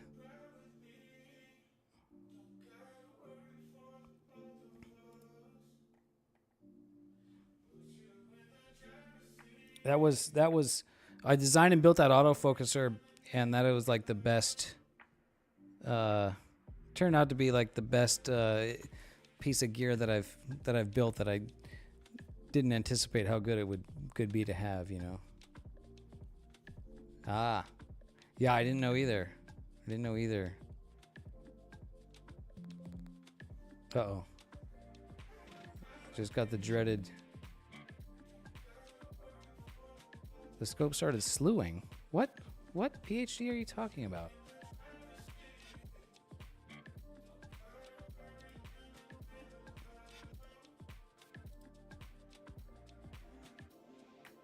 Well, this exposure is going to be.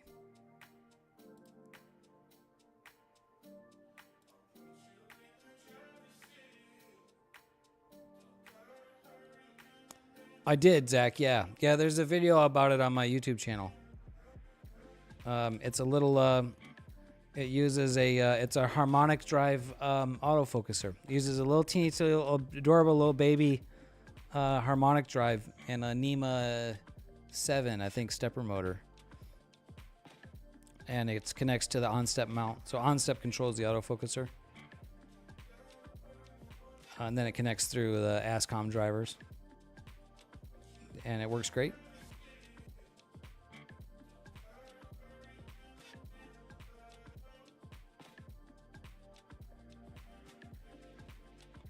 Boy, my guiding is just like going nuts right now.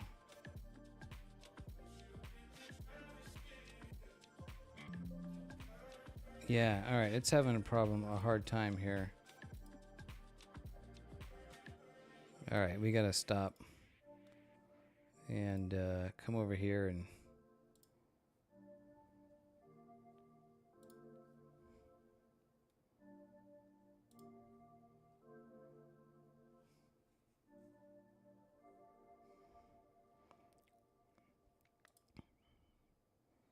I'm gonna try 1 second exposures too. See if we can guide. Star lost. Why is it? Okay. Yeah, I don't. Okay, no. Why is that?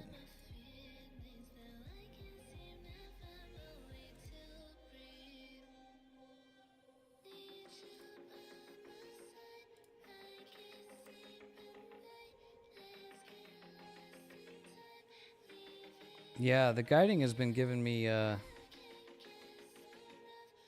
issues.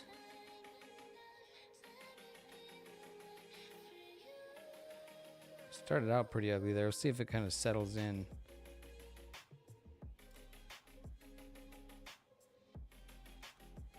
Okay, maybe we're good now. All right.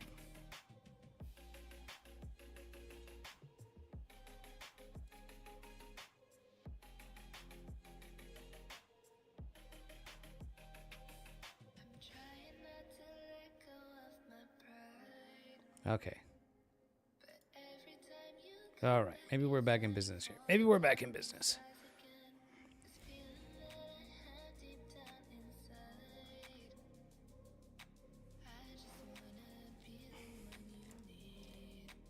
I need to re-up my water.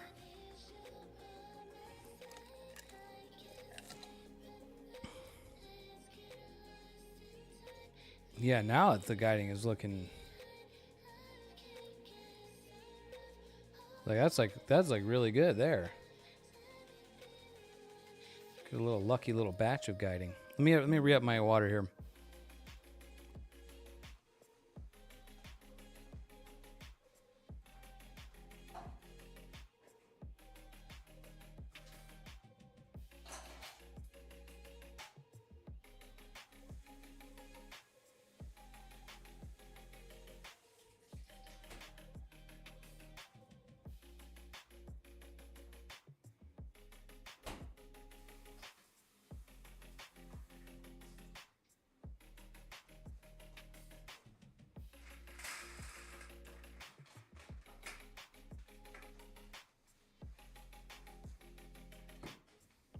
What's up, Benji?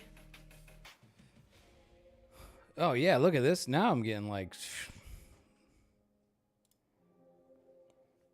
I set it to 1 second.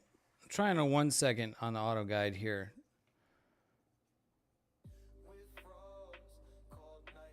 Yeah, like I usually don't see the stars that it's guiding on.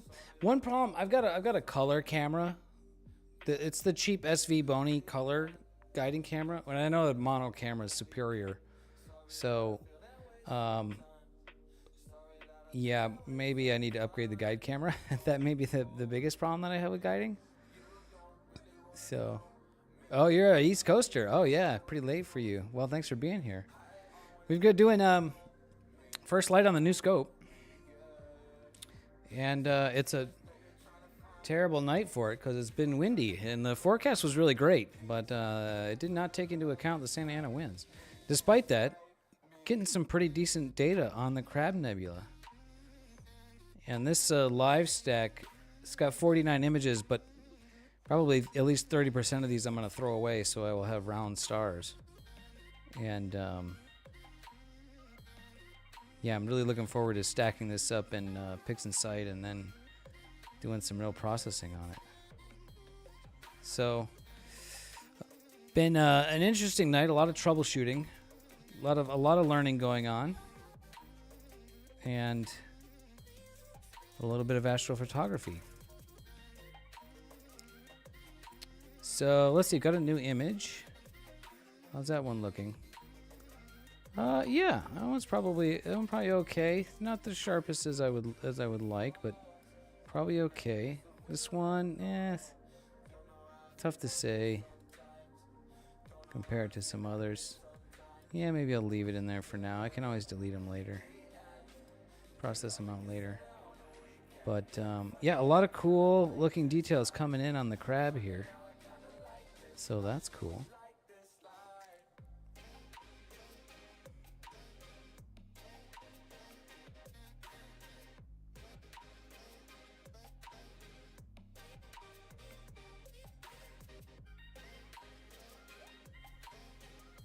Random Airhorn, what's up, brother? How are you? Are you still streaming, or you finished your stream up for the night? I think you were streaming tonight. Boy, we were just having wind, man. Like other than the wind, it's a beautiful night out.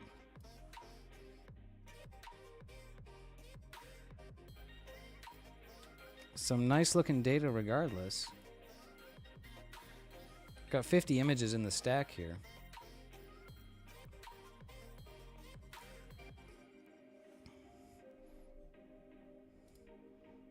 Yeah, my guiding is back to looking ugly. It was like a streak of really good. It must be the wind, right? It must have been calm for a second, and then, you know, like, yeah, this one's really bad. And then this one, also not good. This one I think I decided I'm going to keep for now. Yeah, we're throwing away a lot of this data. Oh, cool, right on. Oh man, that sucks. Benji, yeah. Cool. Have a good night, Zach. Glad to see you. Yeah, I think I'm probably gonna. Well, I'm definitely gonna want to process this data in the morning. So, I don't know. Maybe we'll do a stream during the day tomorrow. Yeah, I don't know. Maybe I'll just. There's not a whole lot I can do with it, so it won't take me too long. But I gotta work on the telescope tomorrow. I definitely need to redesign the draw tube and reprint that. Might take a couple of iterations to get it right, and then I gotta print this section here. Luckily, I can do those both at the same time because I can print the draw tube on the small printer and then this part on the big printer. So, yeah. And what I really need to do is, other than that, I really need to work on the calibrating the guiding, but I'm not gonna be able to do that till next week. So, because of the rain. And then also got to go out to the desert, for a new moon trip. I'm gonna need to decide if I want to take this telescope or, take the old rig. The old rig's super reliable. I know that's almost plug and play. Just boom, start it up, good to go. Yeah, new moon party. Bring both. Yeah,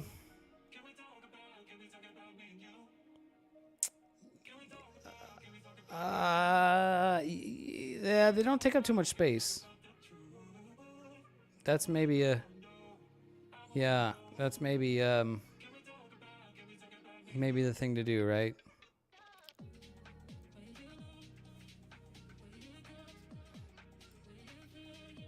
How's this image look? Yeah, this one's maybe okay. Keep that one. Be interesting to see what Blur Exterminator can do with these stars. You know what we can do while this is going? We can stack this up in PixInsight and run Blur Exterminator on it and just see what it can do with those stars. So let me load this up here. But I need to copy those files.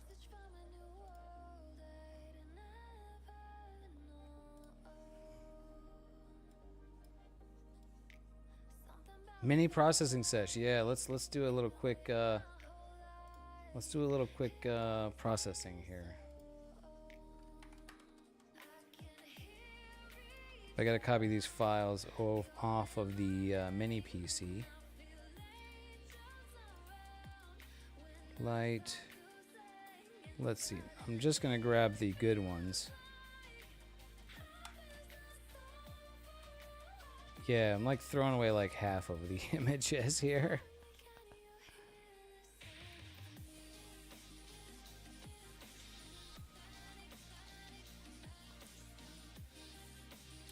All right, our script, weighted batch pre-processing. And I don't have any calibration frames, of course, yet. So, oh, I guess I have bias frames. Okay, I will add the lights. And that's under M1. Select that, 22.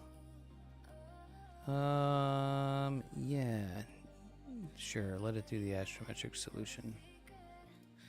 Drizzle configuration. 44 minutes of data, so not a whole lot, but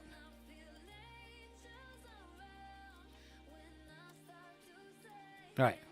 So I'll have that stacking in the background in PixInsight on the main rig. And then we'll see what see how sharp we can get this to look with Blur Exterminator and stacking only good, the best, hopefully the best images. Uh-oh.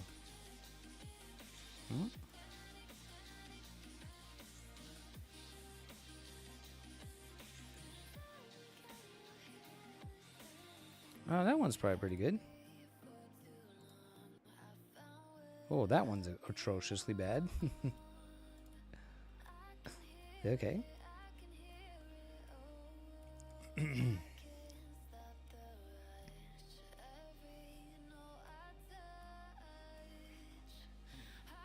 can go look for that cat real quick.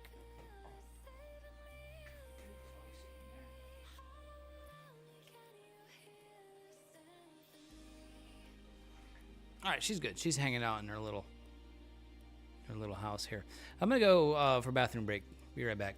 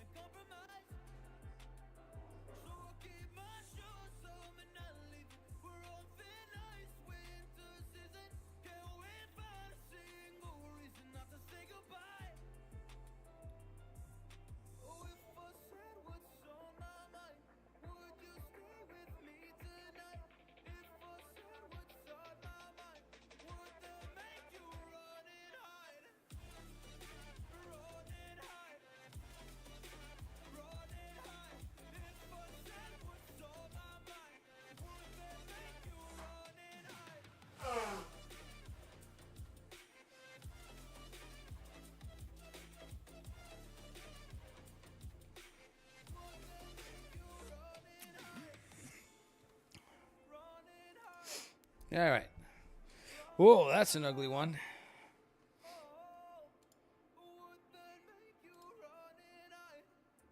Pretty ugly. This one, yeah, probably also not very good. Yeah, we're just throwing a lot of these away here.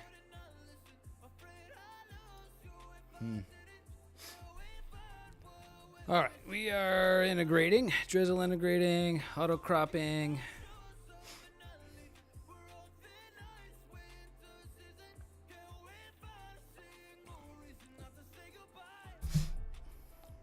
Astrometric solution.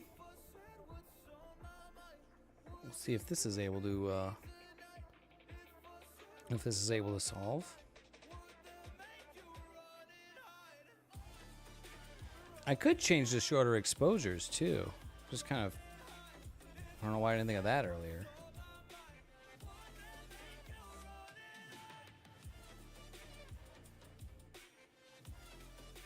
That might be a good idea.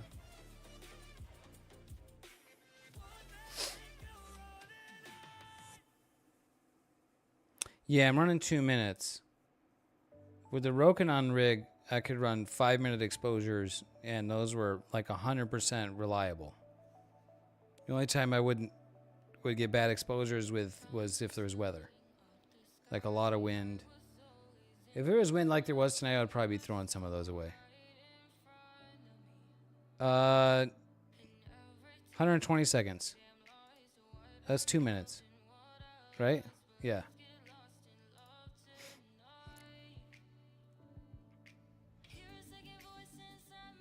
Well, let's try that. Let me get, all right, this one's about to finish.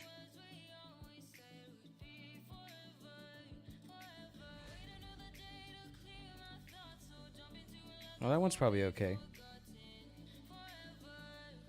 Yeah, let's bring the exposure time down. Let's try, I'm going to change it to 90 seconds.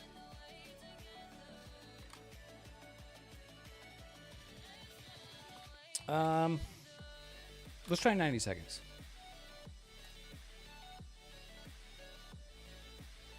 Minute and a half. See if maybe we can't squeeze out a few more exposures.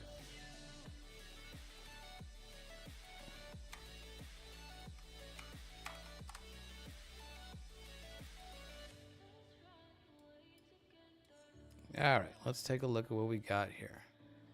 Very exciting. Need to bring my process icons. You can't see that. Now you can. All right. Screen transfer function, auto stretch. Whoops, unlinked auto stretch. Okie dokie. Yeah, a little, yeah, definitely.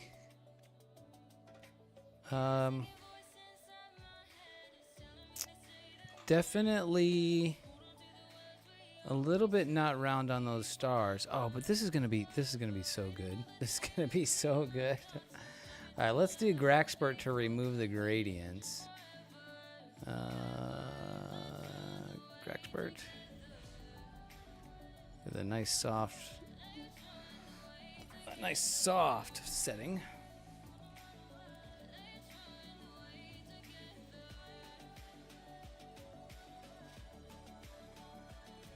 Okay, and that first 90-second exposure looks really good. Oh wait, no, that was the previous 120-second exposure. Okay, gradient removed. So Graxpert removed the gradient pretty well, but not the dust mote. So that's kind of to be expected. And then, let me see, do we? So we should have an astrometric solution. I do. So let's make a preview of the background, and then we'll do spectral photometric color calibration, which I just love saying that.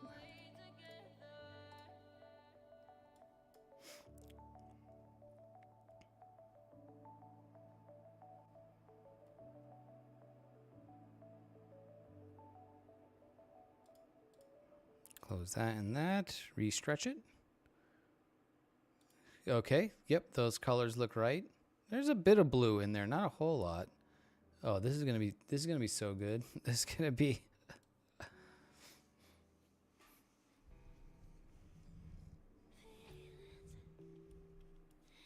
blur extermination has begun.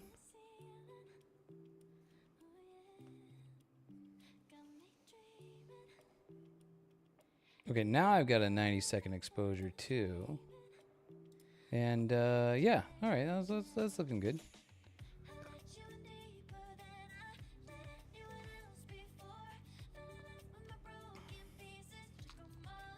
Uh-oh, blur exterminator freezing here.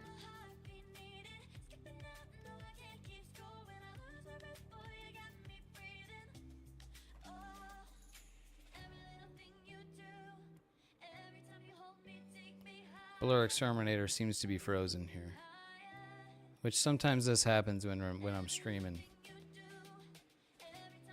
Ah, might have to start over.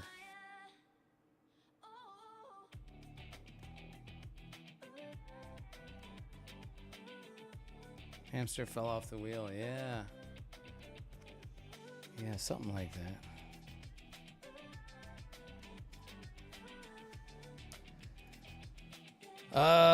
Crap. Yeah. All right. Yeah. If it just sits there and it doesn't progress, then that usually means that it's frozen.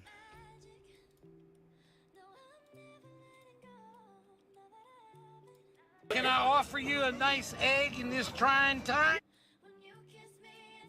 Yeah, perfect. That's the perfect one. No, I'm good on RAM, Benji. I got 64 gigs in here and barely ends up using half of it. It's the GPU. As a blur exterminator uses the GPU acceleration for I'm pretty sure it's it's GPU issue because blur exterminator uses GPU acceleration for the neural network, machine learning AI stuff, and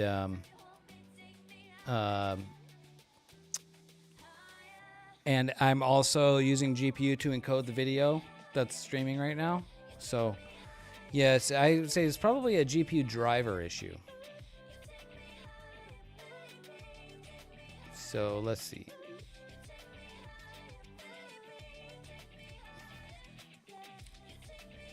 It's definitely not a GPU horsepower issue.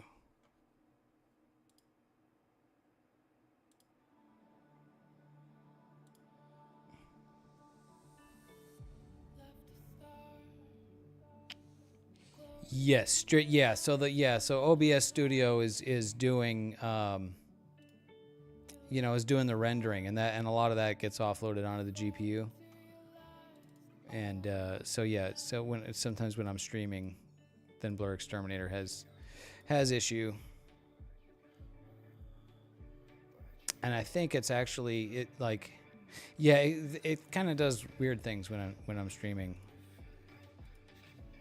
Like if I click off of PixInsight, like I go click on it to do something else while it's Blur Exterminating, then it will it'll like pause. It's weird. So what I need to do is run this and now not click on and go look at something else, which is counter to what I would normally think to do, because like normally I would like, oh, this is taking a few minutes, let me go do something else while this is running in the background, but it needs to be the active window. Yeah, OBS is kind of a thing. So, yeah, we'll let it. Yeah, it's going. Yeah, the issue is I think I can't click off of PixInsight. PixInsight has to stay the active window because it's running 96, 900%. There, it's done. So, yeah, look at those stars. Collimation, smallimation. Blur Exterminated. Damn, look at all the detail. Oh, dude. Woo! This is what. Woo! Man. And I love my stars with these, my six-pointed diffraction spike stars. They're gonna make my images stand out, be a little bit different, you know. Nobody makes an astrograph, an imaging Newtonian with it's very nice. With three spider veins like that. Yeah, and that's only 44 minutes of data right there. So now let's run Noise Exterminator and then crank the detail up.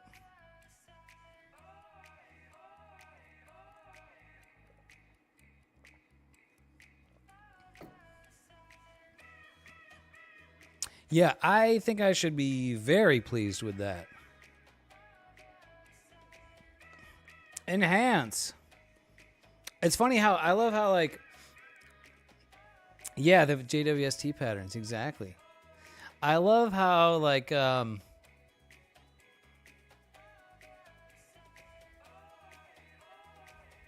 this is Bortle 9. Maybe it's 8.5. I'm kind of right on the edge of like 8, 9 maybe. But yeah, and the enhanced thing, I love how like that was the meme for so long, you know, and like they used to make fun of like police dramas or whatever, you know, the security footage, like, oh, enhance, you know. And now it's like, yeah, we literally do that now. You know, like that's literally become the thing. We're like, no, you can't enhance an image. There's no data there there's nothing that I can. And it's like, well, no, they figured out a way to do it. Yeah, look at that. Man. Well, we'll have more data, too. These 90-second exposures, I think, are looking maybe better. Let's see, that one was bad. That one's maybe okay. That one's good. That one's good. All right, 90-second exposures, maybe a little bit more consistent. Got like 5 in a row good ones there. So maybe you really just need to pay attention to the...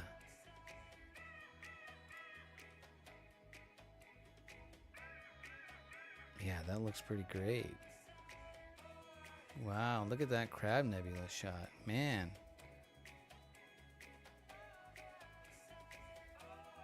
I guess maybe I should, well, I mean, we can look at the stars. I mean, these have been blur exterminated, so it's kind of... you know, pointless to see like how the stars look in the edge of the image. But let's go back. Let's rewind time.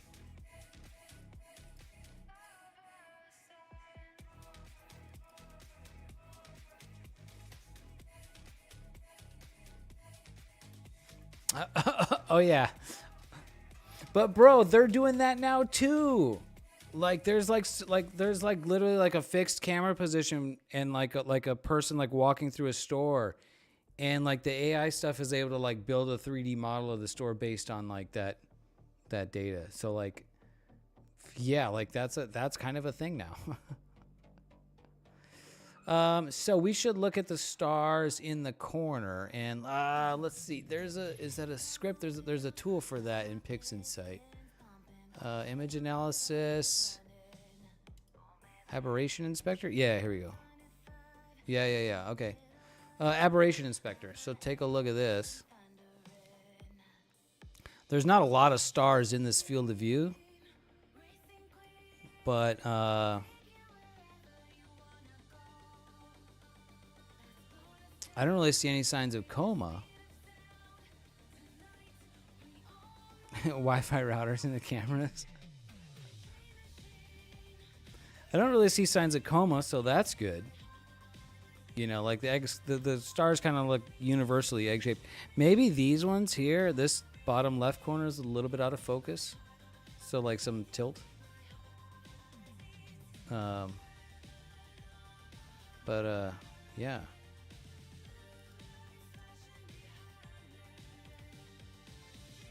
I'm going to play with the blur exterminator setting. Let's set the... I'm going to increase the sharpen non-stellar option.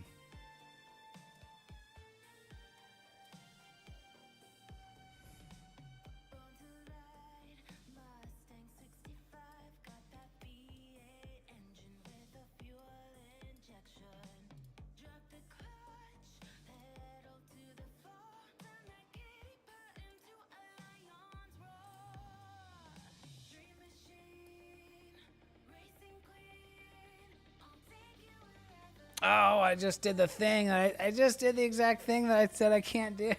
Damn it. It's so in my nature to like, you know, this thing is running. It's going to take a few seconds. Go click and do something else while this thing is running. Yeah, so it freezes when you do that. Okay, let it be known. Oh, God. Oh, okay, jeez. The whole computer froze for a second there. Gotta be careful with that stuff.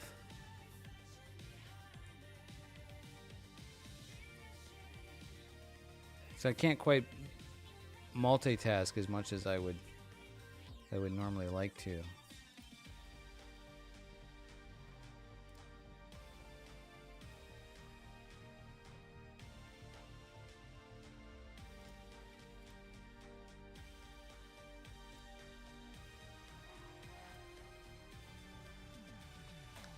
All right, I gotta redo this all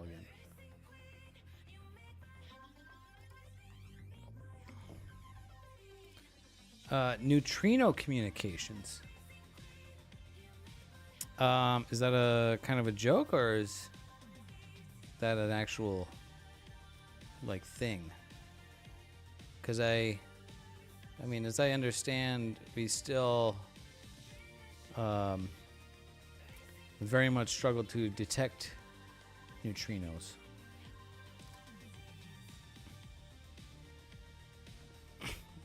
Yeah, right.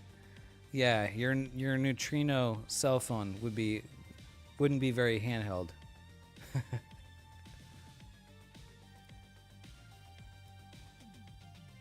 I met some people that were doing at Open Sauce, the Open Sauce show in San Francisco. I met some people that were involved in neutrino detectors. They were like, it was like they were like on the South Antarctica, South Pole, and Antarctica. I don't know why my mouth couldn't make that sound. And they had like detectors they would bury in the ice. And that was some cool to talk to them about that.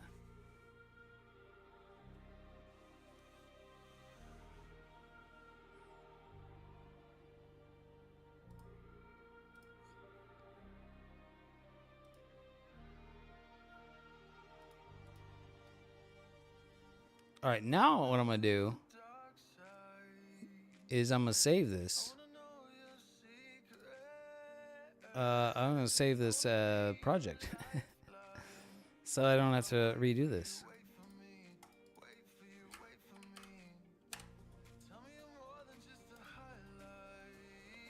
Yeah, yeah.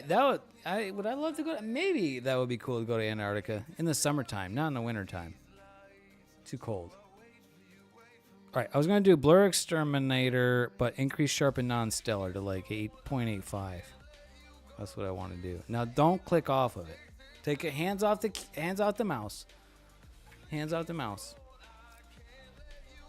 Yeah, I asked those guys, like, before you go down to Antarctica for your science research, do you watch the movie The Thing? And he said they hadn't watched it. So I'm like, dude, that movie's so good. Ah. A surprising volume of hand soap. I'm very intrigued, Benji, how hand soap comes into the mix.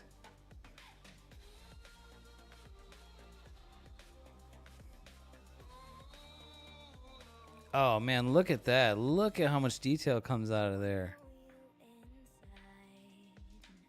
Oh, that looks so cool. Well, it's a good thing we have photon detectors that I can set on my balcony out here. Good things photons are easy to detect.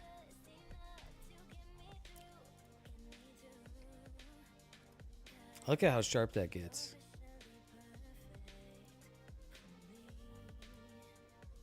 Boom.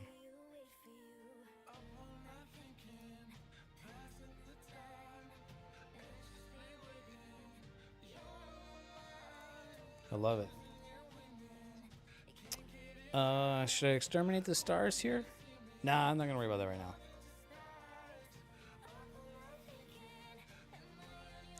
And I'm just gonna do like a little bit of noise exterminator. It's a pretty noisy image and not calibrated, so we'll leave a little bit of noise in here for now.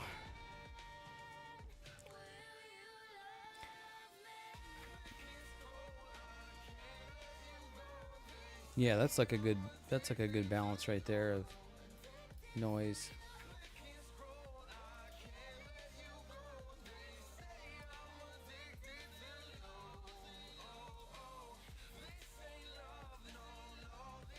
A neutrino interacts with chlorine-37 and converts it to argon-37, and so photons. Very occasionally. Ah, so you have a big-ass tub of hand soap, and then you just detect when it changes, or you detect the photons coming out of it or something like that? Man, that's some cool shit. Oh, it's extremely cool. That's, yeah, science.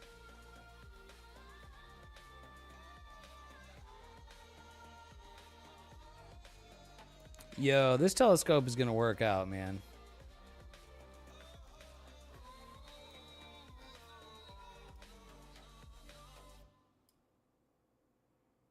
Yeah, this is gonna work out. This is gonna work out.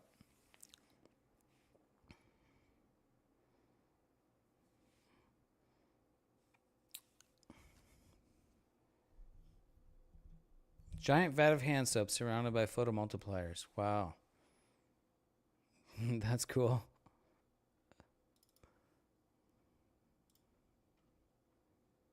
So, Benji, you say you're a geologist now, huh? I mean, that's super cool, too, you know.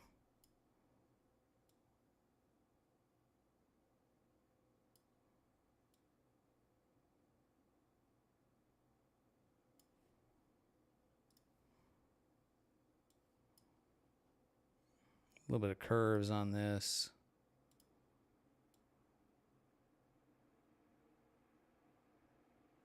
There's a little bit of blue in there. That's the thing of all my images, you know, from the balcony here, from the Chino Hills Observatory, dominated by red, because you know the light pollution filters. You're pretty much just getting hydrogen signal, so it's kind of boring to shoot just red. but a little bit of blue coming through there.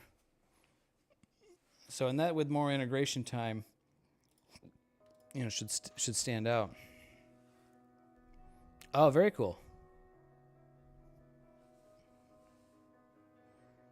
I used to make fun of a friend of mine because he's a geologist, and like another friend was talking about him and his job, and he's like, yeah, he's a what is it? He's a gynecologist. And so we always called him the gynecologist, but he was a geologist. He is. Mostly database stuff. Yeah. Oh, okay. Yeah, that's cool. Yeah, I mean that's what like most science really is, right? Is spreadsheets, right? Data processing, and you know, certainly astronomy is not looking through telescopes and making pretty pictures. It's looking at graphs and charts and looking for trends in data, right? And stuff like that. Which is great. So, yeah, this little telescope, this telescope's going to work out. This is going to be super cool. Yeah, I obviously can't wait for better weather. I'm going to have to take this out to the desert. I'm going to have to figure that out. I don't know when we're going to go. Yeah, the weather's going to be tricky because it's going to be raining. Like this weekend, I'm going to need another night of testing and setup and adjustment before I'm going to want to take it out to the desert. So that's going to be tricky.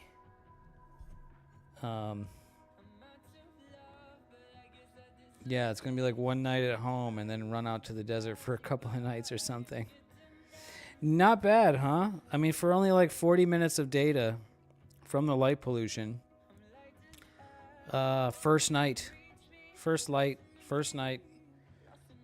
And it's gonna get better because I'm still getting more data here too. Like this is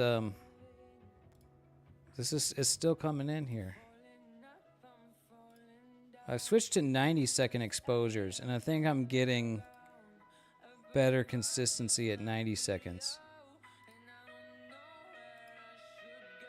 Definitely better consistency at 90 seconds.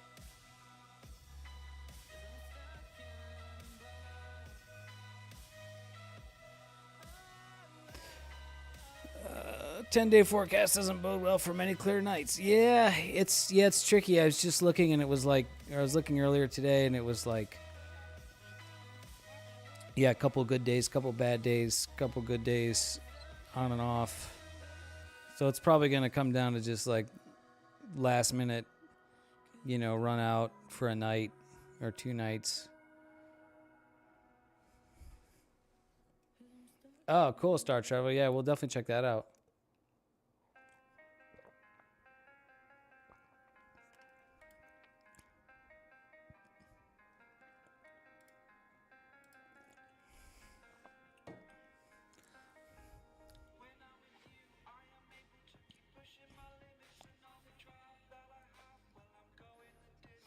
Yeah, oh, I'm sure there's going to be a window in there. It's just like when do you want to go, you know? So luckily fortunately I'm flexible. I can go anytime. So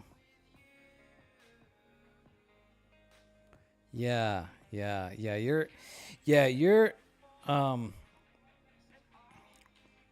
yeah, Myth, you're missing something significant if you are getting that amount of trailing. Like that amount of trailing looked like your mount was not on or tracking at all, or you were nowhere even near close to polar aligned. Because like, I mean, you should be able to get.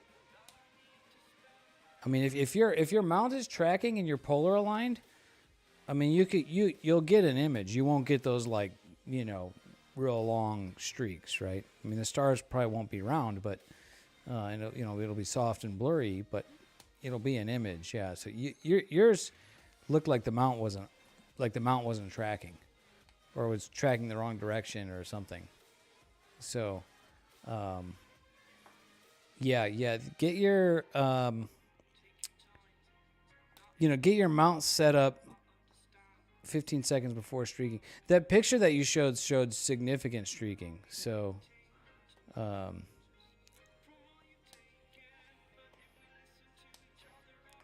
yeah. So that's You should be able to get a decent. Oh, 5 minutes. Yeah. So something is definitely wrong. So the mount drifted by that much in 5 minutes. Like something was significantly not right. Like probably your polar alignment was off by a lot. Right. So, even with no guiding, it shouldn't streak. It shouldn't drift that much over 5 minutes, right? That was like, let's see. Where did you post those pictures? Did you post those in? Yeah. Yeah, like this.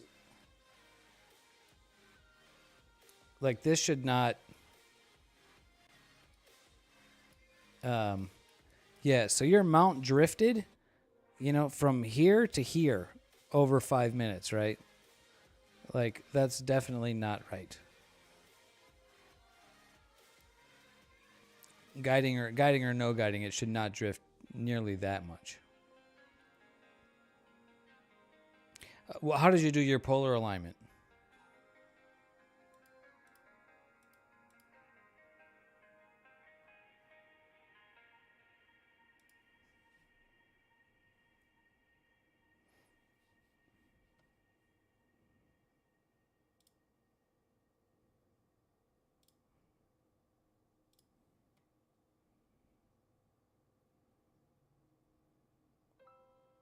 Ah, well, yeah, that's I mean that's kind of self-evident.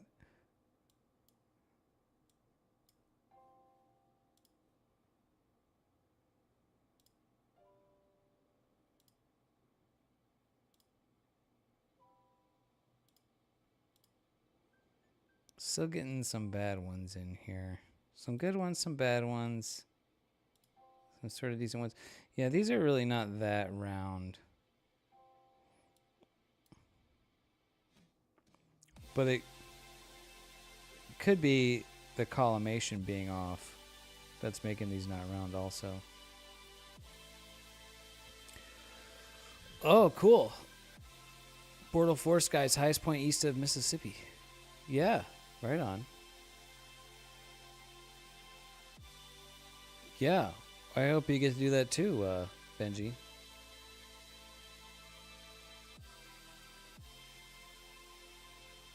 Ah, yeah, myth. Like, yeah. You kind of got that backwards. Like the polar alignment's the first thing. Like forget guiding. Like if you got to get the polar alignment right. The guiding is yeah. Okay. You use the polar alignment scope in the mount. Yeah. Use the 3-point polar alignment routine in Nina. Yeah, you saw me messing with that earlier. Like maybe use the polar scope to get it. You don't even need to use the polar scope to get it close. Yeah, try the 3-point polar alignment plugin.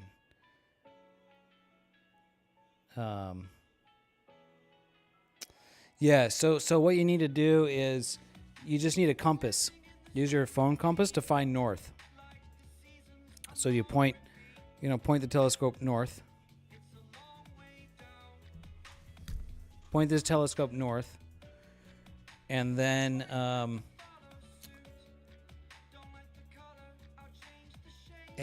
set your altitude angle equal to your longitude, or is it latitude? I can never get latitude and longitude right.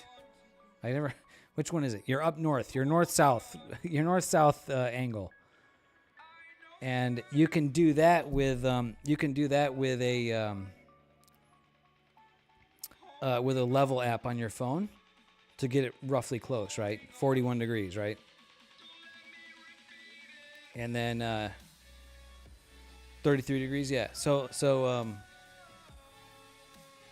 yeah. Latitude. Thank you, Benji. I always get those mixed up. And Misadventure says, do the 3-point alignment more than once. 2 different spots in the sky, probably. Yeah. Maybe I should try that right now with this thing.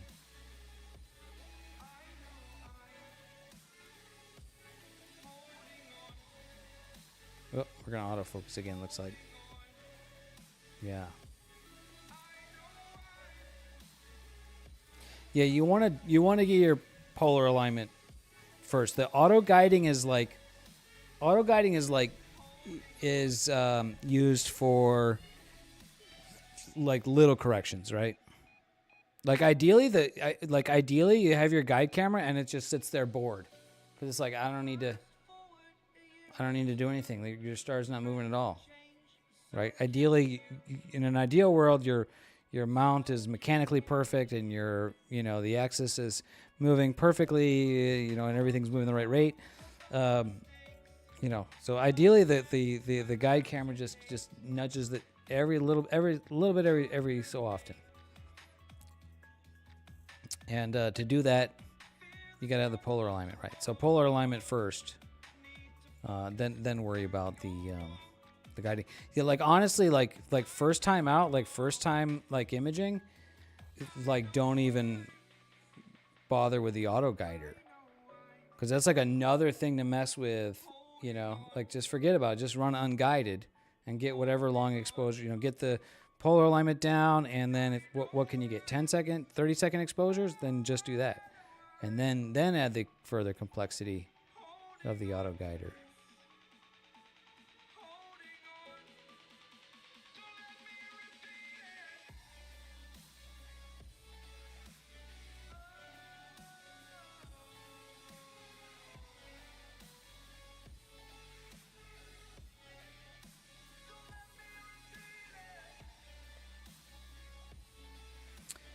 Okay, so the autofocus is running. And I'm kind of curious to run the 3-point polar alignment routine here, just while it's pointing at this object. And just seeing what it shows me.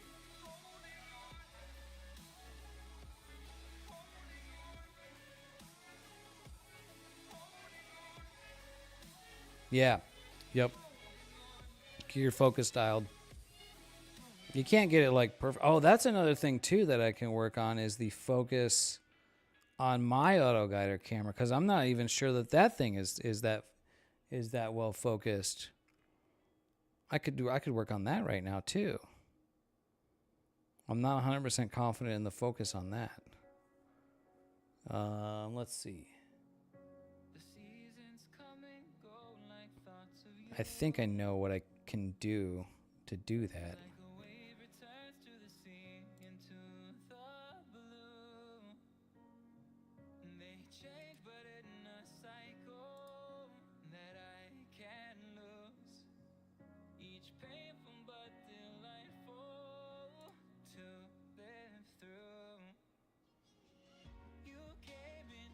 Ah.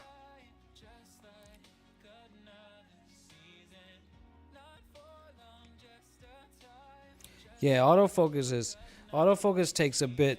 I mean, you saw me messing with it today. It takes a bit to get that set up in Nina. That's another thing, the configuration to mess with. Yeah, cool. Yeah.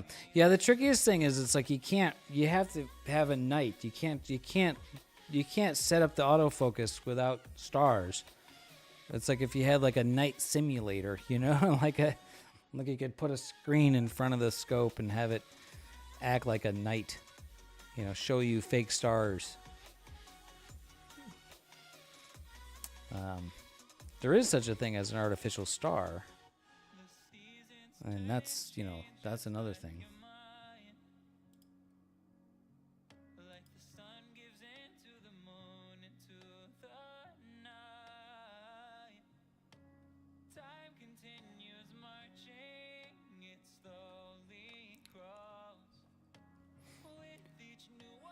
Now my guiding is looking really nice. So this is, yeah, like I'll get like a long period of like really good guiding, and then that must be the wind. That must be what's going on here.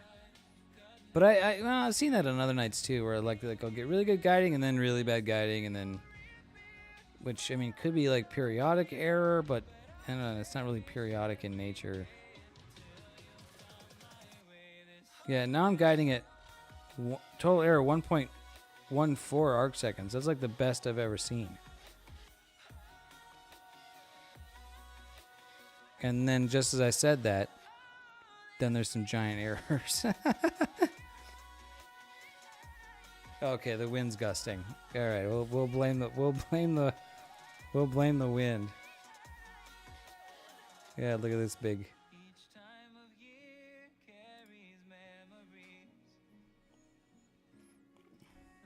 Yeah, exactly. I had to say something, huh? So the advantage of shorter exposures is they're less likely to get ruined by wind.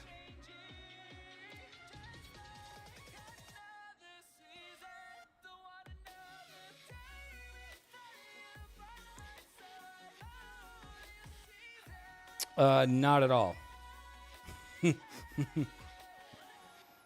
Yeah, I was talking about Panamint Valley. Yeah, no, it can definitely, if it's windy there, then it would be, yeah. So.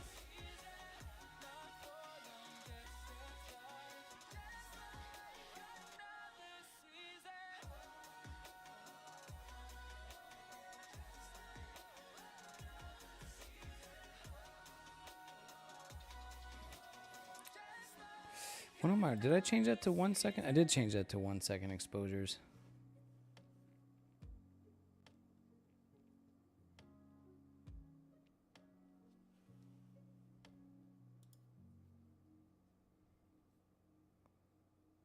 Oh, this thing is still live stacking too. It's still adding data in here.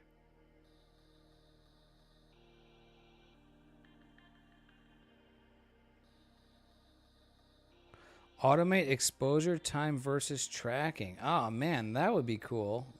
Is that a thing, Benji? I don't know if oh, can you do that? Let's see. We can look at the sequencer.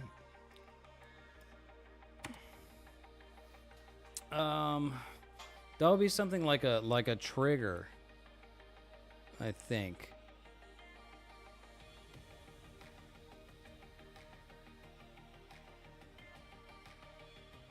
So we can look at, let's see, what do we have for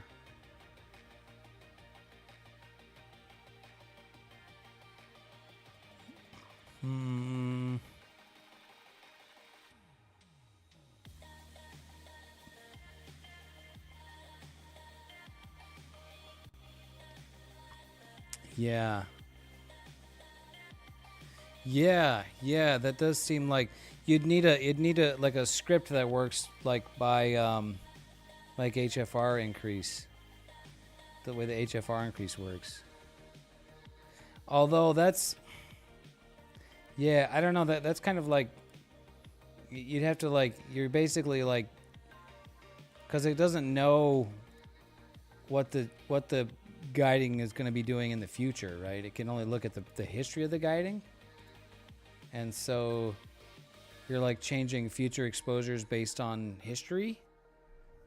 But like if you're having good guiding, or if you're having bad guiding because of wind, so you're like, okay, change to short exposures.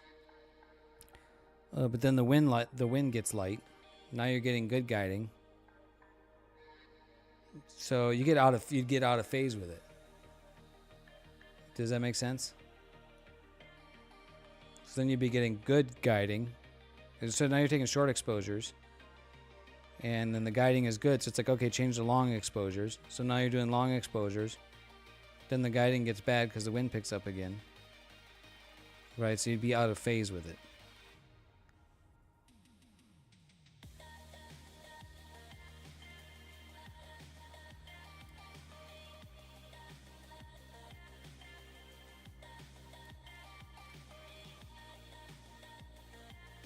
Your Python sense.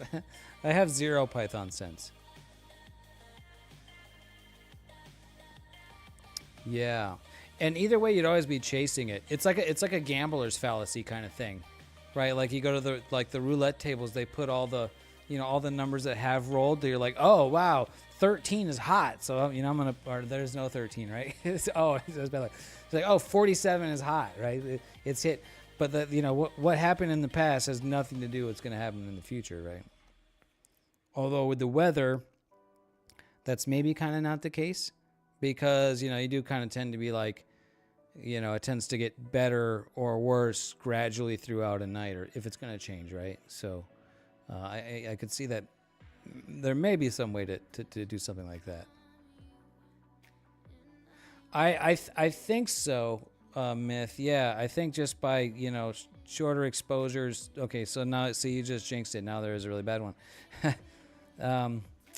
Yeah, so that would definitely seem to indicate that I'm fighting the conditions, which we know, right? So I could switch to 60-second exposures and then get even more, but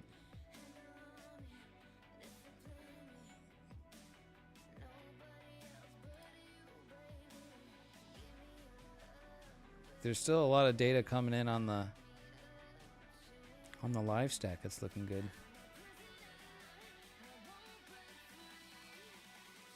Yeah, it'd be nice to get a couple of hours total on it tonight. What time? I think I set it to an hour and 18 minutes left on it here before it gets a little bit too low. Which doesn't seem right.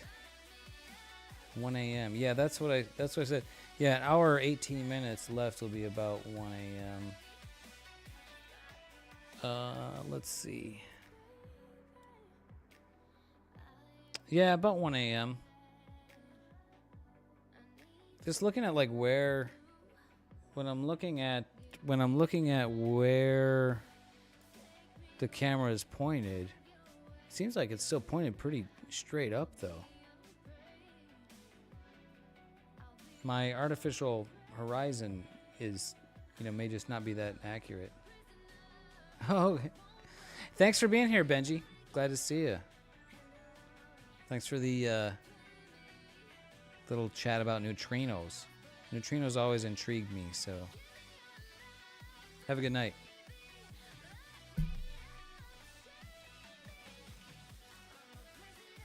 Yeah, I'm not sure. I guess I should stay up. I guess I should stay up until 1.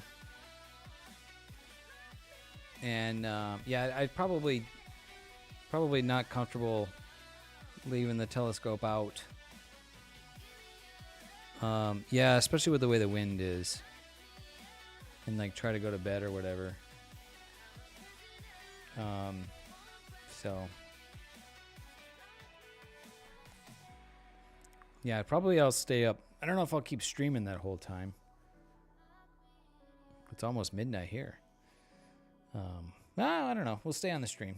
I don't know. We'll see what happens. I need to take another piss and maybe get a snack here because I'm kind of hungry. So maybe I'll grab a little snack.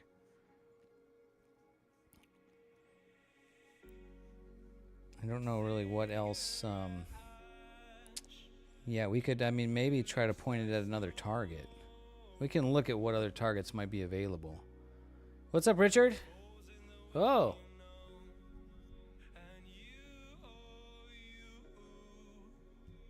Oh my gosh, it was nice getting out in 5-degree temps? Well, that's one adjective that's one word you could use to describe 5-degree temps. So you had 5 hours of everything going wrong? That sucks. 5 hours of everything going wrong in 5-degree temps sounds horrible. We had a number of things going wrong, but we were able to work through them. And now we're getting data on the new telescope, which is running. Check out the That's a quick quick process of with no calibration frames. That's the Crab Nebula M1. Look at the cool field of view. This is only about 44 minutes of data, I think. So I'm hoping to have maybe 2 hours. Really want to get like 5 to 10 hours to really, bring it out. But obviously not going to have that much time tonight. But hoping to have maybe like 2 hours total. So. Oh, Pippi Land, there he is. Probably morning for you, I bet, right? Good morning. Glad to see you. Check out the Crab Nebula. 5 degrees. Oh my gosh. I feel for you guys. Let me go pop a bathroom break and maybe look for a couple of snacks or something. And so I'll run the Twitch ad while I do that. I'll be back in a minute. Yeah, dude, we've been going. It's over 6 hours now.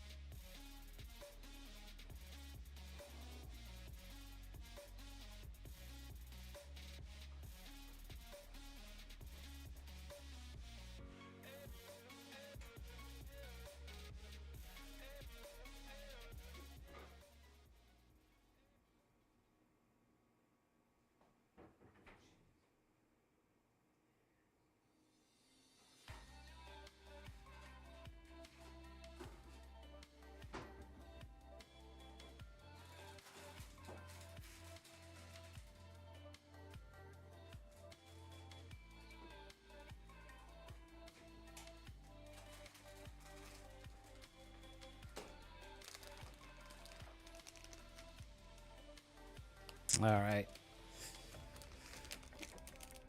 Alrighty. Yeah, Pippi Land just got up, huh? Midnight snack here.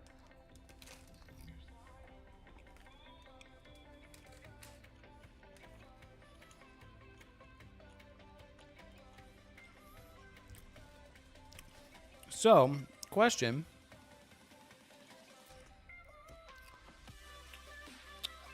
What can we shoot if I do shoot something more after 1 a.m. or right now?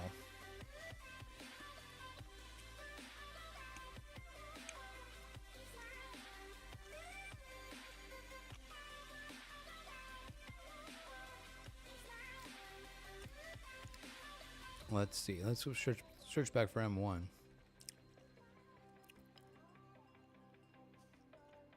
The heck? That's not what I did.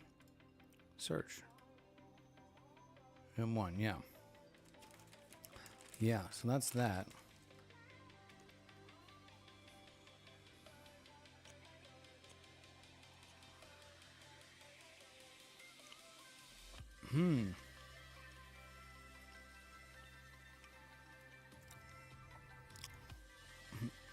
It might be fun to point at the Rosette Nebula.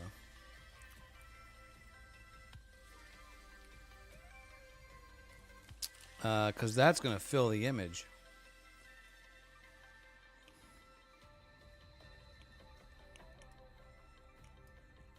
Fill the frame with nebulosity.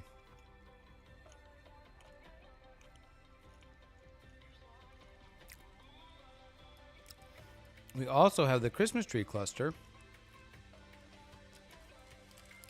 This one's got some interesting stuff going on.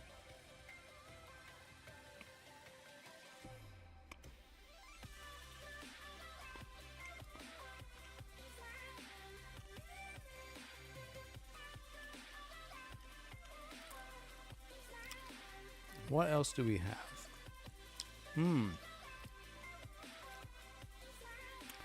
Bode's oh my gosh, look at the framing on Bode's Galaxy and the Cigar Galaxy. Now those aren't going to look great in the light pollution, but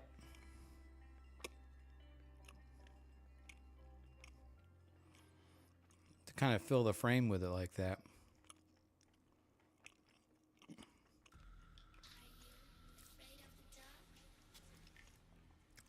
That might be kind of cool to check out.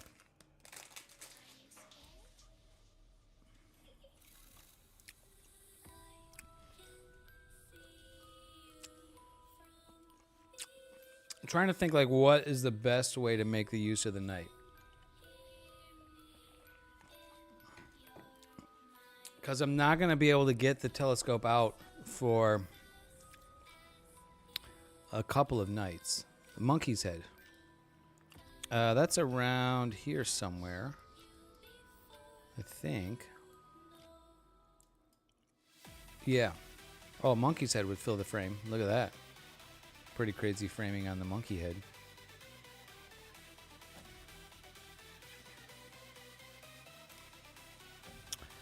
Yeah, that's going to set pretty soon too.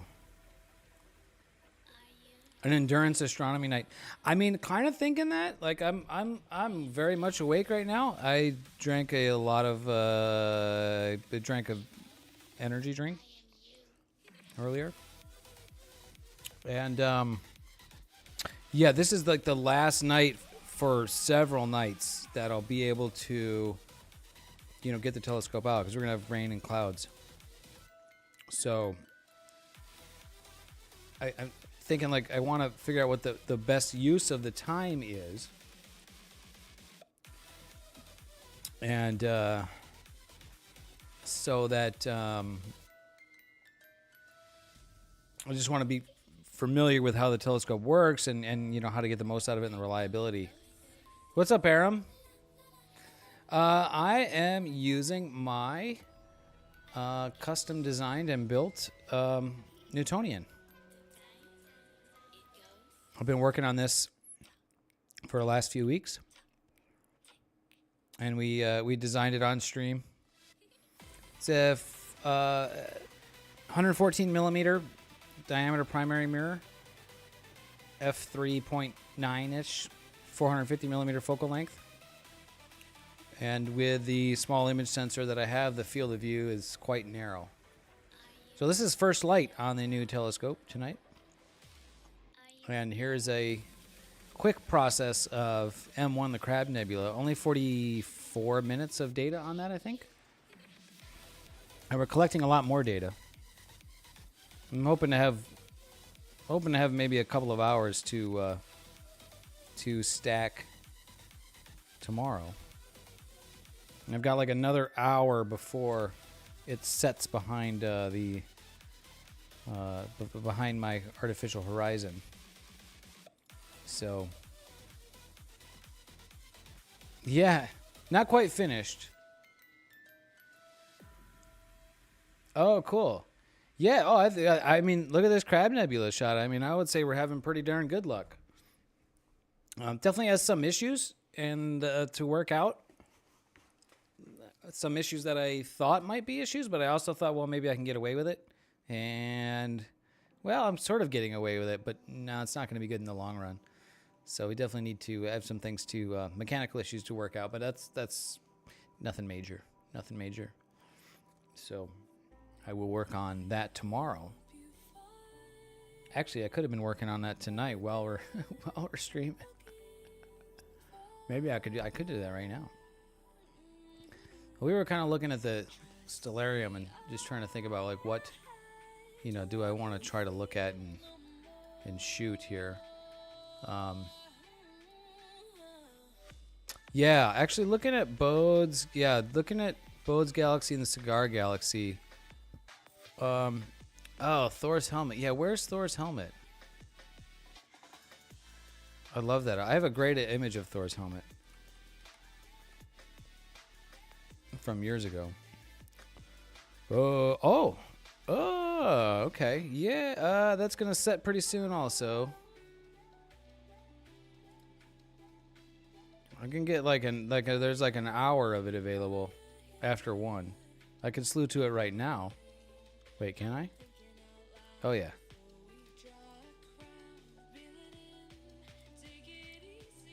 Yeah, I could slew to it like right now. I wonder what we can see on it.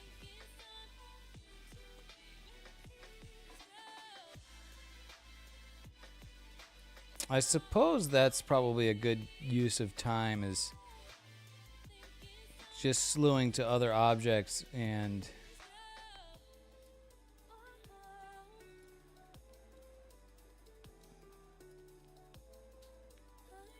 yeah, it's slewing to other objects and seeing yeah, just how the telescope performs and looking for snags and cables and stuff like that. Getting pretty consistent streaking on the stars now. You'd love to see the monkey's head? I know the monkey's head is bright and will show up nicely on this image. You kind of intrigued me with Thor's helmet. I really love that object. Yeah, I'm getting a lot of bad images here.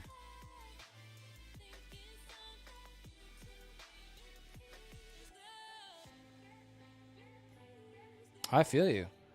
Yeah, I think I might. I have a monkey's head shot. Not obviously not with this, but I'm curious what I can see on Thor's helmet here.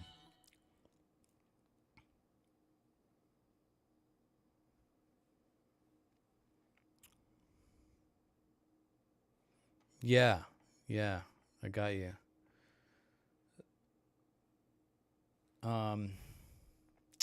Yeah, I think.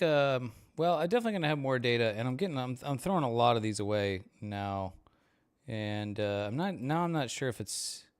Yeah, my guiding is showing 2.3 arc seconds, pretty bad. So, all right, let's go to the Sky Atlas and Thor.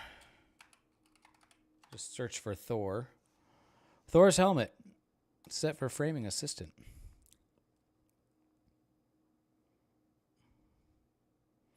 Yeah, okay, so then I want to set my rotation angle the same. So I can just go over to here, 168.71 degrees. So I'm using the same rotation angle, so I don't have to go change it, which is totally fine.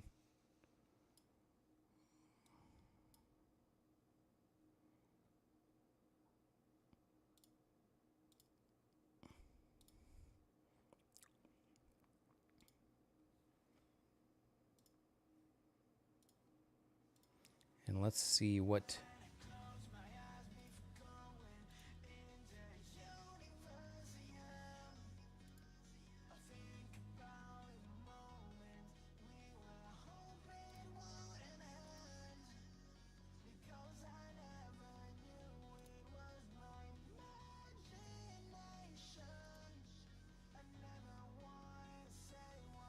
Okay, we're looking at Thor's helmet. This object doesn't go very high, and doesn't get very high in the sky.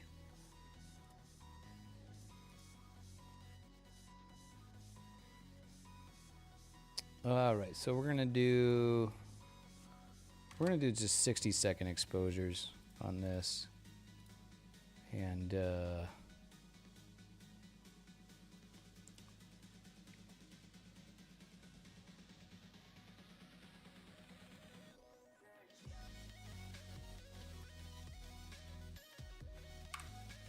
I'll set that to loop till 1 a.m. And then what I can do just to trigger it to move is I'll go to Crab Nebula and I'll change this loop until time to midnight.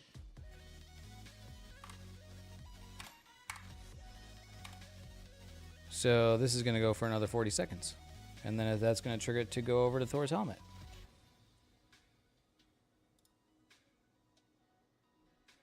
Oh, the Black Eye Galaxy. Yeah, galaxies tend to not show up well in the light pollution, right? So the emission nebulae are ideal targets.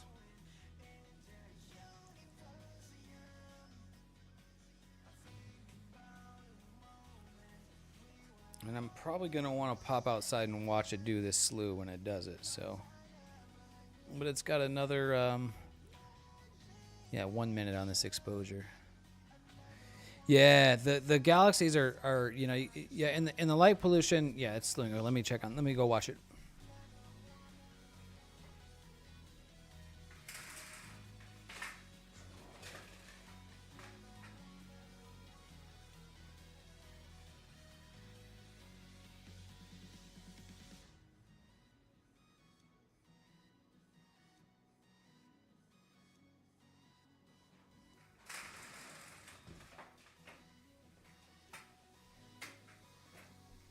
Ah, I think we're gonna get tree. No, we didn't get tree. Oh, come on. Don't. No, it's fine. Don't. 2 degrees. No, just, um,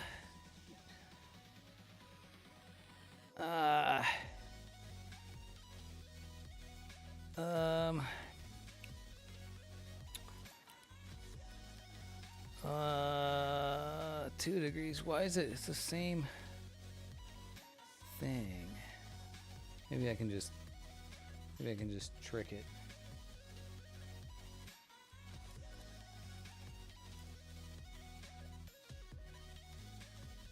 Tell that to stop.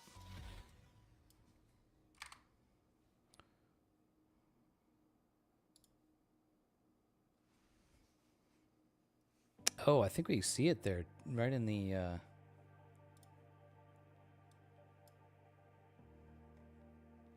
I think that's it there. Even in the quick 10-second exposure.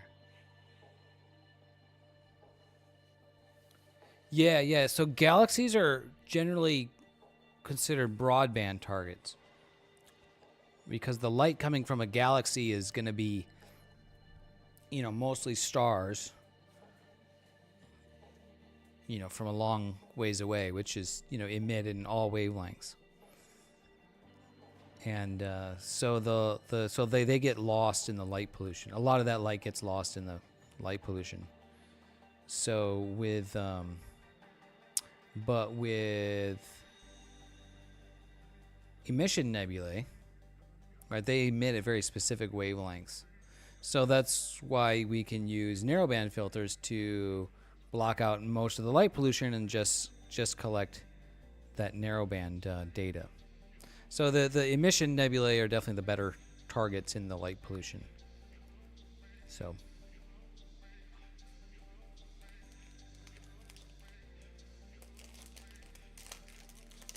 Yeah, well, that's autofocusing. Let me show you my Thor's helmet shot from years past.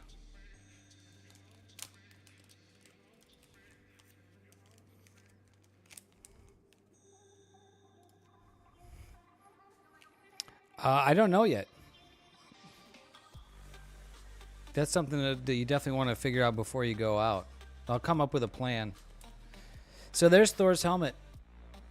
That I shot with my Canon 7D Mark II, and that's at about 800 millimeter focal length. But what sucks about this is that the HA data, you can just barely see like little faint bits of it. Pretty great, but it's missing all the HA data because this is an unmodified camera. It blocks out a lot of that light.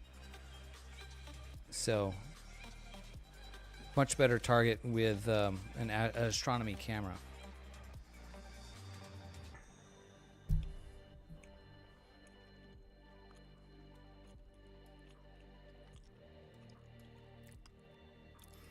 But yeah, this is a real cool object. I love the color, the green.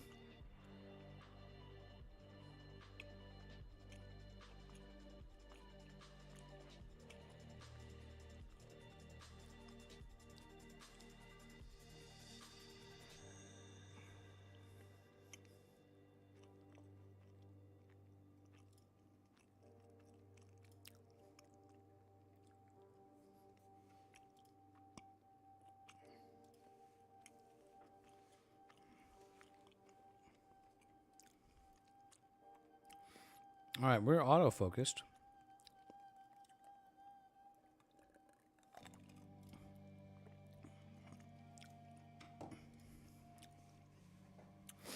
So yeah, when I go to the, if I'm gonna go to the dark sky site, they would generally want to shoot broadband targets, because we can shoot narrowband targets like emission nebula here in the light pollution with filters. Now it's still going to be better, you know, in the desert, but you know, galaxies are generally going to be rather poor in the light pollution. So that's either galaxies or things like reflection nebulae, or emission, or not emission, or dark nebulae, IFN. Things that get lost in the light pollution. So it's like, make the most of your time, you know, at the dark sky site. So I will definitely come up with a plan and probably build a sequence in Nina before I go out.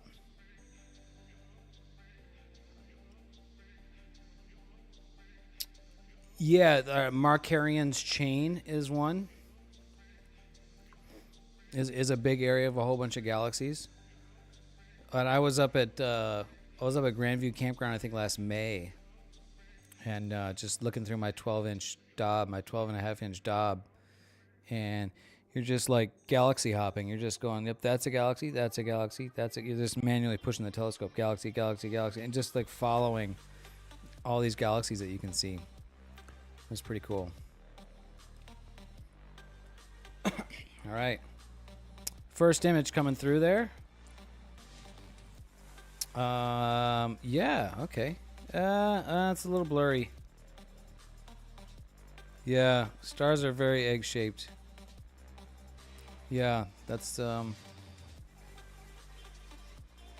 of unfortunate looking. And let's watch a couple of them come through and then see. Yeah, we're on Thor's helmet.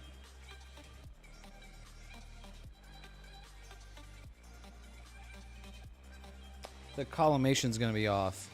The camera's hanging in a much different position now. Yeah, it's on its side compared to like there's the top of his head, and then there's like the, I don't know what the ears or the wings going up. Yeah, so it's rotated 90 relative to what you know, my image was, my previous image was. Yeah, this is streaking pretty bad.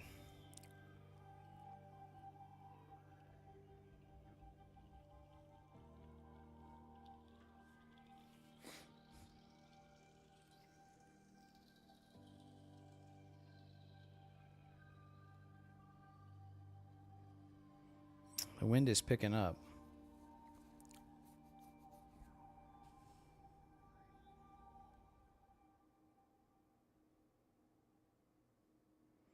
We'll watch a couple of these exposures come in. And then maybe, let's see.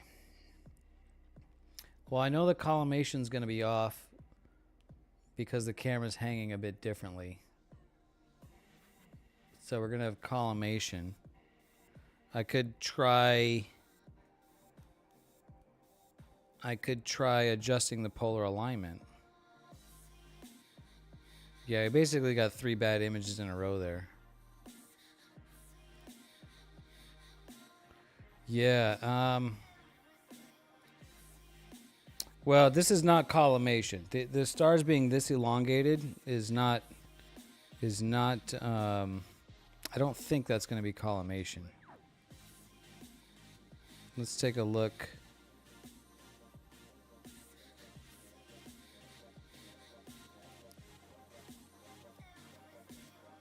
Look at the corners here and just kind of see if it looks like it's tilted or...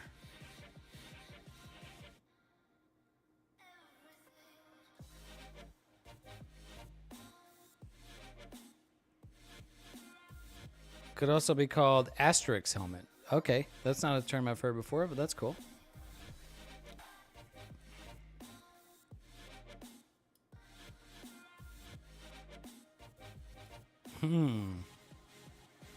Well, this is kind of a hint.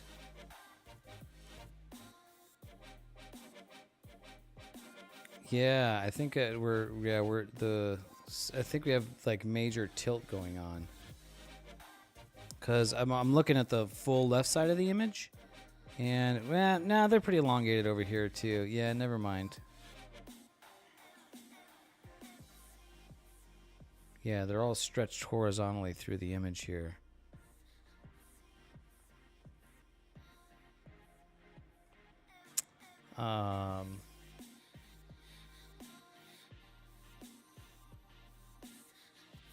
I could try calibrating PhD here.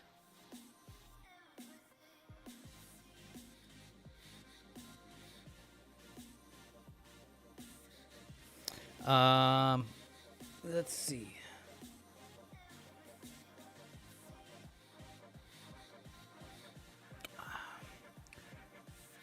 Yeah, I'm trying to having a hard time thinking about what would be the best step to try here.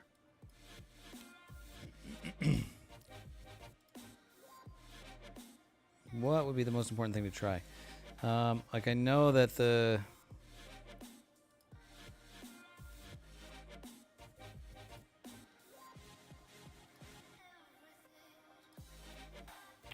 they all seem to be, yeah, streaking in the same direction.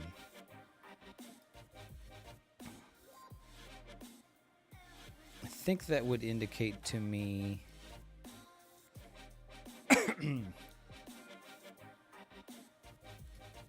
I mean, the guiding's not good. Yeah, the guiding's really bad.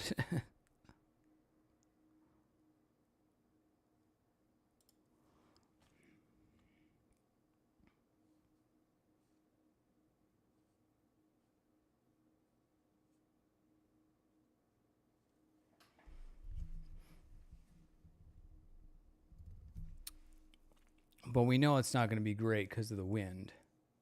But this is not really wind, because if it was wind, it would be like randomly blurry, you know, moving the things in all directions. These are like all streaking uniformly in the same. Each one of these images, they're all streaking horizontally to some degree. Well, some of them are not as bad, but they definitely are still bad. Not very good.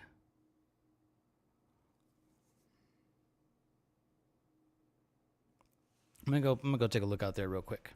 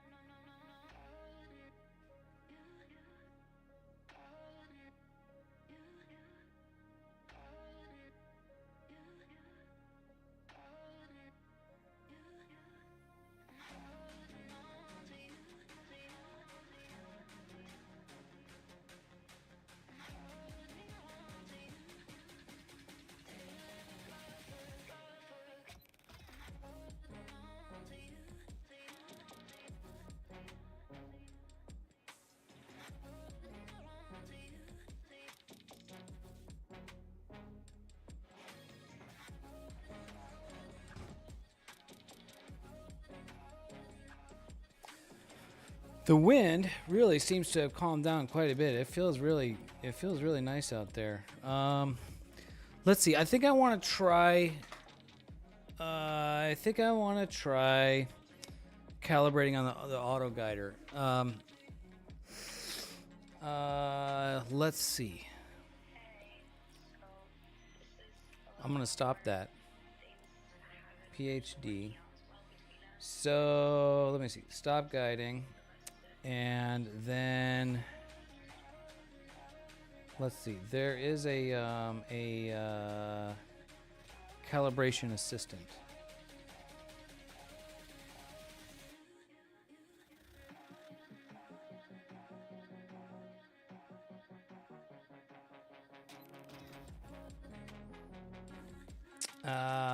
Yeah. Okay.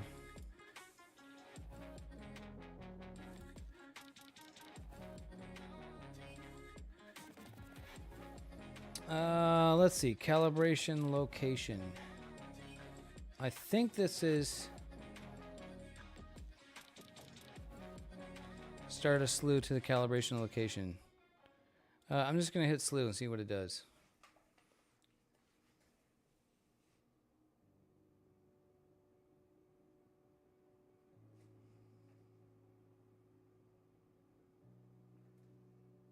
Okay, yeah, I was looking at watching the security cam. Wait for tracking to stabilize, then click calibrate. Then click calibrate. I think it's pointing at the tree.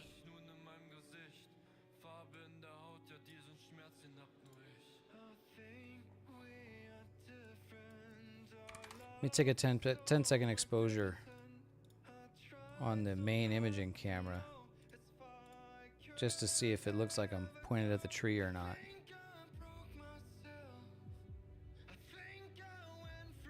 Oh, no, not. Okay. Okay, all right. Let's calibrate. I don't know how long this takes.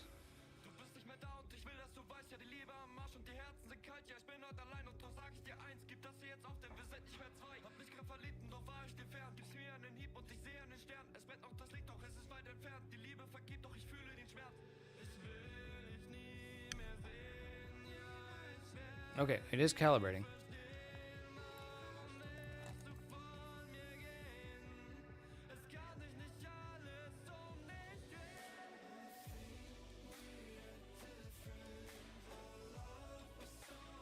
I'm gonna pop up and grab some more water.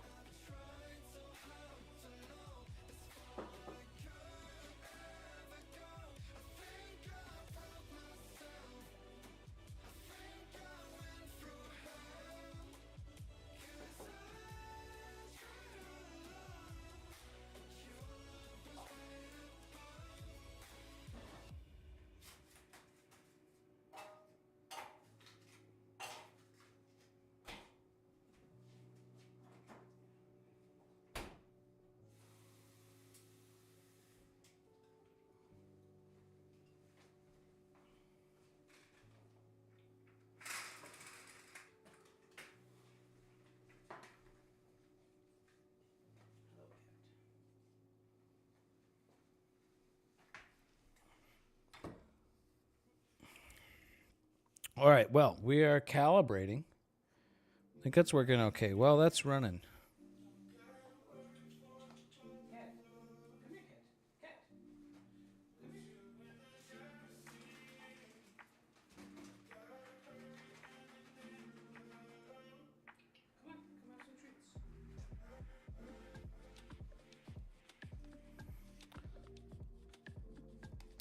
We're gonna have treat time for the cat.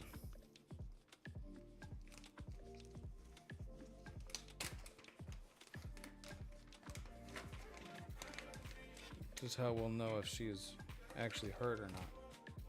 You want treats, Mr. Cat? Come on.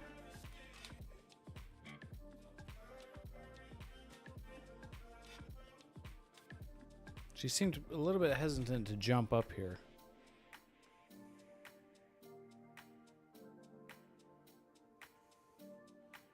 She also just woke up from a nap. Do you have a little nappy nap? Come on. That's a good cat. That's a good cat.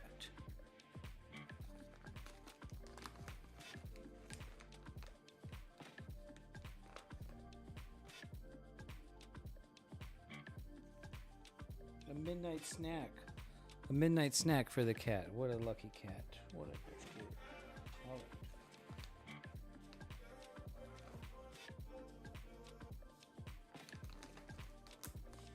All right, that's enough. That's enough. Can't have too many treats. Yes, can't have too many treats.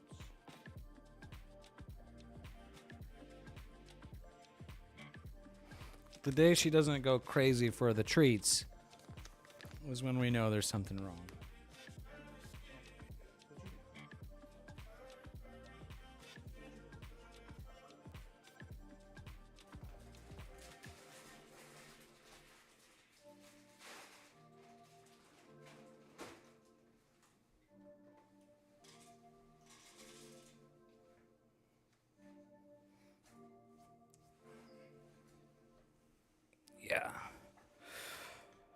calibration result was accepted. Guiding is active using new calibration.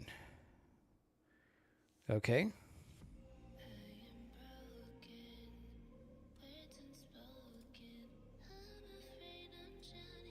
Let's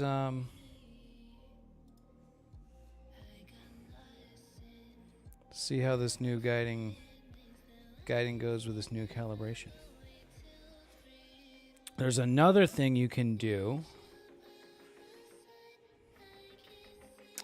which is tools. Let's see.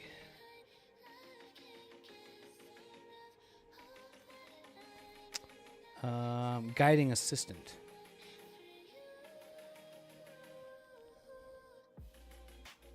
Yeah, so you run guiding assistant.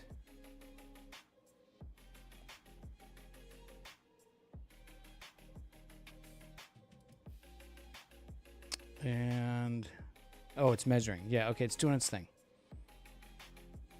So you run guiding assistant. And this will give you recommended settings. So it says guiding output is disabled and star movement is being measured. Click stop after 2 minutes, longer if you're measuring RA tracking accuracy of the mount.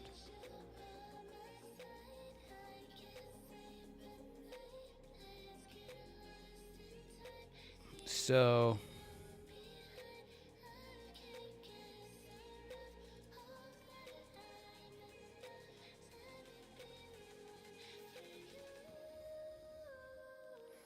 okay, so this is kind of interesting. Notice how the RA is just going off the chart here.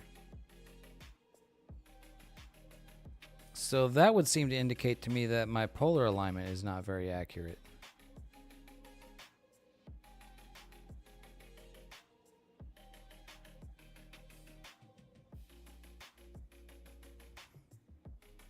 We'll let this go for a little while and see what it says.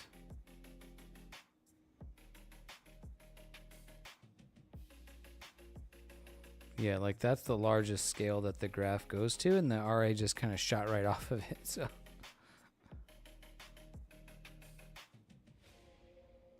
I didn't change the polar alignment, no. But maybe I need to refine it. I could do that. We could try that. But I'm just going to let this run for now. I think they said, I saw somewhere they suggested letting it run for like 10 minutes to get really good accurate data on that. I don't know if I want to wait that long. I don't know how long it's been running for. I haven't been keeping track. What time is it? I got 12:23. Maybe I'll let it go for another couple minutes. Oh, the RA is coming back. Well, okay, so maybe it didn't quite go off the chart. It went off quite a ways and then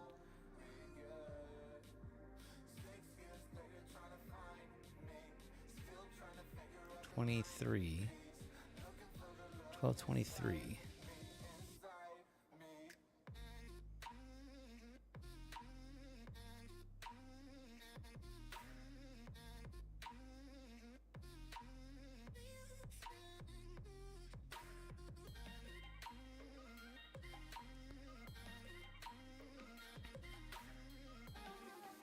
No, that's interesting. RA came back. It went, ooh. Declination's been pretty steady.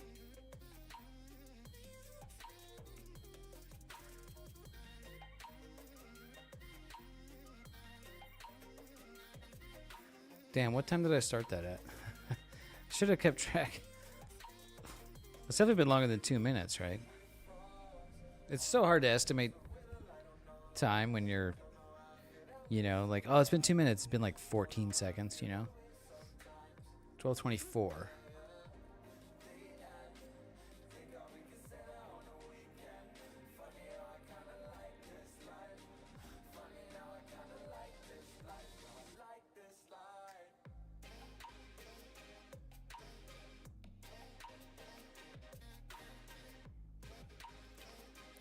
I guess I really need to look at the PhD log viewer too. That's like another program, and then you look at that to see like what's, you know, getting ideas like what are the sources of error.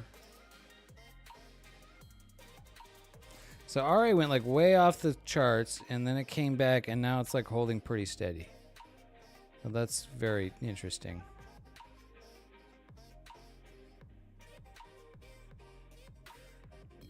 You don't think those numbers look too bad? Okay. Well, that's good. Perhaps, right? Yeah, now it's like, yeah, those look. Yeah, that's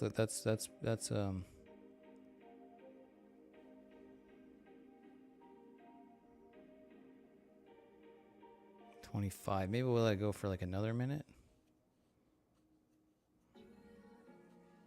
All right, I'm clicking stop.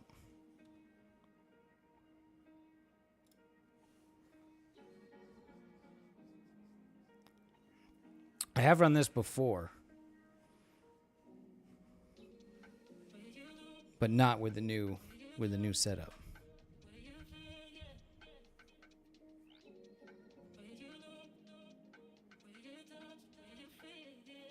Oh, now it's measuring backlash. So yeah, the last time I did this, it told me the backlash was negligible.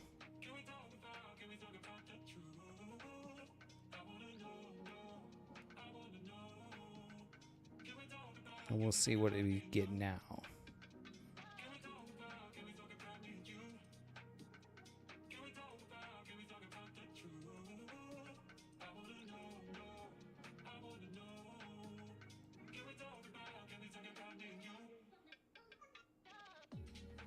Yeah, except for I actually do have backlash because I have the primary gear reduction is a 5-to-1 planetary gearbox. So there's going to be backlash in the planetary gearbox, and then it drives the harmonic drive.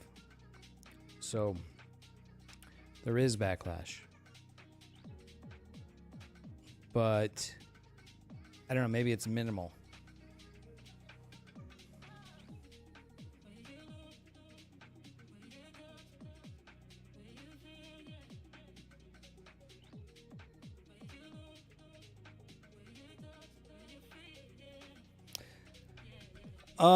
Well, I mean, yes, because it's not balanced at all. But I don't think you can do that with a harmonic drive because the weight of the scope being out of balance by itself would be not enough to back drive the harmonic gearbox. Okay, so it says try to keep exposure times in the range of 1.5 to 3.5 seconds. Okay. Consider trying to improve the focus on the guide camera. We could work on that. Try setting the RA min move to 0.1. RA min move right now is 0.11. So I just hit apply. Okay. Try setting deck min move to 0.15. Deck move, that's a little bit different. Let's see. Backlash is greater than or equal to 3,177 milliseconds. You may need to guide only in one deck direction. Interesting. Okay, so I guess we'll switch back to... Well, I guess we'll go 1.5 second exposures. And I'll clear that. Maybe. I'll clear that and start over and see what kind of guiding we get here.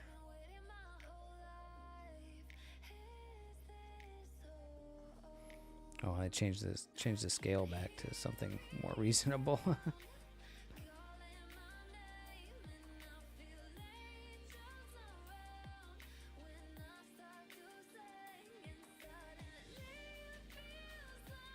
Let's actually just, yeah, no, it doesn't look any better. Maybe, yeah, I don't know. What guiding algorithm? Let's see, good question. Right ascension using hysteresis. Oh, you know what? I think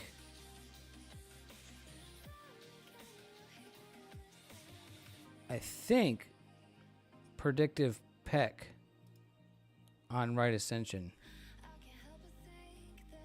I was just watching something.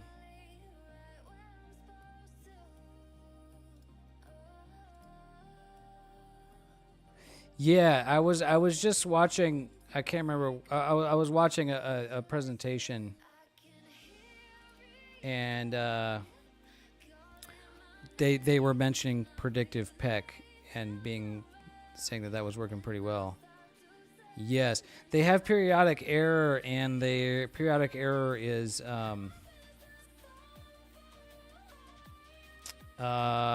she was giving a presentation. She described it as quasi periodic.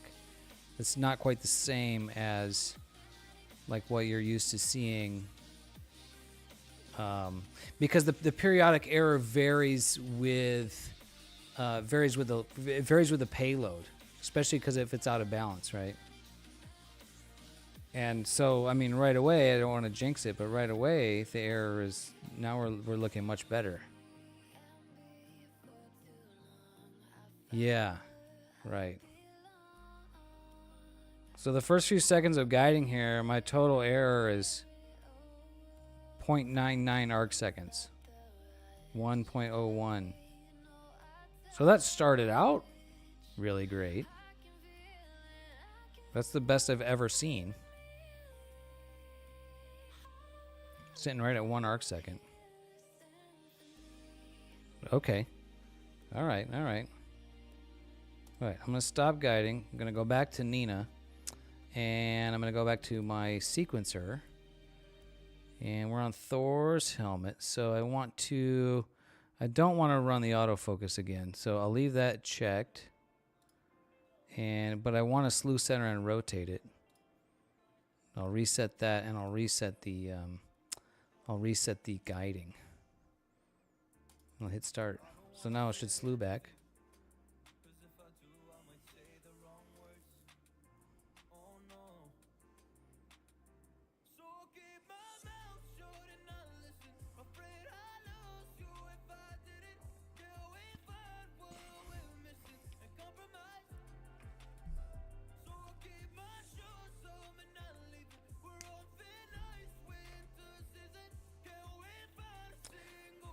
And we're slewing, exposing.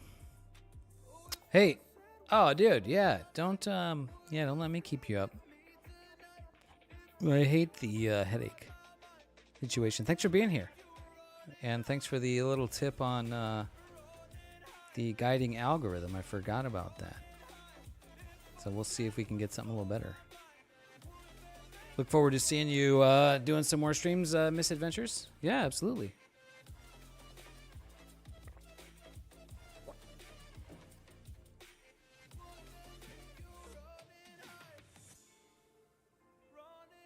Cool, man. I'm glad you love it. I love doing it. Okay, we're guiding. I'm going to reset the graph so it starts over. And we'll see what we get here. Well, we are imaging now. 60 seconds. Cool, man. Yeah. All right, so now it started off bad, of course. I mean, it is also kind of a not, still kind of breezy out there, so.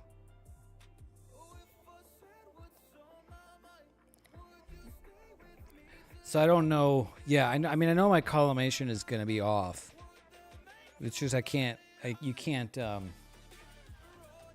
really expect much out of that with with that draw tube flopping around in there, right?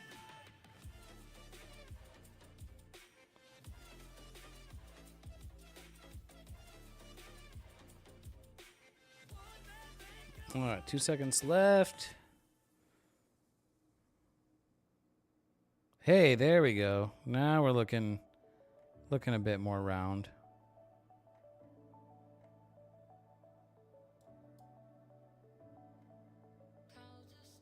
I think that improved it.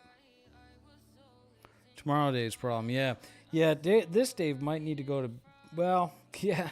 Tomorrow Dave might be a little bit of a problem with, nah, it doesn't matter because I can't get the telescope out again. So I was gonna say I need to get up in the morning so I can work on this stuff, but I don't need to because I can't. I mean, I can't. There's no need to get it done right away because I can't get it outside anyways. But I can do a series of tests with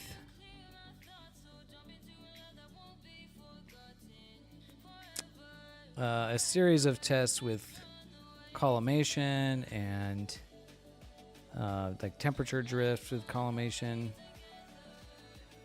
Yeah, this one just now I'm elongated in that direction again.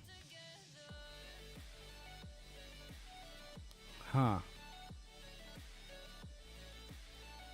I wonder if this is a tilt problem actually.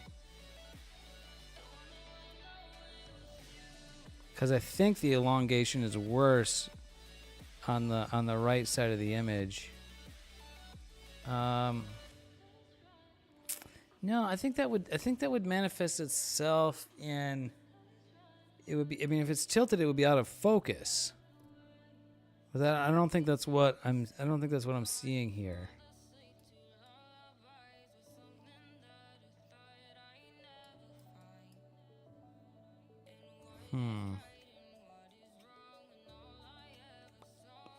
I could try rotating the camera like 90 degrees. It could be the collimation. I think the guiding is looking better.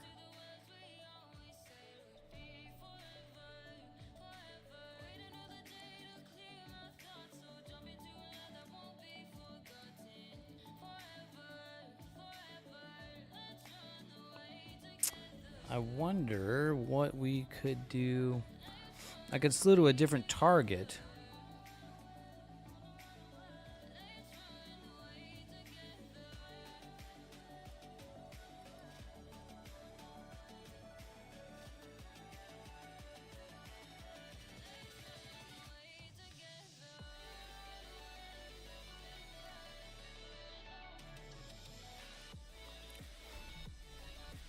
Let's take a look. Let's take a look at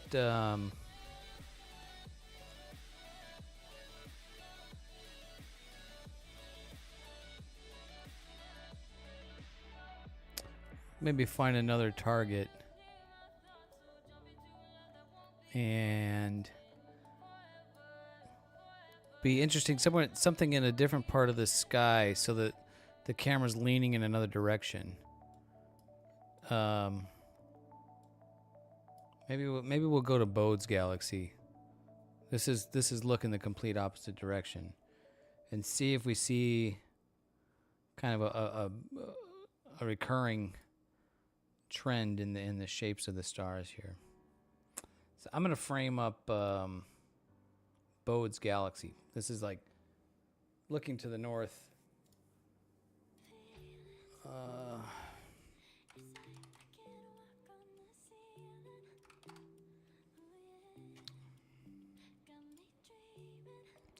So we'll set that one up. Now this one I am going to want to rotate the camera though.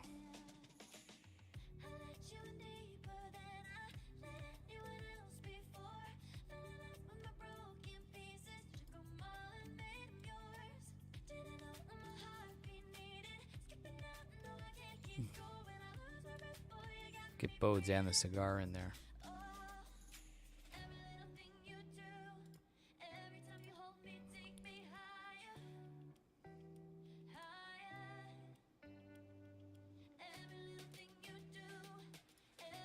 Alright, I'm going to stop that.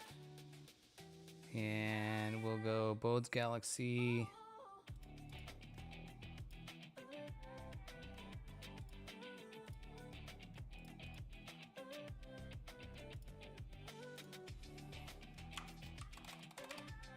Which at 60 seconds on this, we may not be able to see a whole lot.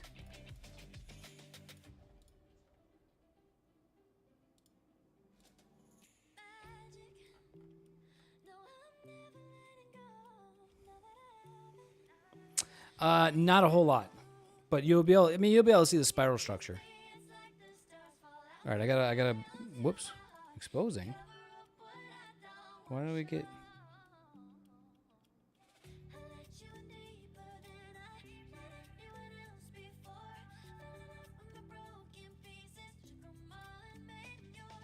Why is it exposing? Why am I not?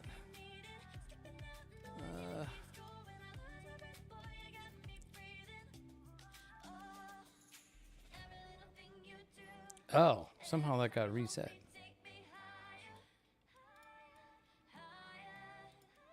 Whoops. That arrow. Okay. Okay, I gotta babysit this.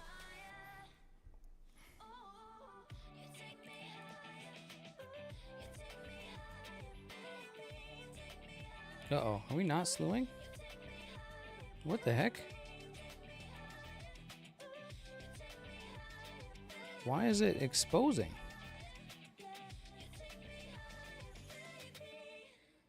Oh, shoot. For some reason, the mount is not slewing. Hold on.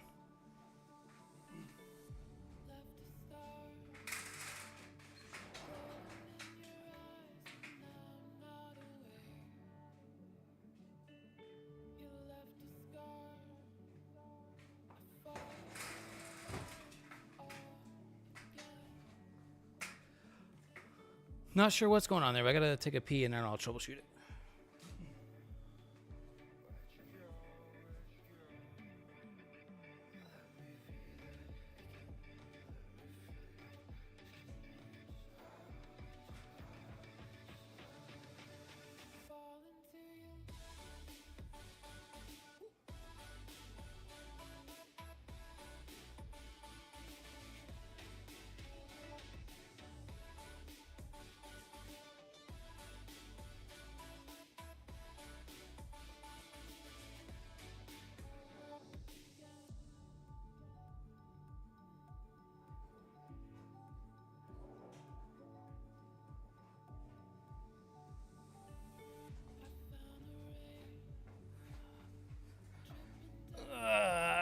Why is it not slewing? Is it just to decide to just not?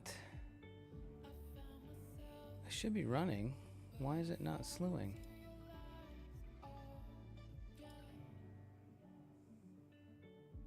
Okay, there it goes.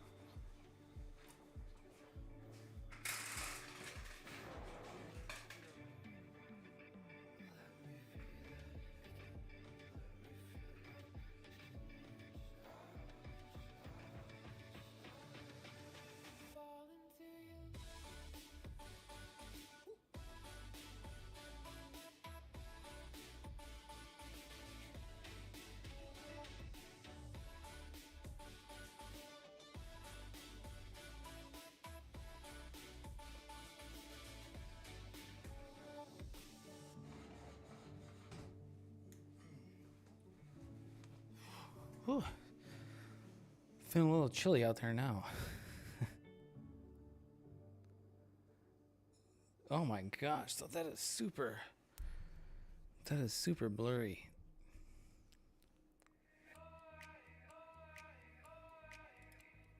What am I looking for? That off. Yeah, that's not gonna.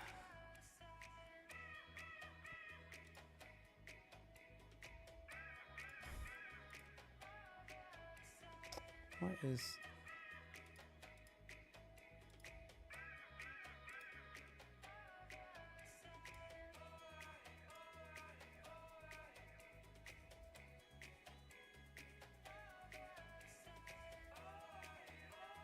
I think maybe it didn't.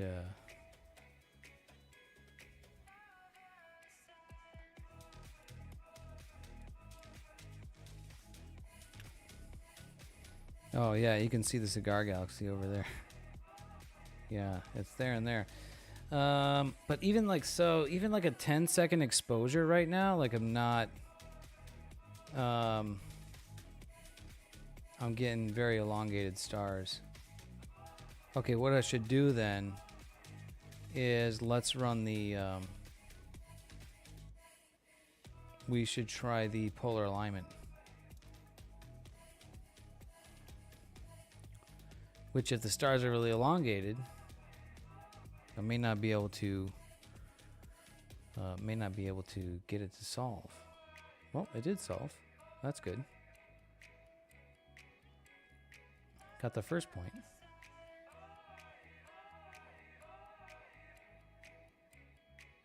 So we'll see how far off this is.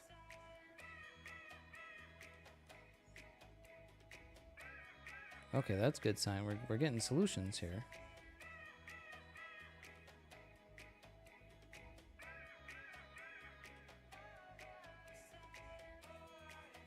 All right, getting the third image.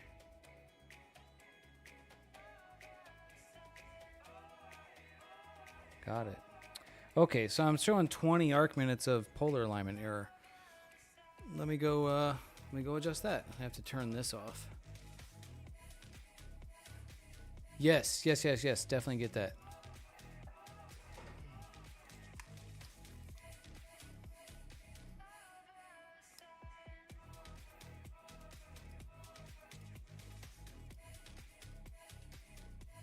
I'll change to my headset mic so you can hear me. And I need my tablet. I need to zip up because it's a little chilly out there. And we will work on the polar alignment here. Interesting that it's off by 20 arc minutes. Looking at a totally... Well, I don't know. Yeah, from before into now.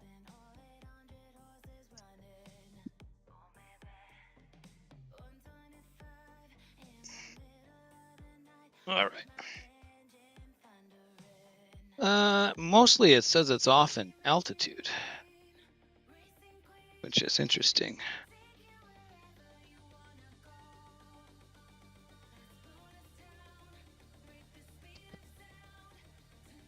The wind has like totally backed off now. It's very cool out. It's very calm out here.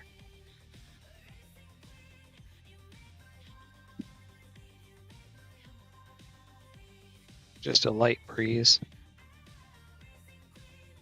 And okay, so let's need to move it up. 16 arc minutes.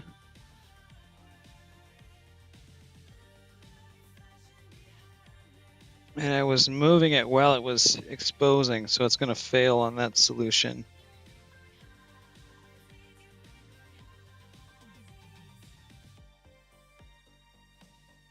So now it's solving again, or it's imaging, but I want to not touch it.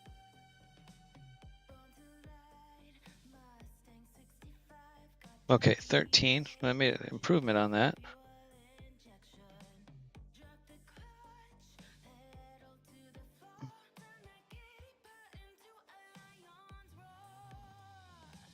And now it's going to fail on this solution because it was moving while it was imaging. So now I got to wait for it to do it again.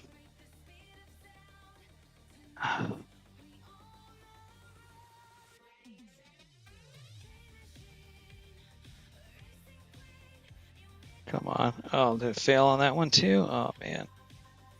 This is so much slower and more tedious doing 10-second exposures. Oh, now it's just failing them all.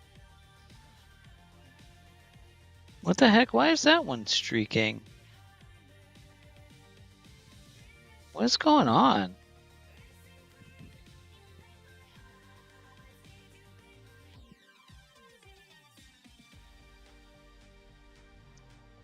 Now it's like the mount's not moving at all.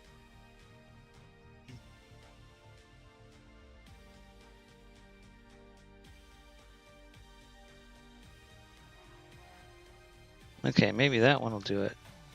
No?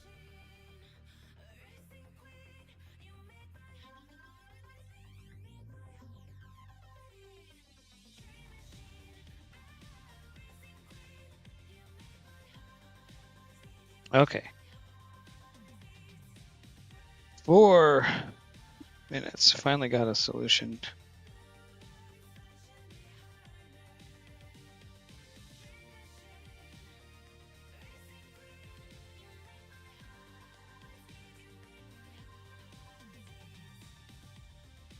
Okay, we're getting a bit closer here.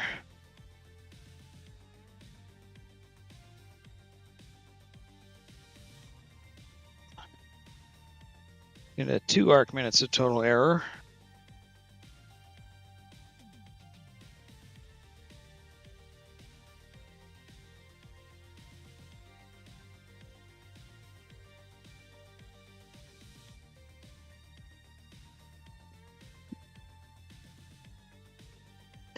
Capturing another image. Okay, now it's showing 32 arc seconds. I'm going to call that good.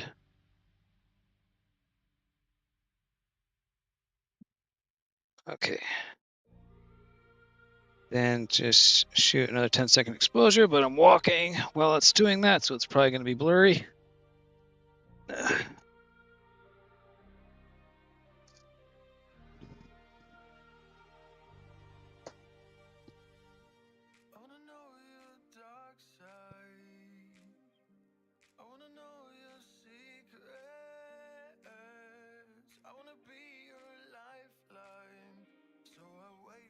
All right, here we go. All right. Remote desktop. Oh my gosh, 12:51. I don't remember the last time I stayed up this late. Well, yeah, I do. The last time I was out doing astronomy.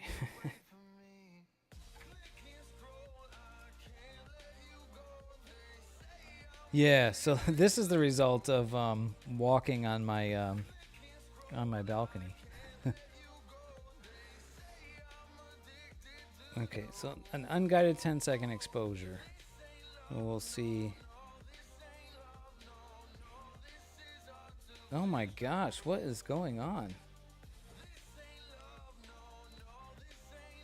Something with the mount just really not. I mean, that's streaking like crazy at just a 10-second exposure. Like, yeah, what is the deal? Oh yeah, my mount is stopped. What? Oh man, mount. Why are we doing?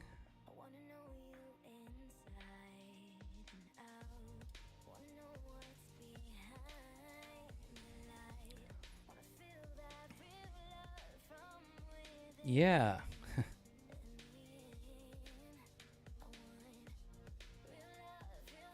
There we go. Okay. Okay, that star is rather round. What I'm going to do is try a 30-second unguided exposure. Yeah, my mount is acting. It's actually the last few sessions it been doing some peculiar behaviors.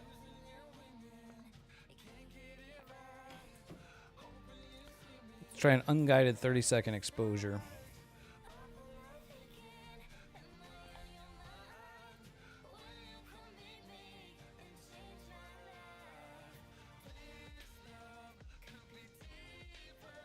Still quite round.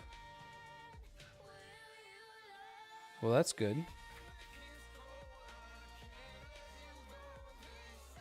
45 seconds. So maybe my polar alignment was just not there. Maybe I bumped it. Or yeah, maybe the process of pulling the camera out and putting it in, because I got to push pretty hard on there. It's a pretty tight fit. That could have tweaked the polar alignment.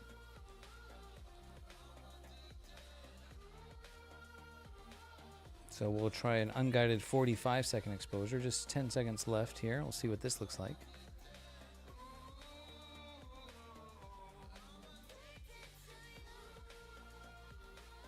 Still pretty round. Well, that's encouraging.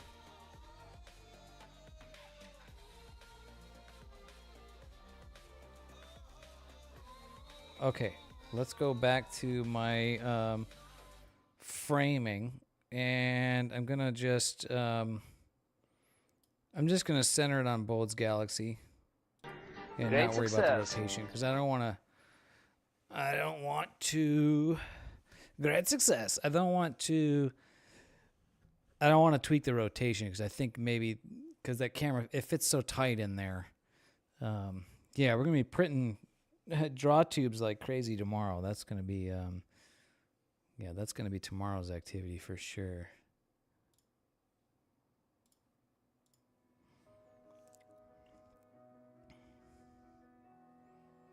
So we may not get the cigar galaxy in the field of view here, but that's okay. We'll just get whatever we get.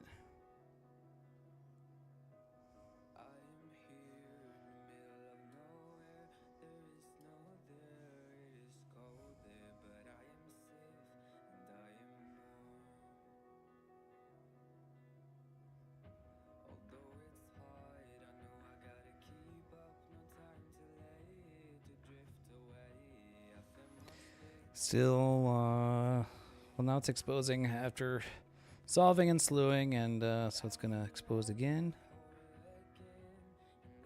Okay, so now it should be centered. You can see the core of the galaxy there.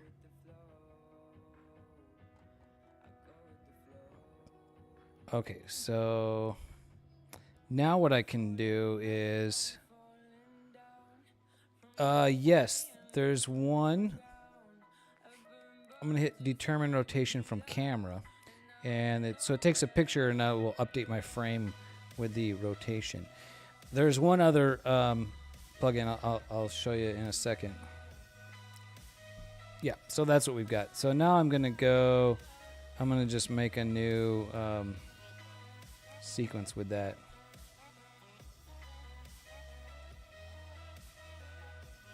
Yeah. The plugin is called Shutdown PC. This is another one that I have. So this just adds to your sequencer. So this just adds a command to shut down the PC, and you just run that at the end. Oh, you got them. Okay, yeah. I was talking about that one the other day. Yeah.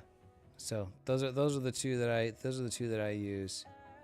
And there's an update I noticed for the 3-point polar alignment has an update, and I have not installed that yet. So focus. Yeah, I think there's a whole like thing about focus with that.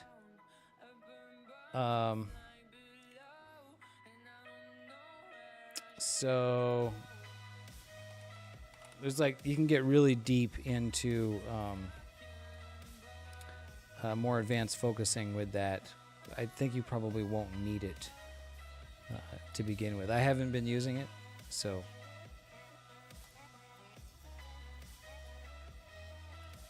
All right, let's switch back to 120-second exposures. And okay, so we're gonna run this. So it's gonna slew and center. I disabled the rotation because I don't want to. I'm not worried about the framing. We're just looking at the performance here. So, let me clear. Gonna clear my auto guiding graphs. So we'll start fresh, and then we'll let it autofocus.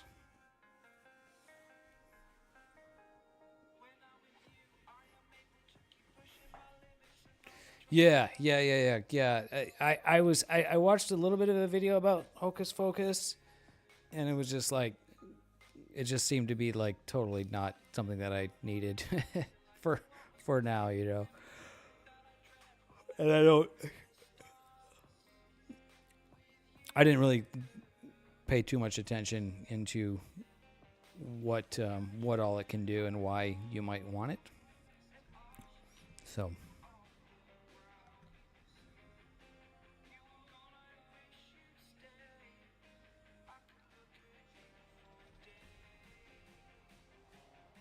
Yeah, doing 10-second exposures for this autofocus makes it take a lot longer, and this is probably probably makes this not a very ideal.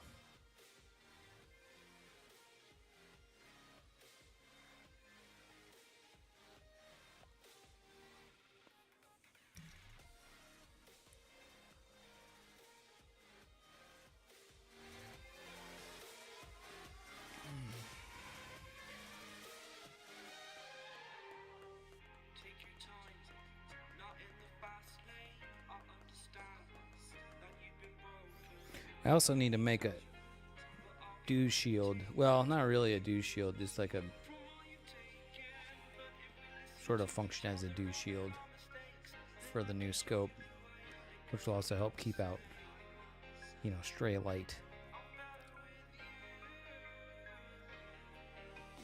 That's on my list also.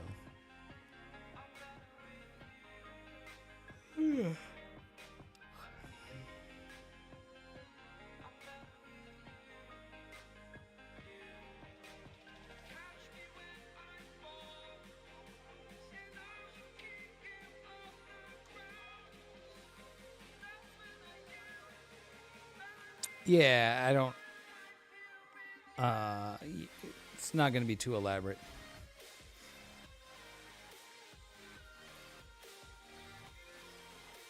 Basically, what I'm going to do with that is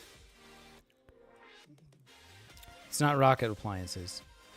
I've got these 3 carbon, the ID of those carbon tubes here. So I'll just make something that kind of plugs into that, and then it's just a continuation of this shape.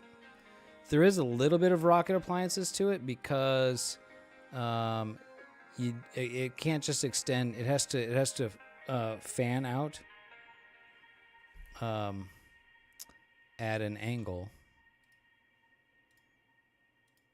I have a drawing here, one of these sketches. Yeah, this sketch. Yeah, no. It's still not really rocket appliances, but this line here, well, it's kind of hard to see. But this is the cone of incoming light. This diagonal line here. So yeah, so the dew shield, it can't just go straight out here. It needs to go out at like a bit at an angle. So it needs to, like a bowl almost, a funnel.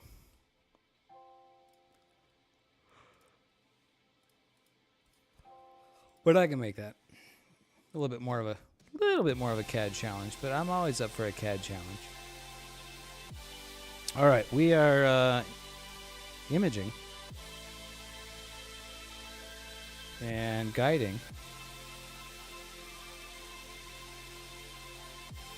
Trying to do 2-minute exposure. I think the guiding is looking a bit better. Hey, brother, have a good day at work. Thank you. Yeah, thank you. Yeah, hopefully we'll get it like really dialed, you know, and but I think it's gonna take a couple of nights to do that.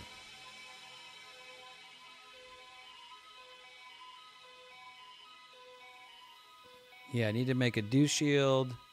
I need to print this extra little section. I need to iterate on the draw tube. All those things are very doable.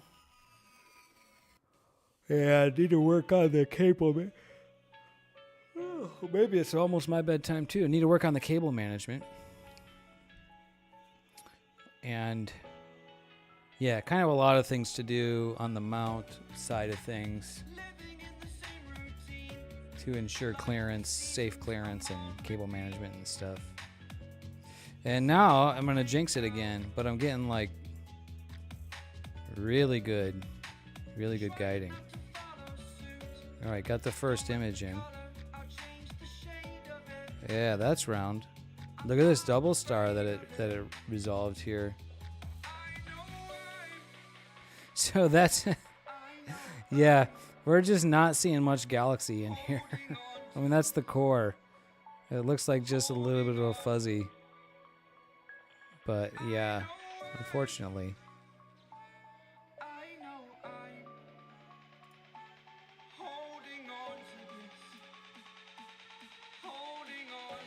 That's awesome. Yeah, look at all this sky glow.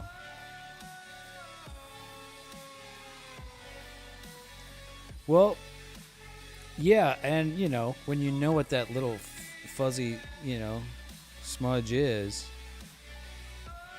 that's a whole, you know, that's billions of stars. You know, perhaps, you know, full civilizations over there. Yeah. Yeah, I'm surprised it's so small and that's all we can see. Probably because we only got 2-minute exposures going. I mean, you can see how big it is in the, look at Stellarium.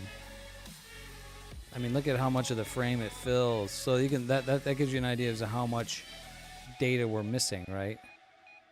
So in these like single exposures, you're just barely seeing the core here. You're not seeing any of this. Yeah, I don't know about live in the desert, but go to the desert for imaging, for astrophotography. For me, at least. Okay, so now, yeah, guiding is starting to look really good. I'm showing 1.2 arc seconds of error.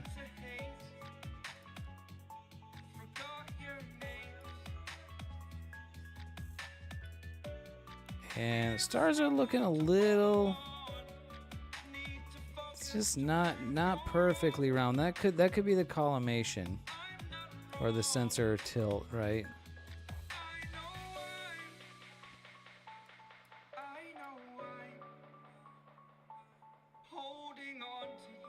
Yeah, I think it's kind of pointless to really try to get perfectly round stars if that draw tube is wobbling in there. But getting the guiding working better, 1.28 arc seconds of error, that's pretty good. That's definitely an improvement.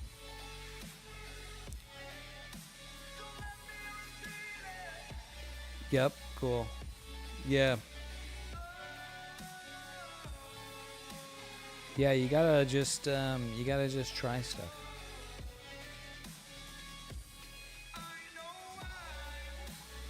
HFR tell me 3.98.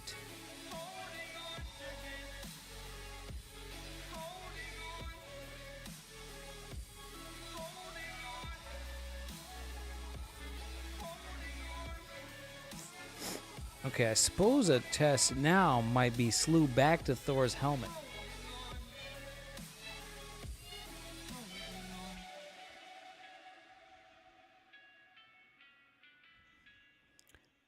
Or maybe the Rosette Nebula.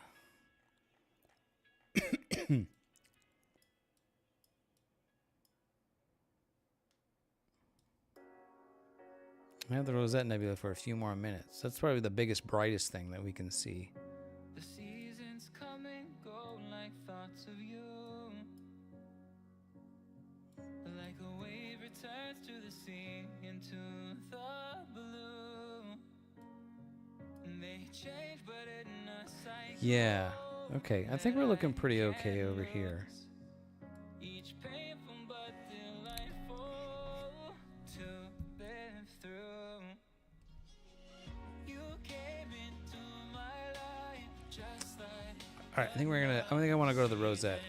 Not for long, just a time, just like another season.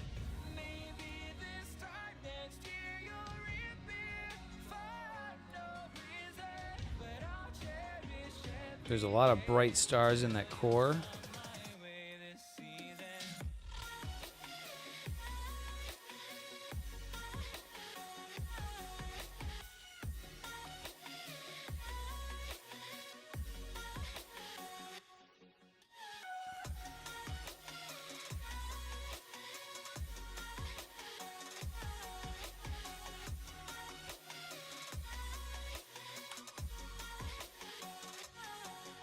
The seasons turn and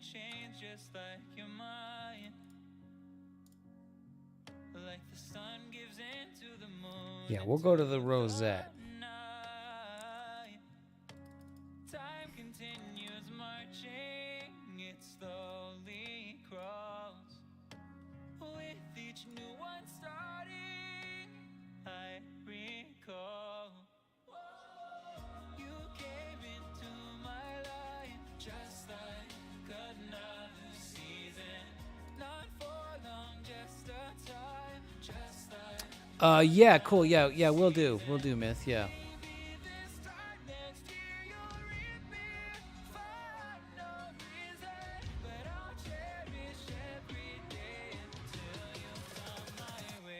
All right, we're gonna slew to the Rosette Nebula. So we'll see if it was kind of pointing back to this other part of the sky. Kind of see if the issue I was having was due to the polar alignment being out. Each time of year carries memories like you never fade.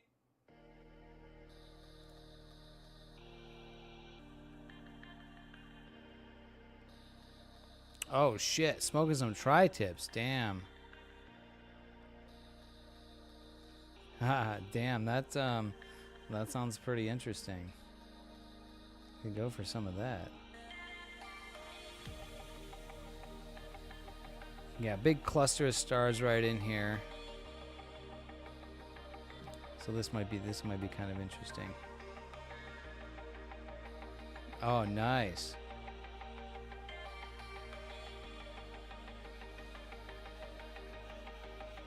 Okay, I did not run the autofocus because it just focused. Usually in your deep sky sequences, you want to run the autofocus, you know, every time. Or every time you slew to a new target. So I did not do that this time because it just ran the autofocus, and I'm not really trying to collect good data here. We're just kind of testing. You got a 100-watt solar panel. Yep, cool. Good. I do too. I also have a 100-watt solar panel. Haven't had to use it yet. I've used it here actually, rather than plug my battery in, charge it on the AC. It's like, well, just let it charge for free, you know. So I've done that. In fact, it's not fully charged. I need to charge it. Maybe I can charge it tomorrow. I think there'll be not clouds coming in till later. So, all right, we're starting. Well, we're almost halfway through a 2-minute exposure on the rosette here. The guiding is looking back to looking poor, but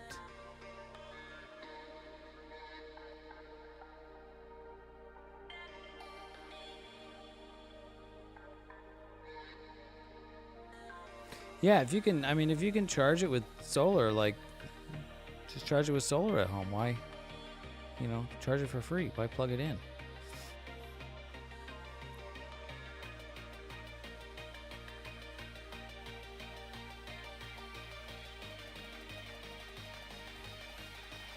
Oh shit, oh my god, that's almost been 8 hours. Yeah, well, I'm not doing that now because I've got 4 monitors running and my computer. I'm not keeping the power bill down, maybe. But yeah, I've thought about like charging that battery up and then just like running, you know, for like shorter 3D prints, I could probably run that, like the smaller printer, I could run off that battery. But okay, 2-minute exposure. Yeah, not very round. Definitely getting some. Yeah, definitely getting some trailing here. But there was some bad guiding. I'm not sure if that was at the start of that image or not. But man, this will be a cool field of view.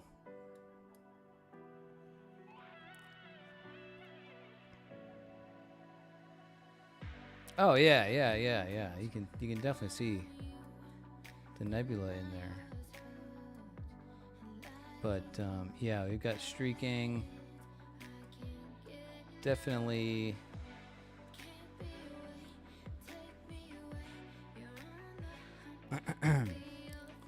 We'll do one more here because the guiding has been looking good through this whole exposure. Looking really good.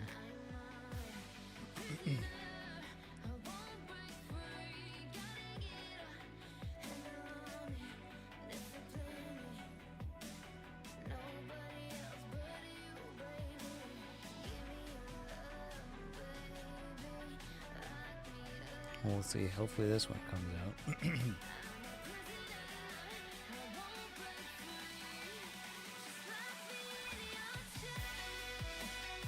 30 seconds to go.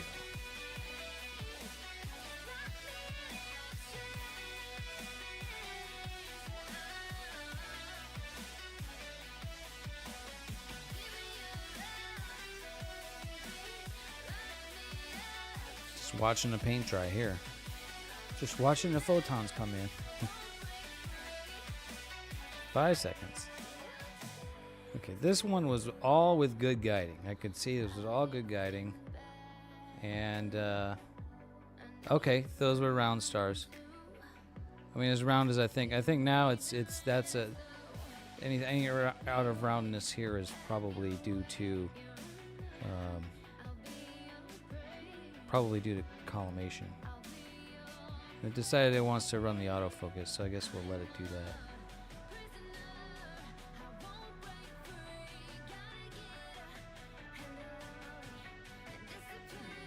And see how that does. Yeah, this will be a great. It'll be a cool, because the the nebula is going to completely fill the field of view. So this will be a cool target. And there's a lot of really cool detail in the core of the Rosette Nebula, filaments of hydrogen gas and oxygen in the core, and then there's some dark nebula structures like hanging out over the front of it.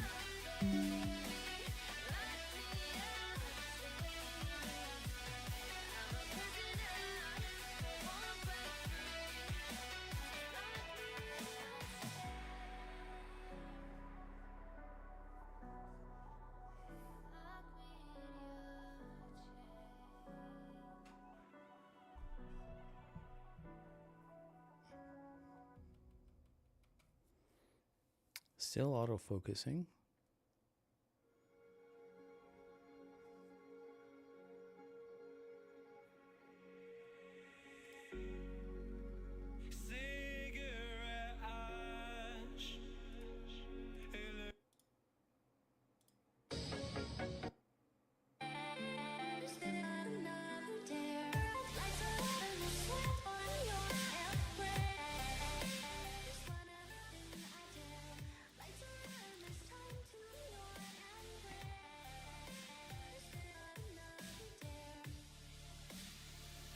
Oh, I gotta shoot flat frames tomorrow also. I gotta do that first before I take things apart.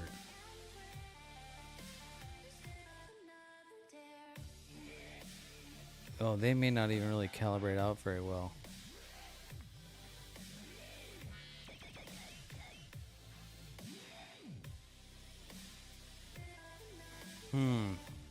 Yeah, if the sensor tilts in there, then that could affect the flat frames, I do believe.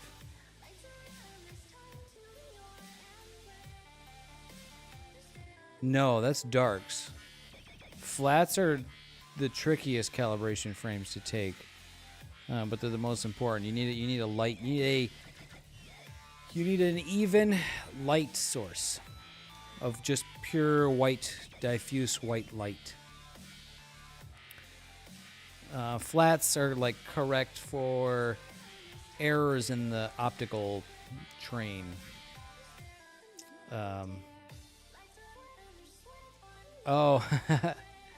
Yeah, so the way I do it is the white t-shirt method. Take a white t-shirt stretched over the the front element, and you hold it down with a rubber band, and then a light panel, which I just have an LCD screen. And you just put a 100% white image on it,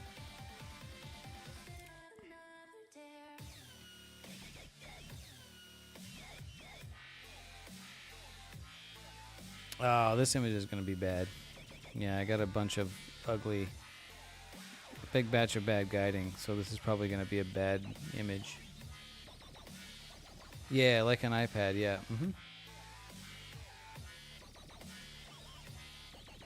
In the case of this new telescope, the front opening is larger than my tablet screen is, so I can't use that. But I have another LCD screen that's a little bit larger, and that'll work. But then I got to plug that like into a laptop, and that becomes kind of a whole thing.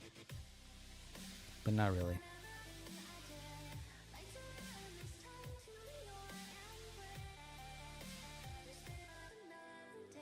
Yeah, an old PC monitor, totally. Yep.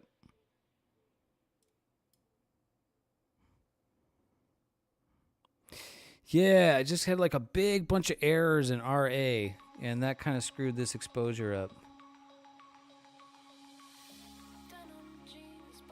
Get like a big chunk of error in RA.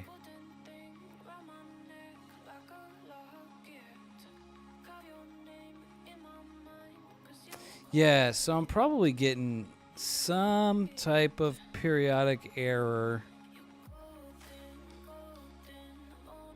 Like right now, I really don't think it's an environmental thing. Like the wind is really light out there. I mean, maybe, but it's like it's pretty calm out. I mean, maybe there could have been a gust there.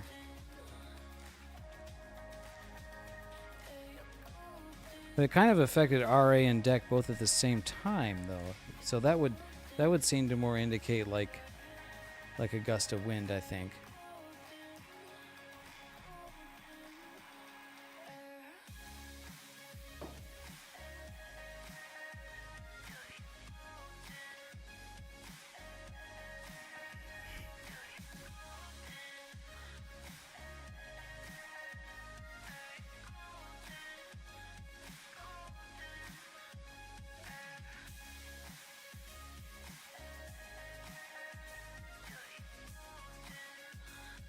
Yeah, I can see the difference between a good one and then a bad one.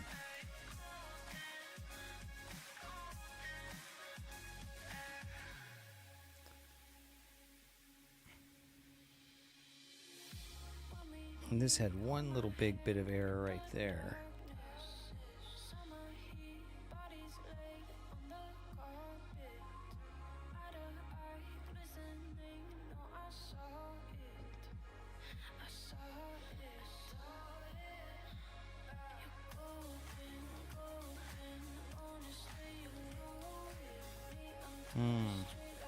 Nope, that one's streaking too.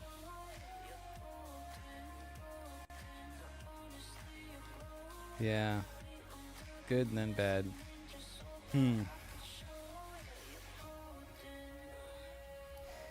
Yeah, my guiding's just not consistent enough. Okay, there are gusts of wind out there. Just looking at the trees.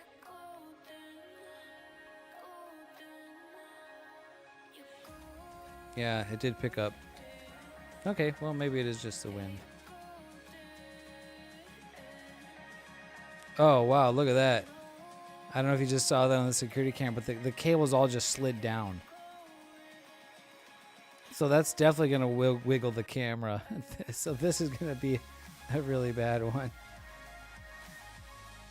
Like they were probably just barely hanging on something and then it just slipped or the wind pushed it over.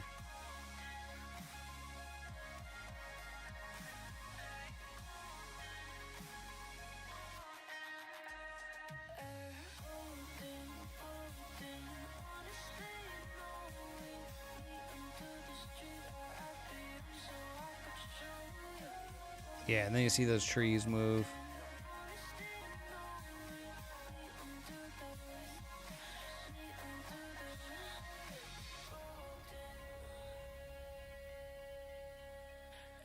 Okay, so there was I was just looking and seeing like a big gust of wind, seeing the trees move quite a bit, and then I'm looking at the guide graph, and it's moving. Yeah, it seems to be corresponding with correlating with that. Yeah, this image was pretty bad.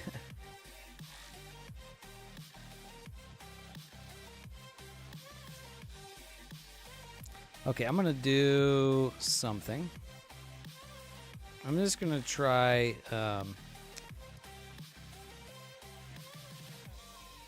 I'm gonna change this to 5-minute exposures, which I know is not gonna be good, but I'm just curious to see. Oh no! Whoop, stop! Don't do that. Oh no! It already.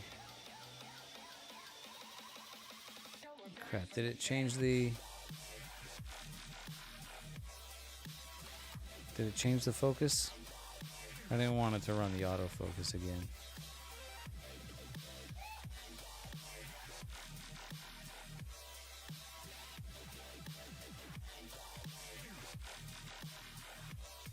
Okay, I think I'm still in focus.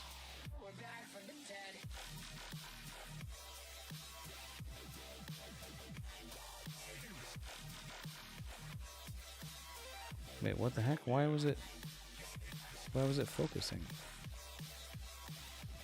Oh.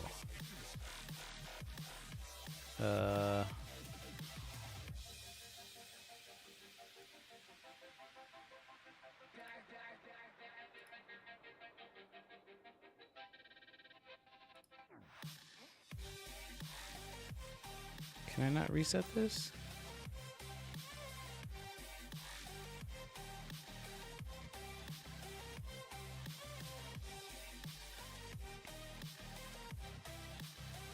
Okay, I'm just going to shoot a 5-minute exposure. I just want to see, I mean, I know it's going to be streaked, but I just want to see like how much nebulosity comes out. So, and while that's running, I'm going to go grab some floss and use the bathroom, and I'm fading quickly here. 1:30 in the morning. Way past my bedtime. But that's okay. I'll be back in a minute.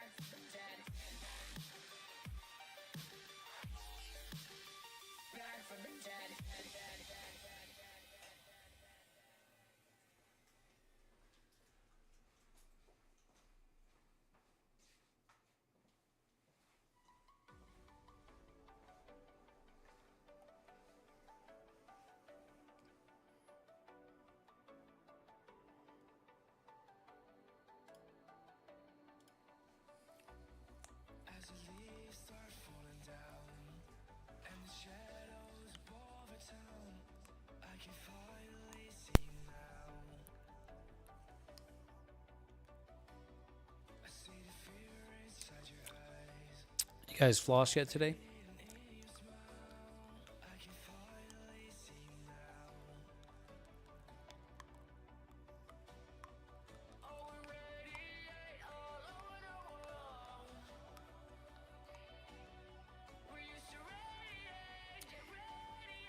I floss multiple times a day.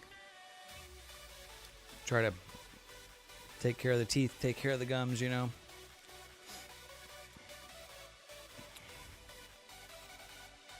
It's cheap insurance.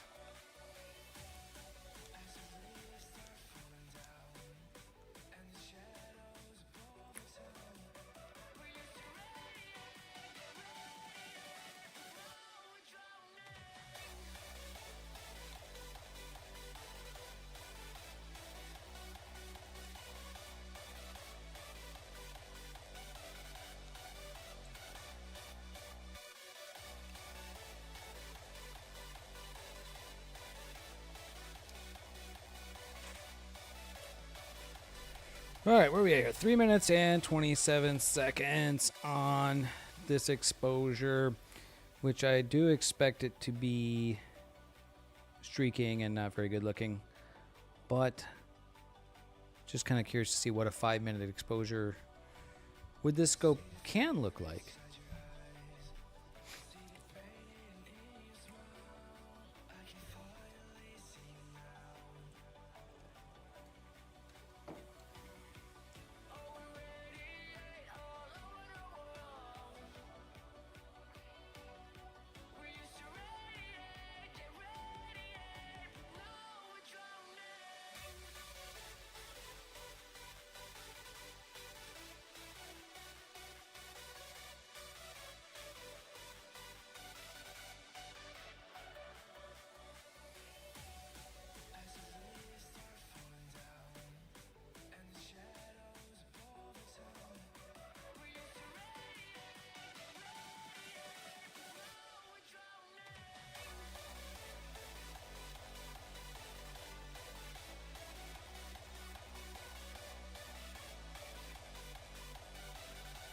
Seems like the wind is pretty calm out there right now.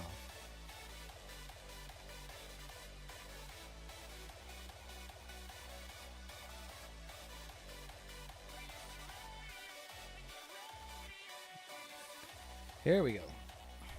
Whoa. Well, that is a blurry mess. Oh, it's not in focus. Oh, man. The autofocuser did move its position. Damn it. Ah, we did all that and it's not in focus.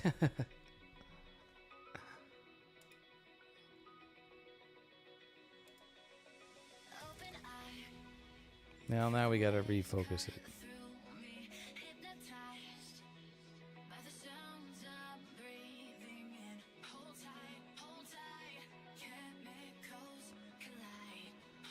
Yeah, it was not in focus. the autofocuser, it did move. I didn't think that it, because I was trying to run the autofocus when it was so far autofocus that you would that exceeded the amount of streakiness. So at least I kind of assume that's the case. So we're gonna run the autofocuser and then we'll try it again. Yeah. Yeah, when I changed the sequence over to this target, I deleted the autofocus instruction. Yeah. Yeah, I deleted the autofocus instruction because I didn't want it to focus again. But then it was the autofocus trigger was still there, which is the feature that measures the HFR trend and then autofocuses if it was exceeding. So that's what was triggering the autofocus. And so then I deleted that. But it had already started the autofocus, so it had moved the focuser position. But I took like a 10-second exposure and it didn't look like it had done that. So I don't know why it looked like that.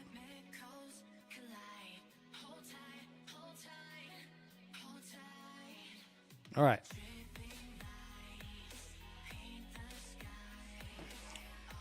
All right.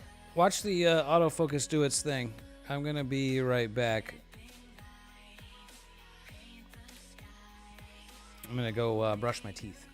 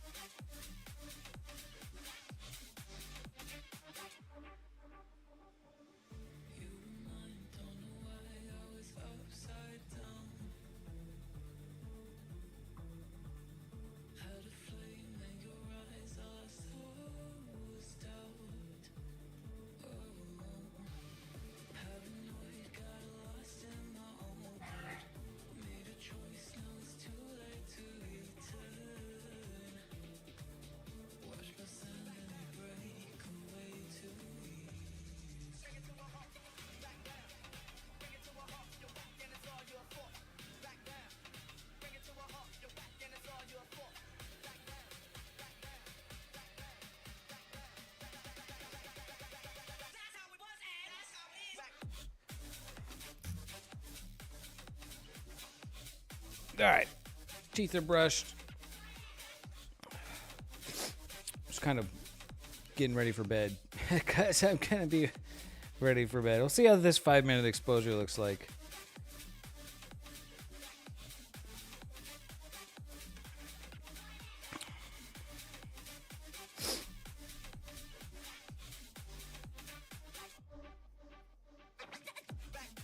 Yeah, I'm definitely getting ready to call it a night. I know the mechanical issues I have that I need to work out on here. I really should make like a list.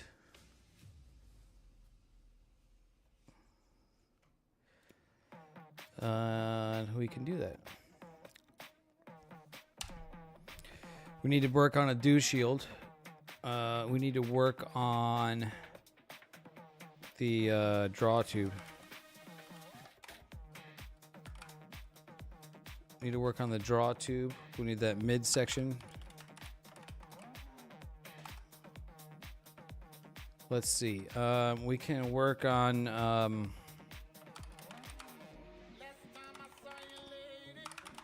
guide scope focus. Not entirely confident in that. And the PhD guiding assistant recommended looking into that.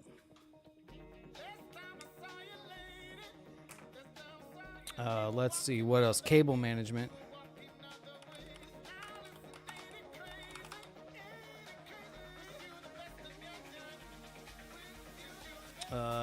Draw tube needs OD increase and ID increase so that the camera is easier to slide in and out. Let's see. We need to test evaluate test or evaluate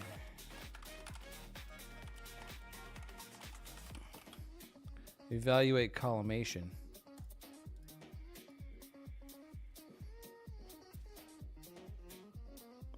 Collimation consistency.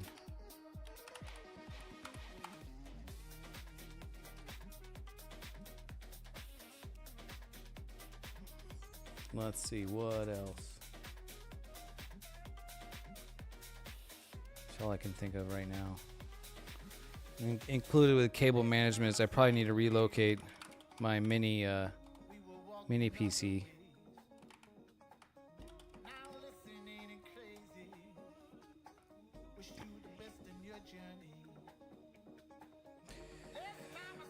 All right, here we go. 5 seconds.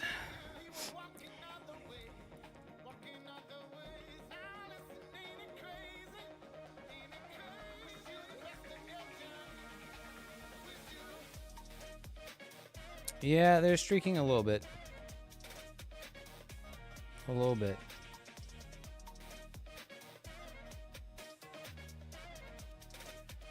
Yeah, this big ugly patch of guiding right here.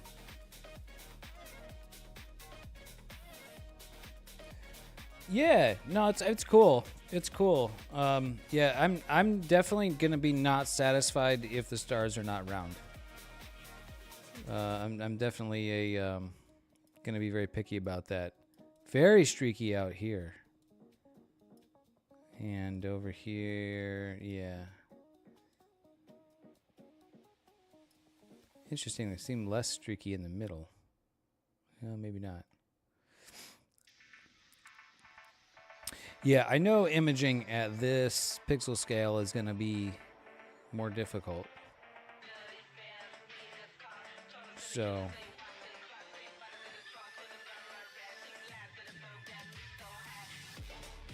and it's still a little bit breezy out there, so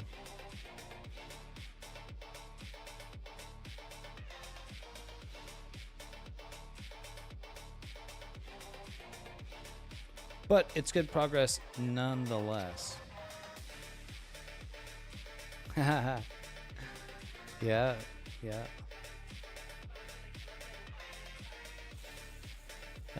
Yeah, this would be really fun to image at this scale. Look, you can see like this dark nebula stuff here. There's a lot of really cool stuff happening in here.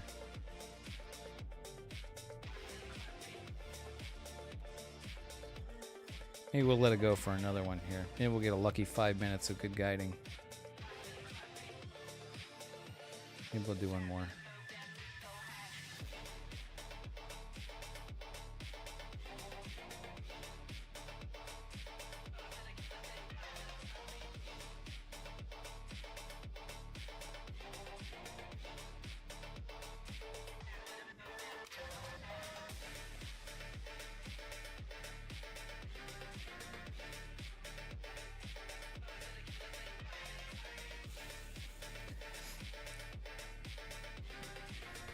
So I've got the guide graph here in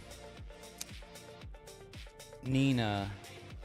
I've got this showing me this on this the scale is pixels, but in PhD I have it showing arc seconds. So it's a little bit two different things. Yeah.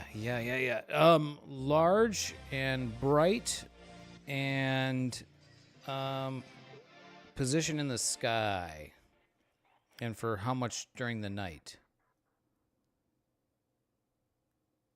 Yeah. Yeah, planning out your night. That's a good subject for maybe another stream. 'Cause yes, some objects are going to be visible. Well, it depends, like what, some things may be setting, some things are going to be setting, some things are going to be rising. And so you might want to like image something. If something is going to be available in the first part of the night, you're going to want to shoot that first, shoot that for a couple hours, and then that sets, and then you slew over to another target that is now risen high enough to image. And so maybe shoot that for a few hours. So, yeah, you can get pretty trick with planning out, the best use of your time. So, okay, just under a minute here. Yeah, this one's going to be streaking, I think, as well.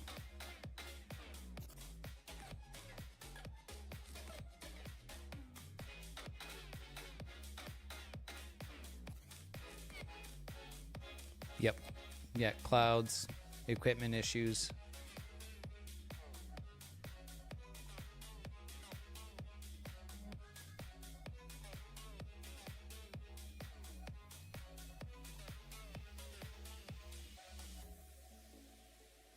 The Rosette Nebula is a good one.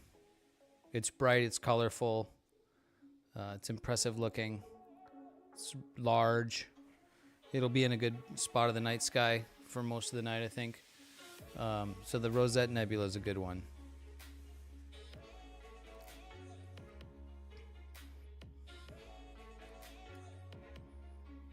Yeah, still getting streaking on there. Well, I should expect that with 5-minute exposures. All right. I'm gonna park the telescope, and I'm ready. I'm getting tired. I think it's time for me to wrap this one up. A good night though. A good night. We got some really good. We got some good data on the crab, and this is just. There's a bunch more. I have like maybe an hour and a half of data on this. I'll add that in, and we'll see. I'll process that, and we'll see what we can get out of that. I got a lot of work to do. But I think it's probably, I think it's probably showing good promise here. So, yeah, I think I should be encouraged. I think I should be, yeah, absolutely. Cool, man. I'm glad that you find value in it, and I hope we can. Yeah, I hope we can, do some more imaging and astronomy stuff together. Remind me tomorrow. I'll send you the a pin for that dark sky, for the location of that site. So, yeah, I think my brain has just had it. It was a bit much. I was up really early this morning too. I was up like just before 6, and didn't sleep a whole lot last night. And then I went to the dentist this morning, and then I felt like shit for like half the day. And then finally, my coma corrector showed up in the mail. But the other package I was waiting for, my little carbon fiber parts, didn't show up. And so I scrambled and I cut them out of some like I hand cut them with a Dremel out of this carbon fiber sheet that I had. This extra carbon fiber sheet. And so I'm like rushing and scrambling to get the epoxy on that, to put it in my 3D printer to act like a makeshift oven that's got, warm in the chamber. So get the epoxy cured, so I could get this together, so I could get it, because I knew this was the last chance to have for several days to get a test on it. And I'm glad I did, in the long run, I suppose. So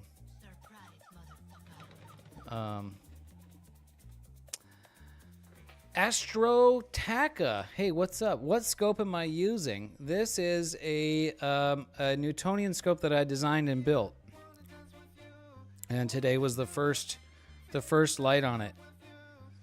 It's a 114 millimeter aperture, 450 millimeter focal length Newtonian, and it's 3D printed.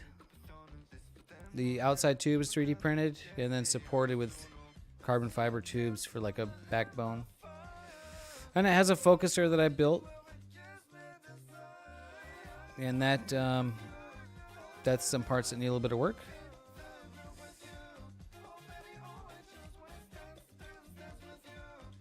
Yeah, the Crab Nebula. Yeah, so there's the Crab Nebula.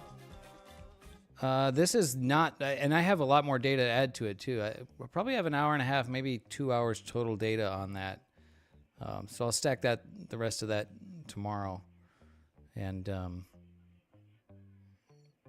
but that'll look pretty great. I'm looking forward to getting that in. I've been wanting to image that one for a long time. So Astro, check out the Discord link. It's pinned at the top on the YouTube. And so on the Discord server, we've been sharing progress pics and rig pics and stuff. So, if you're interested, check that out. I was pretty excited to get it going tonight, and it's definitely still got a lot of work to do, but showing some good promise.